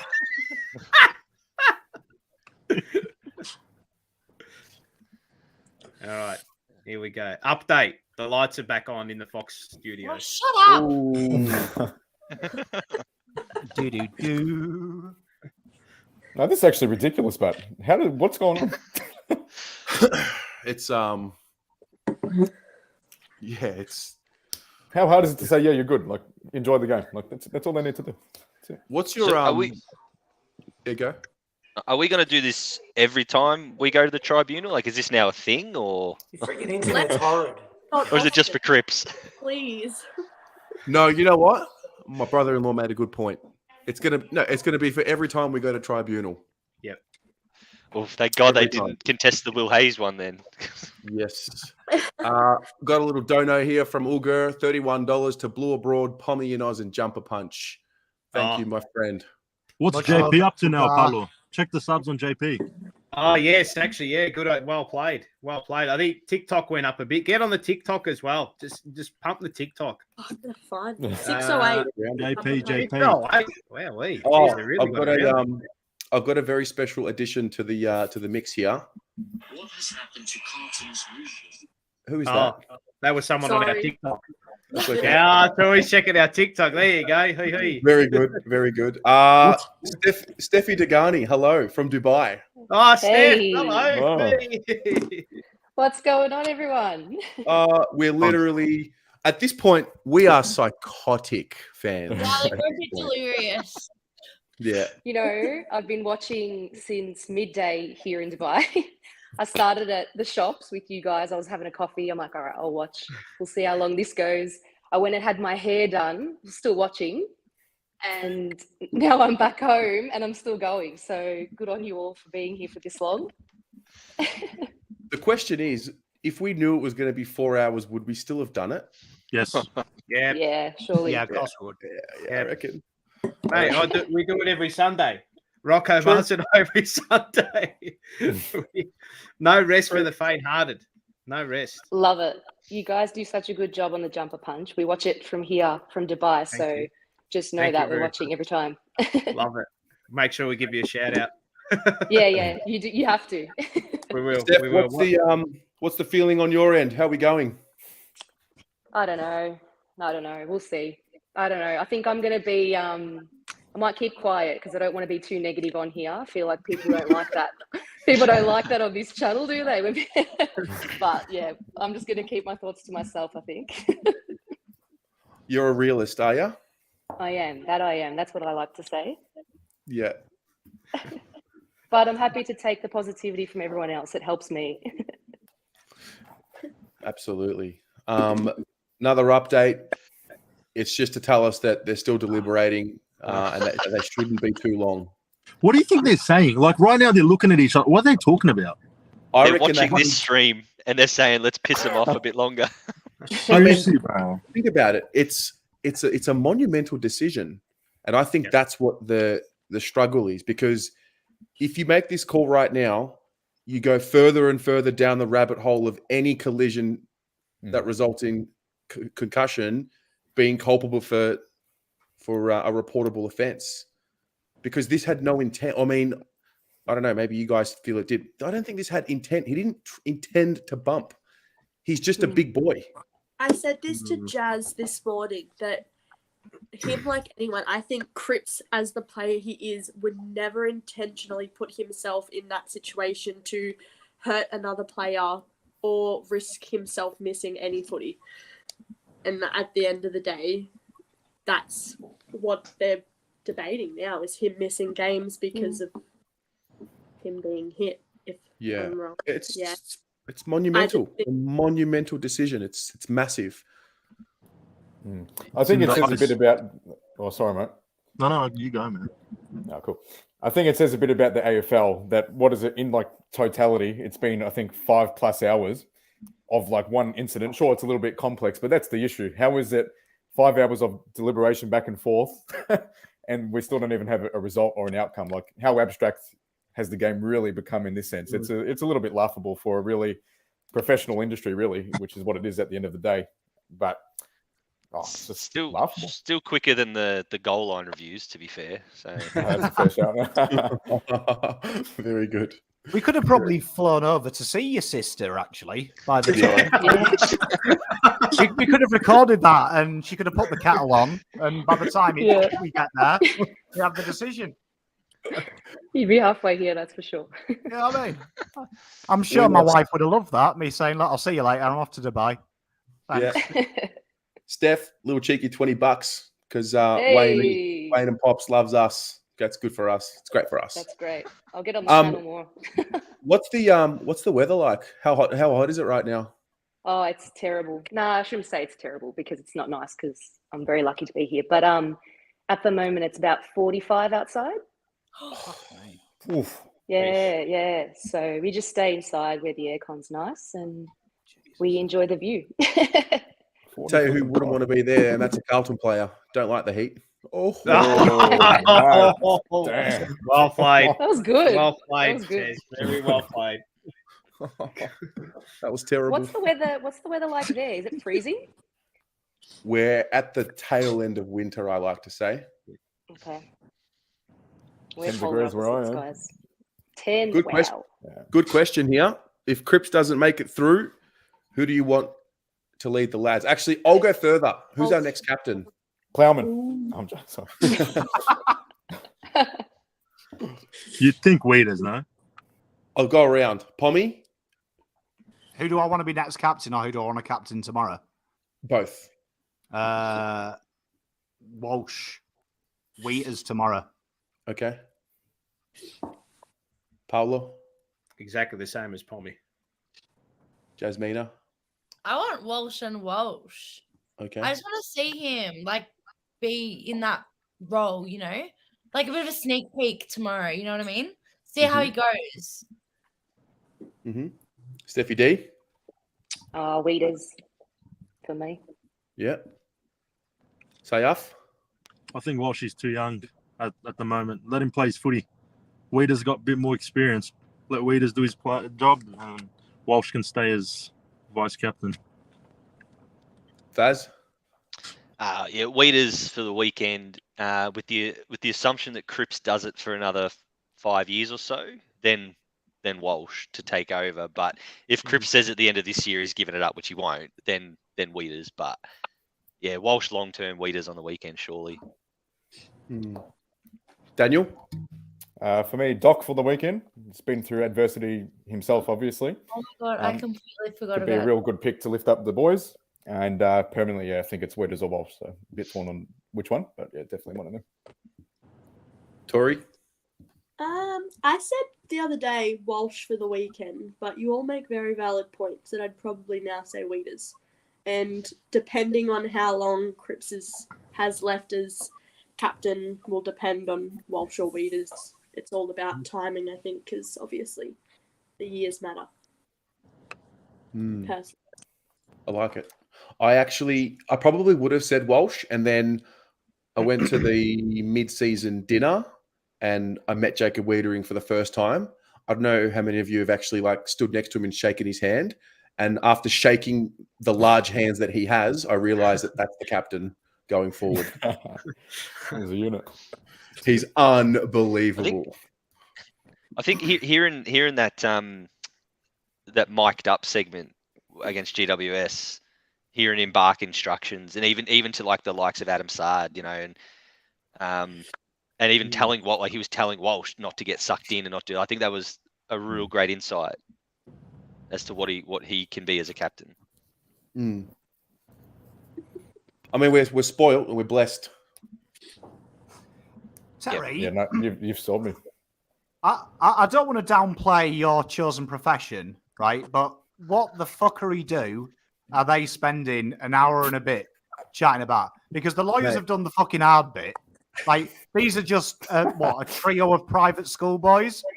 You know what I mean? So surely it can't be that hard to go, yeah, I agreed with that guy. Yeah, me too. Look at the time. 4 hours. We just hit 4 hours. Yeah.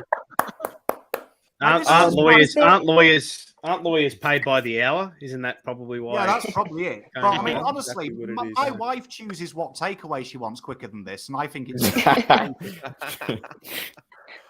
This is one of the big reasons why I don't practice full time anymore. Ari, $8. The bookies are going with $1.34 for this going over 2.5 more hours. Wow. Good value. Well, Is there a limit? Will they finish at a certain time? Surely. Great question. I have no idea. We'll come back tomorrow morning. What if Imagine they adjourn it. Imagine if they adjourn it. Oh wow! If they adjourn it to tomorrow morning, I'll do the live from my classroom. All right, get the kids involved. Has there been an appeal longer than this? Can someone please find out? Oh, yeah. No, Jake Stringer's was the oldest, and we'd gone over that about 20 minutes ago. Wow. I think the last. How do you know time that? The last time we had an appeal, I think Jack Viney's went for 14 minutes. Yeah, but you know what? Maybe I'm stupid. Terry, you might be able to correct me if I'm wrong. Because, like I said, I didn't pay attention in law studies. I was there for one reason. But the big question I've got is they haven't covered anything new, have they?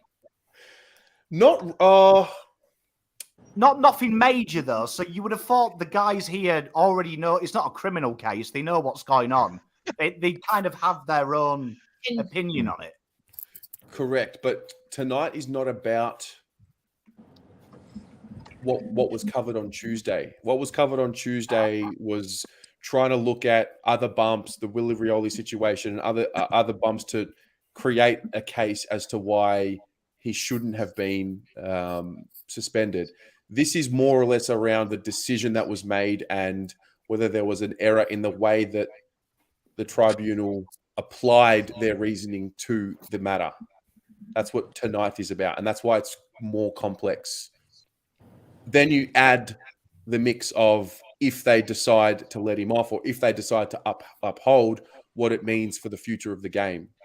I really do believe, my best guess, and I don't know, I have no idea, but my best guess is that is the real big sticky point here. Can you imagine they just bring him out in handcuffs? I like to think that you're wrong, Terry, and that they're just sat in there now, and one of them has said, right, I will go out and reveal the decision, but you guys have got to put money on how long you think I will take to do that. And they're watching this and they're putting thousands on. I've got 4 hours, 22 minutes.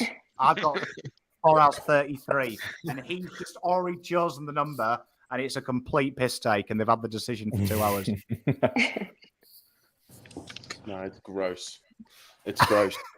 So is it just like a group of people around? So do you think it's like a split decision? So they're probably, do you know what I mean? Like, do they have to come to a unanimous decision, or is it like if there's 6 people, it has to be 4 and 2 or whatever?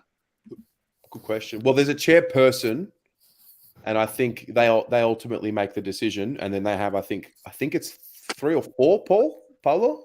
Yeah, there's more. I think there's like 5 or 6 of them on this appeals board. I don't know how many make the decision, but I can confirm that I've just been sent an Instagram story from someone, and Patrick Cripps was at Jimmy's Tavern tonight in Collingwood downing some Greek food. So he's channeling his inner Greece tonight. Having a suva. That's from Adrian Deha, my close mate. Fantastic news. There you go. He'll love that shout out too. An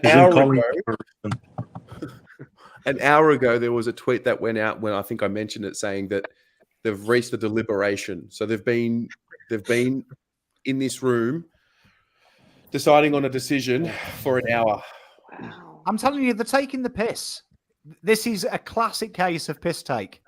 So that they are creating the drama or something. Do you know what I mean? This is no one takes this long to make a decision at all, ever in the history of the world. We've got 9 fools on a string. That's what they know. No one takes this long to make a decision unless it's us coming out from a kick-in. Fuck me, every fucking week. Every week. At this point, you just want them to go down the boundary line, for God's sake. Mate, just kick it then. Just kick it. I'd love to be in that room. I bet it's the most boringest room as well, because I did see 2 of the pictures of the people on the panel, and they did look like the biggest pair of boringest cunts I've ever seen. Excuse my friend. So I imagine if you've got another 4+, that must be the most boringest room. Like the paint is stripping off the walls as we speak now. All right, shit the bed. No offense to lawyers and people out there. You know what I mean? I'm sure you're wonderful people. Because Terry's all right. Terry's all right. Are we sitting here for 5 hours? Is that what's happening? I'm just mentally trying to prepare. All I know is I'm not going to work tomorrow. Simple as that. That decision is made. Daniel, what's the battery situation? What are you sitting on? On the phone, yeah. We're at 22%, so I'll give it credit. That's a strong hour, but that's trash. What the heck? I need a new phone. Love it. Love it. Anyone got a question for us in the audience? 1,300 viewers. 1,493 actually total. Wow. Jumper punch. Get on the jumper punch. Oh yeah, jumper punch. Update. And follow me on Twitter. What's it up to, Paulo? It's 6:09 at the moment. So is that all you guys got? We got. No, not you. Not you. I'm talking to the audience. I'm talking. Yeah. Come on, guys. Jesus. Come on. Get around it. The link is going in again, and it's going to Facebook, Twitch, Instagram, Twitter, everywhere. TikTok. Hit the link. Rocco's clicked the refresh button on our YouTube page, I reckon 100 times. He messaged me. He's actually messaged me. He's like, "Come on, man." He's like, "Come on, hurry up! Like, push it, come on! Like, what are you waiting for?" He's keen as a bean. Oh, and my Twitter feed as well at PaulSeb05. Give that a follow too. No, mine first. Ladies first. Ladies first. No yeah, what's yours, It's Blue Abroad, not Paolo Abroad. My Twitter is simply Jasmina. That's JASMINA. It's not that hard. Terry, man, you got to start taking payments for this advertising. It's, what do you mean? hopefully all these viewers here, bro. It's hopefully it's good karma. Jasmina, how many followers do you have on Twitter? Let us know. 23,000. And how many of those do you actually follow back? Like Great question. 160. That's a brutal ratio. That is brutal. Fuck. That's brutal. Yeah. Pretty good ratio. Terry. Yeah. I was going to ask you as a concerned sister, have you eaten? Like, seriously? No, I have not. Oh. But that's okay because I'll be skinny tomorrow morning. I'm going to do the most chauvinistic thing in front of your sister, and I apologize. I'm actually texting my wife now. Can she bring my tea in? Oh. This Terry, is you're gonna actually- be morning skinny. Morning skinny's the best, right? Morning skinny's the best. Yes, Morning- bestie. Yeah. How Morning skinny? side on morning skinny. It's a vibe. Slay, What? bestie. Play bestie. Yes, slay. Also, ladies and gents, in the comments is Pommy's YouTube channel. If you're not subscribed there, definitely get around it. Much love, On Big me and Zach yours. Fisher, who was spamming that as well. Oh, Terry, Ari said hi. I think he's coming on when he gets home. He's in the car. Beep beep. Okay, that'd be great. I'm Cripps sure, is meant to make a. Oh, this is a good point. Cripps is meant to make a decision in 2 Yeah. seconds, and they take 4 hours. Yeah, great Oh, tweet. wow. Great Great. tweet. Yeah. Great comment. That's Brilliant. comment of the night. And Yeah. that is reason in itself why he should be let off, because you can't expect him to make a split-second decision and you're trying to make it for 4 hours. That's a great call. Luke, tweet that. It'll go viral. Yes, Luke, very good call. Jasmina will even retweet it for you. I'll retweet it. She's an influencer. She's an influencer. That's all. Did she tell you? Fun. Yeah. I don't know. No, she didn't. No. No. What's Actually, the while odds we're who gets- sharing as a group, Terry, I thought of you this morning. And I'm Yeah? ashamed to admit this on national TV, but I've always admitted my biggest crimes with you in a live stream. I actually had a cold brew coffee this morning, Very nice, mate. and I am disgusted with myself because it was amazing. Absolutely disgusted in myself. Pom, you need to try a cold drip. Like the ones that drip for like 8 hours. Just go to your local cafe and just tell them you want a cold drip. And I'll do it for you. Cold But- drip. I feel like I feel like a drip asking for that, man. Like No, it's so good. It like Are drips they, like, right. I refuse to order one of my work colleagues a soy latte. Okay, well, I Refuse. drink soy milk. So some of us are lactose intolerant. So I don't know Nah, what you want me to nah, do. he's just doing it to be cool. He's got no Be personality. Is he from Victoria? I'm a strong oat latte guy at the moment. Yeah, oats. What? Ooh. Oat latte. So are the Carlton boys. The Carlton boys love an oat latte. They do. Yeah, it's a very look. It's very 2022. Very niche. Oats, as in like what I eat for breakfast. Oats. Yeah. Yes. Oat milk. Yeah, it's Yeah. oats. Tastes like porridge coffee. It's really good. Have you had it in a hot chocolate yet, Terry? No. It's like Cocoa Pops. It Okay. literally tastes like Cocoa Pops. I mean, in theory, it sounds great. I'm not really one for sweet with coffee, like Okay, sugar. well, then Shouldn't, don't have it then. I don't know what you want me to say. It was just a suggestion. what? Why are you yelling at me?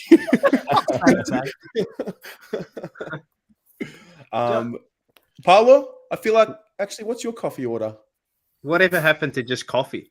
I thought you'd say that. Just in the little cafetiere, you put it on the stove, you serve it in the little cup, pour it in, one thing the of sugar, and you sludge. down it. Like the sludge. The sludge No, not coffee. not the sludge. He's Italian. No. He's going to be like A grade. I mean, espresso, a proper espresso. That's all right. But you know, like the sludge coffee? Yeah, no. What? Like How the long Greek, that the Greek Italian- coffee? Greek The Yeah, Greek no. coffee. I'm I'm touching it great down here. on that. The how one where long's you that get told Italian your you've got to future. kill 30 cows just so he wears it on his feet. Why are you all screaming at me at once? Sorry. Says you. Well, I don't even drink coffee to change Oh, the tone. there you yeah. Wow. Yeah, oh, What do yeah. you drink? A chai? No, I don't drink that. I drink water. Yeah, just milk, but that's a bit cringe. So don't worry about that one. Good man.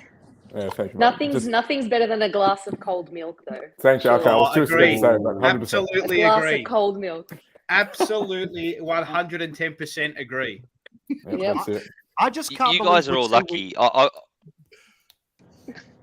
work Go. for a government school, so the coffee I drink was whatever tin was on special that week. So, you know, what they provide in the staff room. International roast. Yeah, yeah. Let So it was big week. This guys, we've got Nescafe blend.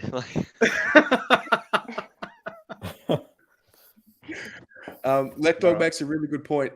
How have we ended up here? I want my life back. This is a piss take now. Yeah. This is an absolute piss take. What are we doing here? Someone told us to shut up and talk I was about just football. Oh, sorry. I'm on kid Yes, duty, sir. and the monitors No. actually run out of batteries, so I actually don't know what's going on. Okay, I have a question. Check the kids. Haven't you seen that movie where she They're doesn't check asleep. the kids go missing? That doesn't happen where I live.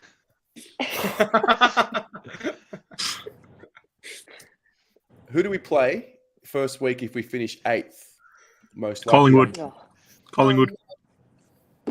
If we finish That's if 8th. they lose this week and next week, Yeah, right? they're losing both weeks. They're not winning another game. Love it. Fuck Collingwood. All right? Love it. Can't Can I ask stand a it. It pisses question? me off like talking about Collingwood. Fuck Collingwood. No, I think we're going into state, aren't we? Either way. I would've- reckon it'll be. I think if Brisbane win their last two, which I think they definitely can do. I know they play Melbourne in the last game. Yeah. So if they win their last two and we make that, we could be playing Melbourne in an elimination final because they'll end up finishing 5th. So do you think Yeah, Collingwood's you're going right. to win another game, Paulo? No. Because if Collingwood don't win another game, they finish 5th. I think they finish 6th. Because Melbourne will be ahead of them, and Brisbane will jump ahead of them as well. Melbourne, Brisbane last round, is it? Correct. Yep. Okay, yeah. Makes sense. Who does see Sydney have? Oh, sorry. Calamari. I think this is Calamari. Cripps is meant to make a split decision. However, deliberation has gone for over an hour and 25 minutes. Thank you very much. And then I've got a cheeky hundo. Paolo, show everyone how much you love eating an apple. Oh God, Jesus Christ! You actually should. The greatest, one of the greatest things I've seen on Jumper Punch is you eating an apple. Trying to eat an apple and then regurgitating it. That was look. I tried as best as I could. I did what I could, and yeah, mate, I took one for the team on that occasion. But no, apples are not for me. Not for For me. Nick. $100, you've got to fucking do it though, mate. Like maybe remove the decimal and I'll get there. but if someone donated $100 short of murdering someone, I'd probably be obliged to do it. Yes. Looks like the club's Twitter, the club's media team is also losing their mind. I think Christian's woken up. I think he's just had his siesta. He's woken up. Well, this won't be in Someone's his just PR like, book yeah, 101. Cripps is released. Can I just ask a question about finals, just to take it there? Yes. Like, how do if we make it? When? How do we actually? Yeah, I was going to say. I knew you were going to say when. I was even going to say if and when we make it. How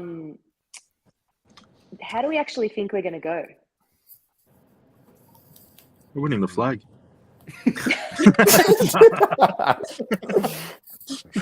Seriously, I think we can win one at least. I really think we can, especially if it's at the G. Oh man, if we turn it on, it's game over. Like, let's be real. No bias. It's game over.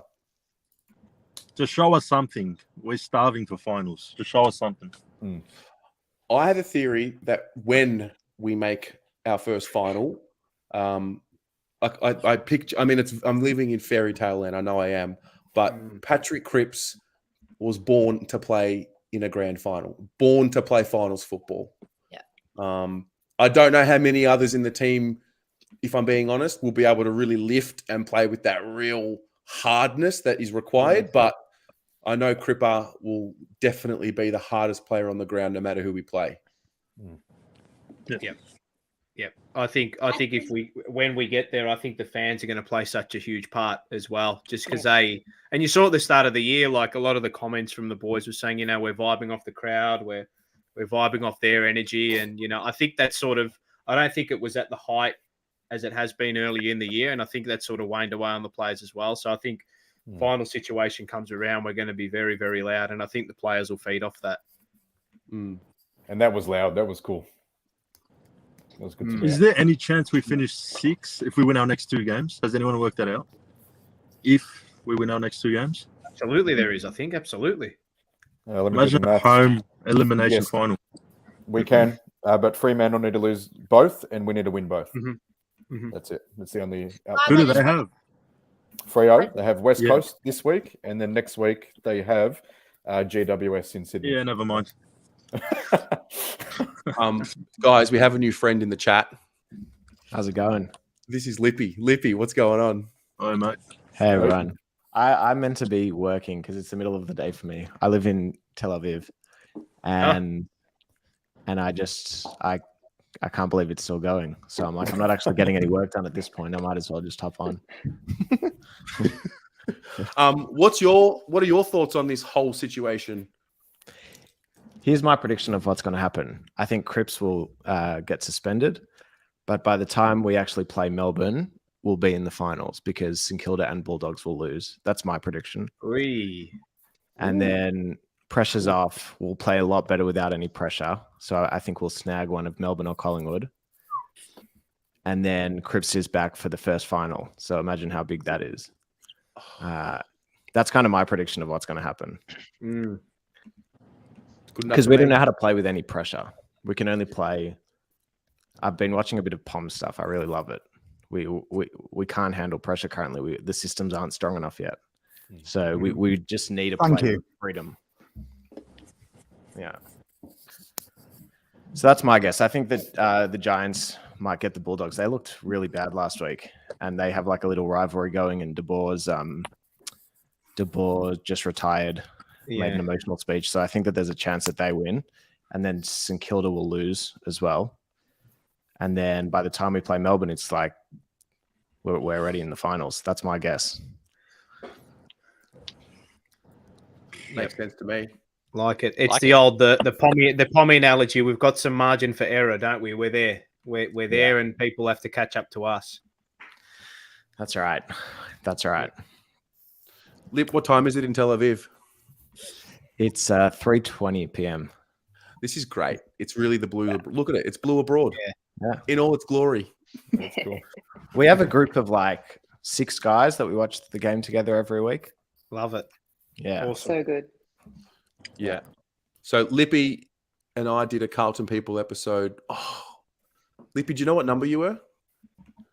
I don't know. I think we did 2. I think we've done you were 2 early in the piece. You were one of the first in-person guests that we ever had. I want to look it up right now. But yeah, Lippy, tell us a little bit about your Carlton story, man. You know what I really want you to tell people, and that's like the craziest part of the world where you've watched the game. Yeah. Well, I grew up in Melbourne. I grew up there until I was 19, and then I came to Israel. I'm Jewish, and always was a dream of mine to come to Israel. So came here, and it's actually like compulsory military conscription here. So I joined the army. I was in the army for like 4 years, and the story Terry wants me to tell is that I was on the Syrian border during the Syrian civil war, and it was the Collingwood West Coast Grand Final. And I had to watch it, and like none of my mates knew anything about what I was watching. They all just thought football, soccer, or American football. They had no idea what footy was, and I was just watching, and like there was no reception, so I had to like stand on top of a bunker. And I remember watching like that final quarter where West Coast were just coming and going like nuts because obviously I wanted West Coast to win. And I was like holding my phone like this, literally on the Syrian border, so that I could get reception, so that I could watch the Dom Sheed goal. And then Sheed kicked the goal, and that was nuts. So that's probably the most remote football story I've got. Wow. You win. You win. Oh dear. Dear oh me. It's still going. It's just still going. Do you think Cripps is awake? I think they're all awake. Yeah, there's no way. They're all asleep. They're all asleep. He probably has captain's run tomorrow. He's probably gone to sleep. They're Yeah. either Terry, asleep someone said that you bring out the camel jacket if we make finals. If we make finals, the camel jacket, yes, I will go to week 1 of finals in the camel jacket. Love it. You're like the new what's that Collingwood supporter's name? Joffa? Oh, no, Joffa. no. That's a great comparison. I'd like to think I'm a better looking version. Especially in the mornings, skinny mornings. Yeah. Skinny mornings, yeah. Sayaf, what else have you got, mate? Anything for us? I just want this to be over, man. I'll tell you what, I saw it in the comments. I'm robbing someone's comment, but shout out to Sayaf. He's been in his car for 5 hours, mate. Hasn't been. I swear to God, I first got on. I thought maybe 30 minutes we'll have an answer, and I can't be stopped driving home until I have an answer. So I'm 45 minutes away. So where are you? Are you parked on the side of the road somewhere? No, I'm in a car park. Oh, okay. I've just watched the car park empty. What are you gonna say if a cop knocks on your window and approaches you? What's your story? Hey, bro, you know Patrick Cripps, man. That's wild, yeah. Guys, I know we've been here a long time, but I'm really sure that it's going to be worth it. I'm really sure. Yeah, no, I'm sure. Don't do it, Tez. No, but think about it. Why would we be here this long if he's still suspended? Because I reckon they're just arguing with each other or they're taking the piss. No, you know what's going on? Fox Footy are making those dramatic, promos they make before like the news. Oh, yeah. It's one of those ones. Someone goes, his collective mind's running the Cripps appeal. Oh, no. Oh, dear. Paul Hill, good news is by the time this finishes, Cripps will only have a week left for his suspension. That's correct. Very good. Very good. Dear oh me. How many people we got watching now, Terry? 1,552. Jump a punch. Wow. Get on it. True. Just get on it. What's it up to? 624 subscribers on YouTube. You guys are a bit slow, man. Come on. What's our Instagram? I'll tell you, everyone's gone to sleep. What's our Instagram doing? Nearly at 800 on Instagram. What's Facebook doing? Facebook's 1,500, I think. So 1,500 people are watching, and we've only had 50 people listen. Nice. No. And then TikTok's gone up to 1,640. There you go. Ooh, there we go. There you go. Nice. There you go. Pretty good. I mean, in a month, it's not too bad. Not even a month. Also, assuming everyone watching is already subscribed to this channel, just quietly. Oh yeah, exactly. Yeah, mate. The road to 10,000 is it, Terry? Yeah. We could be at 10,000 by the end of this. Did you already discuss who comes in if Cripps is out? We did, but who do you think? We can do it again because it was a while ago. Refresher, the old refresher. Yeah, what do you think? I just hope it's not Setterfield. That's the main thing. Well, everyone was saying Setterfield by me. Yeah, don't like it. Who would you want? I'd probably want Dow again. Ooh, yeah, I like it. We have to replace Cripps. The reason being that if we don't have Cripps, Hewitt, and Kennedy, we can't play the game style as if they're there. You can't just replace big-bodied midfielder game style for small bodies and just hope that it's going to work out exactly the same way. So you need to change it up a bit. And I think putting Setterfield in there would be like him playing the Hewitt role, but he's not Hewitt. So, and he's not Kennedy. So you'd rather go for like a faster, more direct style, which I think Dow can play. That would be my indication. I think and if it the field. What's that? I don't think he can handle the pressure. Yeah. When you look back at the Brisbane game, obviously it was not a close game at all. But when it was close in the first quarter, the amount of just ridiculous turnovers that our bottom six players had that led directly to the Brisbane goals. It's not like that was the difference between a win and a loss, but momentum's so important in footy. Yeah. And when you finally get a clean break and then Setterfield's got the ball all alone and his inside 50 just is a central inside 50 direct turnover Brisbane goal. It's like that just disheartens the rest of the team. I just don't think we can tolerate that disposal. What do you think about Fogarty? When did we last see him play? I feel like I haven't seen him. I didn't follow the VFL very closely, unfortunately. I think he's sore, Saif. I think he pulled up sore from training last week. I know he wasn't named on the injury list or anything like that, but you would assume, given that, he'll probably play VFL this weekend. And actually, they've got a tough game coming up as well. They're on the VFL team's in a really similar situation to us, to the AFL team at the moment. They're on the precipice of the 8, and they play Casey this weekend, who are undefeated. So they've got to win their last 2 to make sure they lock up their spot inside the top 8 in the VFL. So both teams are in very, very similar molds at the moment coming into the back end of the year. Is he important to the VFL team? Like, does he play a big part? Because I don't follow the twos too closely. Fogarty, yeah, he has. He's put together a really good block the last 6 to 8 weeks, and he's held his spot pretty well down there. I actually think he's probably been our best player down there. Do you think he breaks into the ones anytime soon? Yeah, well, and if so, which position? I think. Well, he's been playing on ball for the last sort of month or so. And he's actually been playing a pretty critical role in there as well. So maybe on ball. I think that's where we saw him at his best through last year. Like, he was a surprise packet last year, early in the year, and then just sort of waned away this season. But look, I think it's 50-50 whether or not they keep him next season. When was his last AFL game? It was this year, round 2, 3? Yeah, I think it was against Footscray. Yeah, against the Bulldogs, which I actually thought he was not too bad in. Yeah. When he came in to replace, I think he replaced Jack Martin from memory. No way, really, Jack Martin. Wow. Yeah. The perpetual calf strain. The lights are off again in the office. Oh my gosh.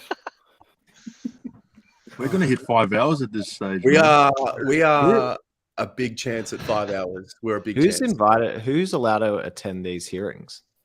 Is it invite only? Great question. I have no idea. There has to be. Well, there's this David Zitter. He's in the office. He's a reporter for Fox Footy. Oh no! Next tweet will be a decision. There you go. Right. Whoa! It's getting real. Okay. 28 seconds ago, the AFL MRO Tribunal explained a Twitter account said, "Here we go." So that means they must be coming into the room. That has to be good. He has to get off now, doesn't he? I mean, it's just He's has getting to. off. He's getting off. Like, wow. AFL just tweeted, "Here we go." Oh, Jamie out. That's it, boys. And it's like the Joker. Oh. Yeah, like the Joker. Real quick, while we have to go for it, Tess. I was just going to say, I feel like you can really bond with people when you can sit there in silence comfortably. And I feel like everyone that's come on tonight, or more so the 10 of us here right now, it's a special time to be with you all. Which other club would do it? We're the most passionate in the business, mate. Correct. That's true. It's like that. Exactly Correct. right. Spot on. All right. I'm just constantly refreshing. Yeah. Phone battery update on my end, 17%. So I think 17%. Yeah. Did you have a question, Daniel? Daniel, you're gonna make it. Thank you. Amen. Do you have a question, Daniel? Yeah, real quick while we have time. It's not spoken about enough, at least from what I hear, but I think the losing Jordan Boyd a couple months ago has been a bit of a hit, to be honest. Just that beautiful kick outside of half back and penetrating inside 50. I think we've missed that a little bit, in my opinion, anyway. Nick Newman as well in recent weeks. It's a great call. That's a great call. Yeah, missed that bloke. Boyd was superb against Richmond. Yeah, I'm a big Boyd fan. Big Boyd fan over here. Yeah. Anyway, that's all I wanted to say. Well, Boyd was starting to really get comfortable, I thought, at the level. Yeah, and I actually think Newman's had a really, really strong year as well. One of the better years that he's had with us. Yeah, no, It's definitely been Newey's most consistent year, that's for sure. How long's Newey got? How many more years, we reckon? Still a couple. He's, 2 or 3? Yeah. Yeah, I think so. I think. How he's old got- is he? 28, 29. Oh, really? Yeah. No, he's not young. I wouldn't say he's young. I thought he was a bit older than that. He's 29. Yeah, so he's not. He's all right. He's got. He's had a lot of pretty major injuries though, so depends how his body holds up. He had that real bad elbow. He had that knee. Obviously the knee again, but yeah, it depends how his body holds up. But I think 2 or 3. Paulo, disappointing that you didn't try and eat an apple, even though we had a big donation. Pommy, I hope you've got the song ready, man. I asked 5 hours ago. I was Plenty of waiting time. for that too, Pommy. Well, I mean, unlike Paolo, I am a man that gives the fans what they want, so I will do it. You know what I mean? I'm not a fraud like him. You know what I mean? Let's put it that way. You know what I mean? I am a man of the people. Love you, Paolo. Wow, the tension is really rising, isn't it? Yeah, my legs haven't been this tight for a very long time, mate. Jasmina, great call. Why do we allow this club to dictate our life like this? Honestly, though, it's actually a bit of a joke. Like, imagine how little control we have of this whole thing, yet we devote so much energy to it. Hey, Terry, why didn't you like that? If it was such a good call, why didn't you like it? Because I was biting my fingers, as you could see. Oh my God, I can't deal. When I'm serious, I'm actually not joking. When we lose, it like dictates my whole week. Like, I just know I'm gonna have a shit week. I'm in a terrible mood. I'm like a feral person. It's really bad. It shouldn't be like that. It's 22 blokes on a field of grass kicking a ball. Like, are we serious? Like, think about it. Are we serious? Tell us how you really feel, Jazz. I'm just, Jeez. I'm just going into meltdown. Like, I'm having a bit of a moment. Sorry. I think That's okay. you need sleep. Hey, surely if Cripps gets off, we get something trending. Cripps is already Yeah. and Carlton's also already Look at that. trending. Terry, did you take a thank you, screenshot Twitter of? Queen. Huh? Thank you, Twitter Queen. Did you take a screenshot of this? This is be. Oh, I actually, think we should be It might trending. even Why go are over we 2,000. what was that, Pommy? It might go over 2,000. It might. It's at, what are we? 1731. Mate, Wow.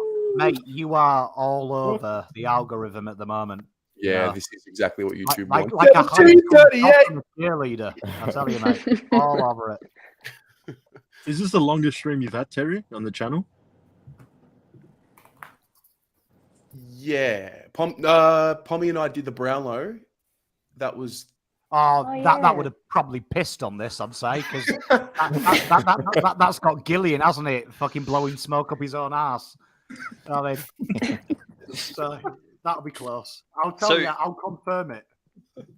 If he gets found guilty again, is there another way we can appeal, or is that it? yeah. We would go to the Supreme Court if we wanted to go again, but I don't think that hearing happens before Saturday. Yeah. I don't know exactly how that would work, but there don't is do a a live for that, mechanism. Is that for real? Yeah, but then we're going deep into the law, into the administrative law. That if that was the case, which I mean, I don't know. I think if he doesn't get off tonight, then I think this is it. But That's it. Yeah. what would I know? I thought it was it on Tuesday night. Lip, what was your reaction when it happened live? That it looked like a reportable offence. Yeah, I'm sorry. I can only be honest. No, wait. Is there anyone here that didn't think that he would get weeks for it? Hand up. Oh wow! Right, straight back down. No, And we're all I sitting there. didn't, and I'll tell you why. Because like the commentators and everything, they just brushed it off. So I was like, oh, maybe it's not that bad. There was nothing. Yeah, there was nothing around it in the until game until like 20 minutes later. Then like, oh yeah, I might get suspended for that. Like it was an afterthought. It wasn't even in the moment. True. You know what would have been funny if he had have earned a free kick when he got pushed to the ground right straight after. I reckon Collingwood supporters are more nervous than us. 100%. They don't want him next week. I'm telling Yeah, you. but they'll pretend they don't care, but they care, and like They seem to be pretend they very don't. active on the Carlton Twitter side these days. Stop. Terry, go on Twitter, mate. Appeal has succeeded. Let's He's go. free to play. What? No, hang on. No. Hang on. Stop it. He's free to play. No. You're taking the No. piss. Are you taking the piss or? No, he's free to play. He's free to play. Get the fuck out, mate! Let's go. God. Yalla Cripps. He's a. Oh my god. That's sick, man. Wow. 4 hours and 40 minutes. It was all worth it, baby. Oh. Wow. You got off. Sorry, that's my dad. We run the fucking league, ladies and gentlemen. We Let's run go. the fucking league. Wow. Oh my god. I think there was some brown bag. There was some brown bag things going on Brown there. paper bags under the table. Faz has got a beer. Wow. Freedom. Get That's around so it. good. Instagram. We win. We win. Oh my god. We've won. Melbourne's done it. Shit. Game's ours. It That's was worth it.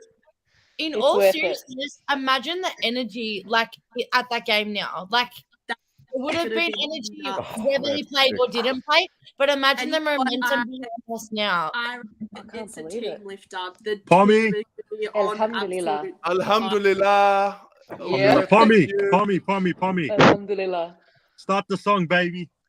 Start Yeah, go, singing. Pom. Come on, Cripps fought the law and Cripps won. Cripps fought the law and Cripps won. They are. Mate, Oh, I haven't felt like right this behind since. me.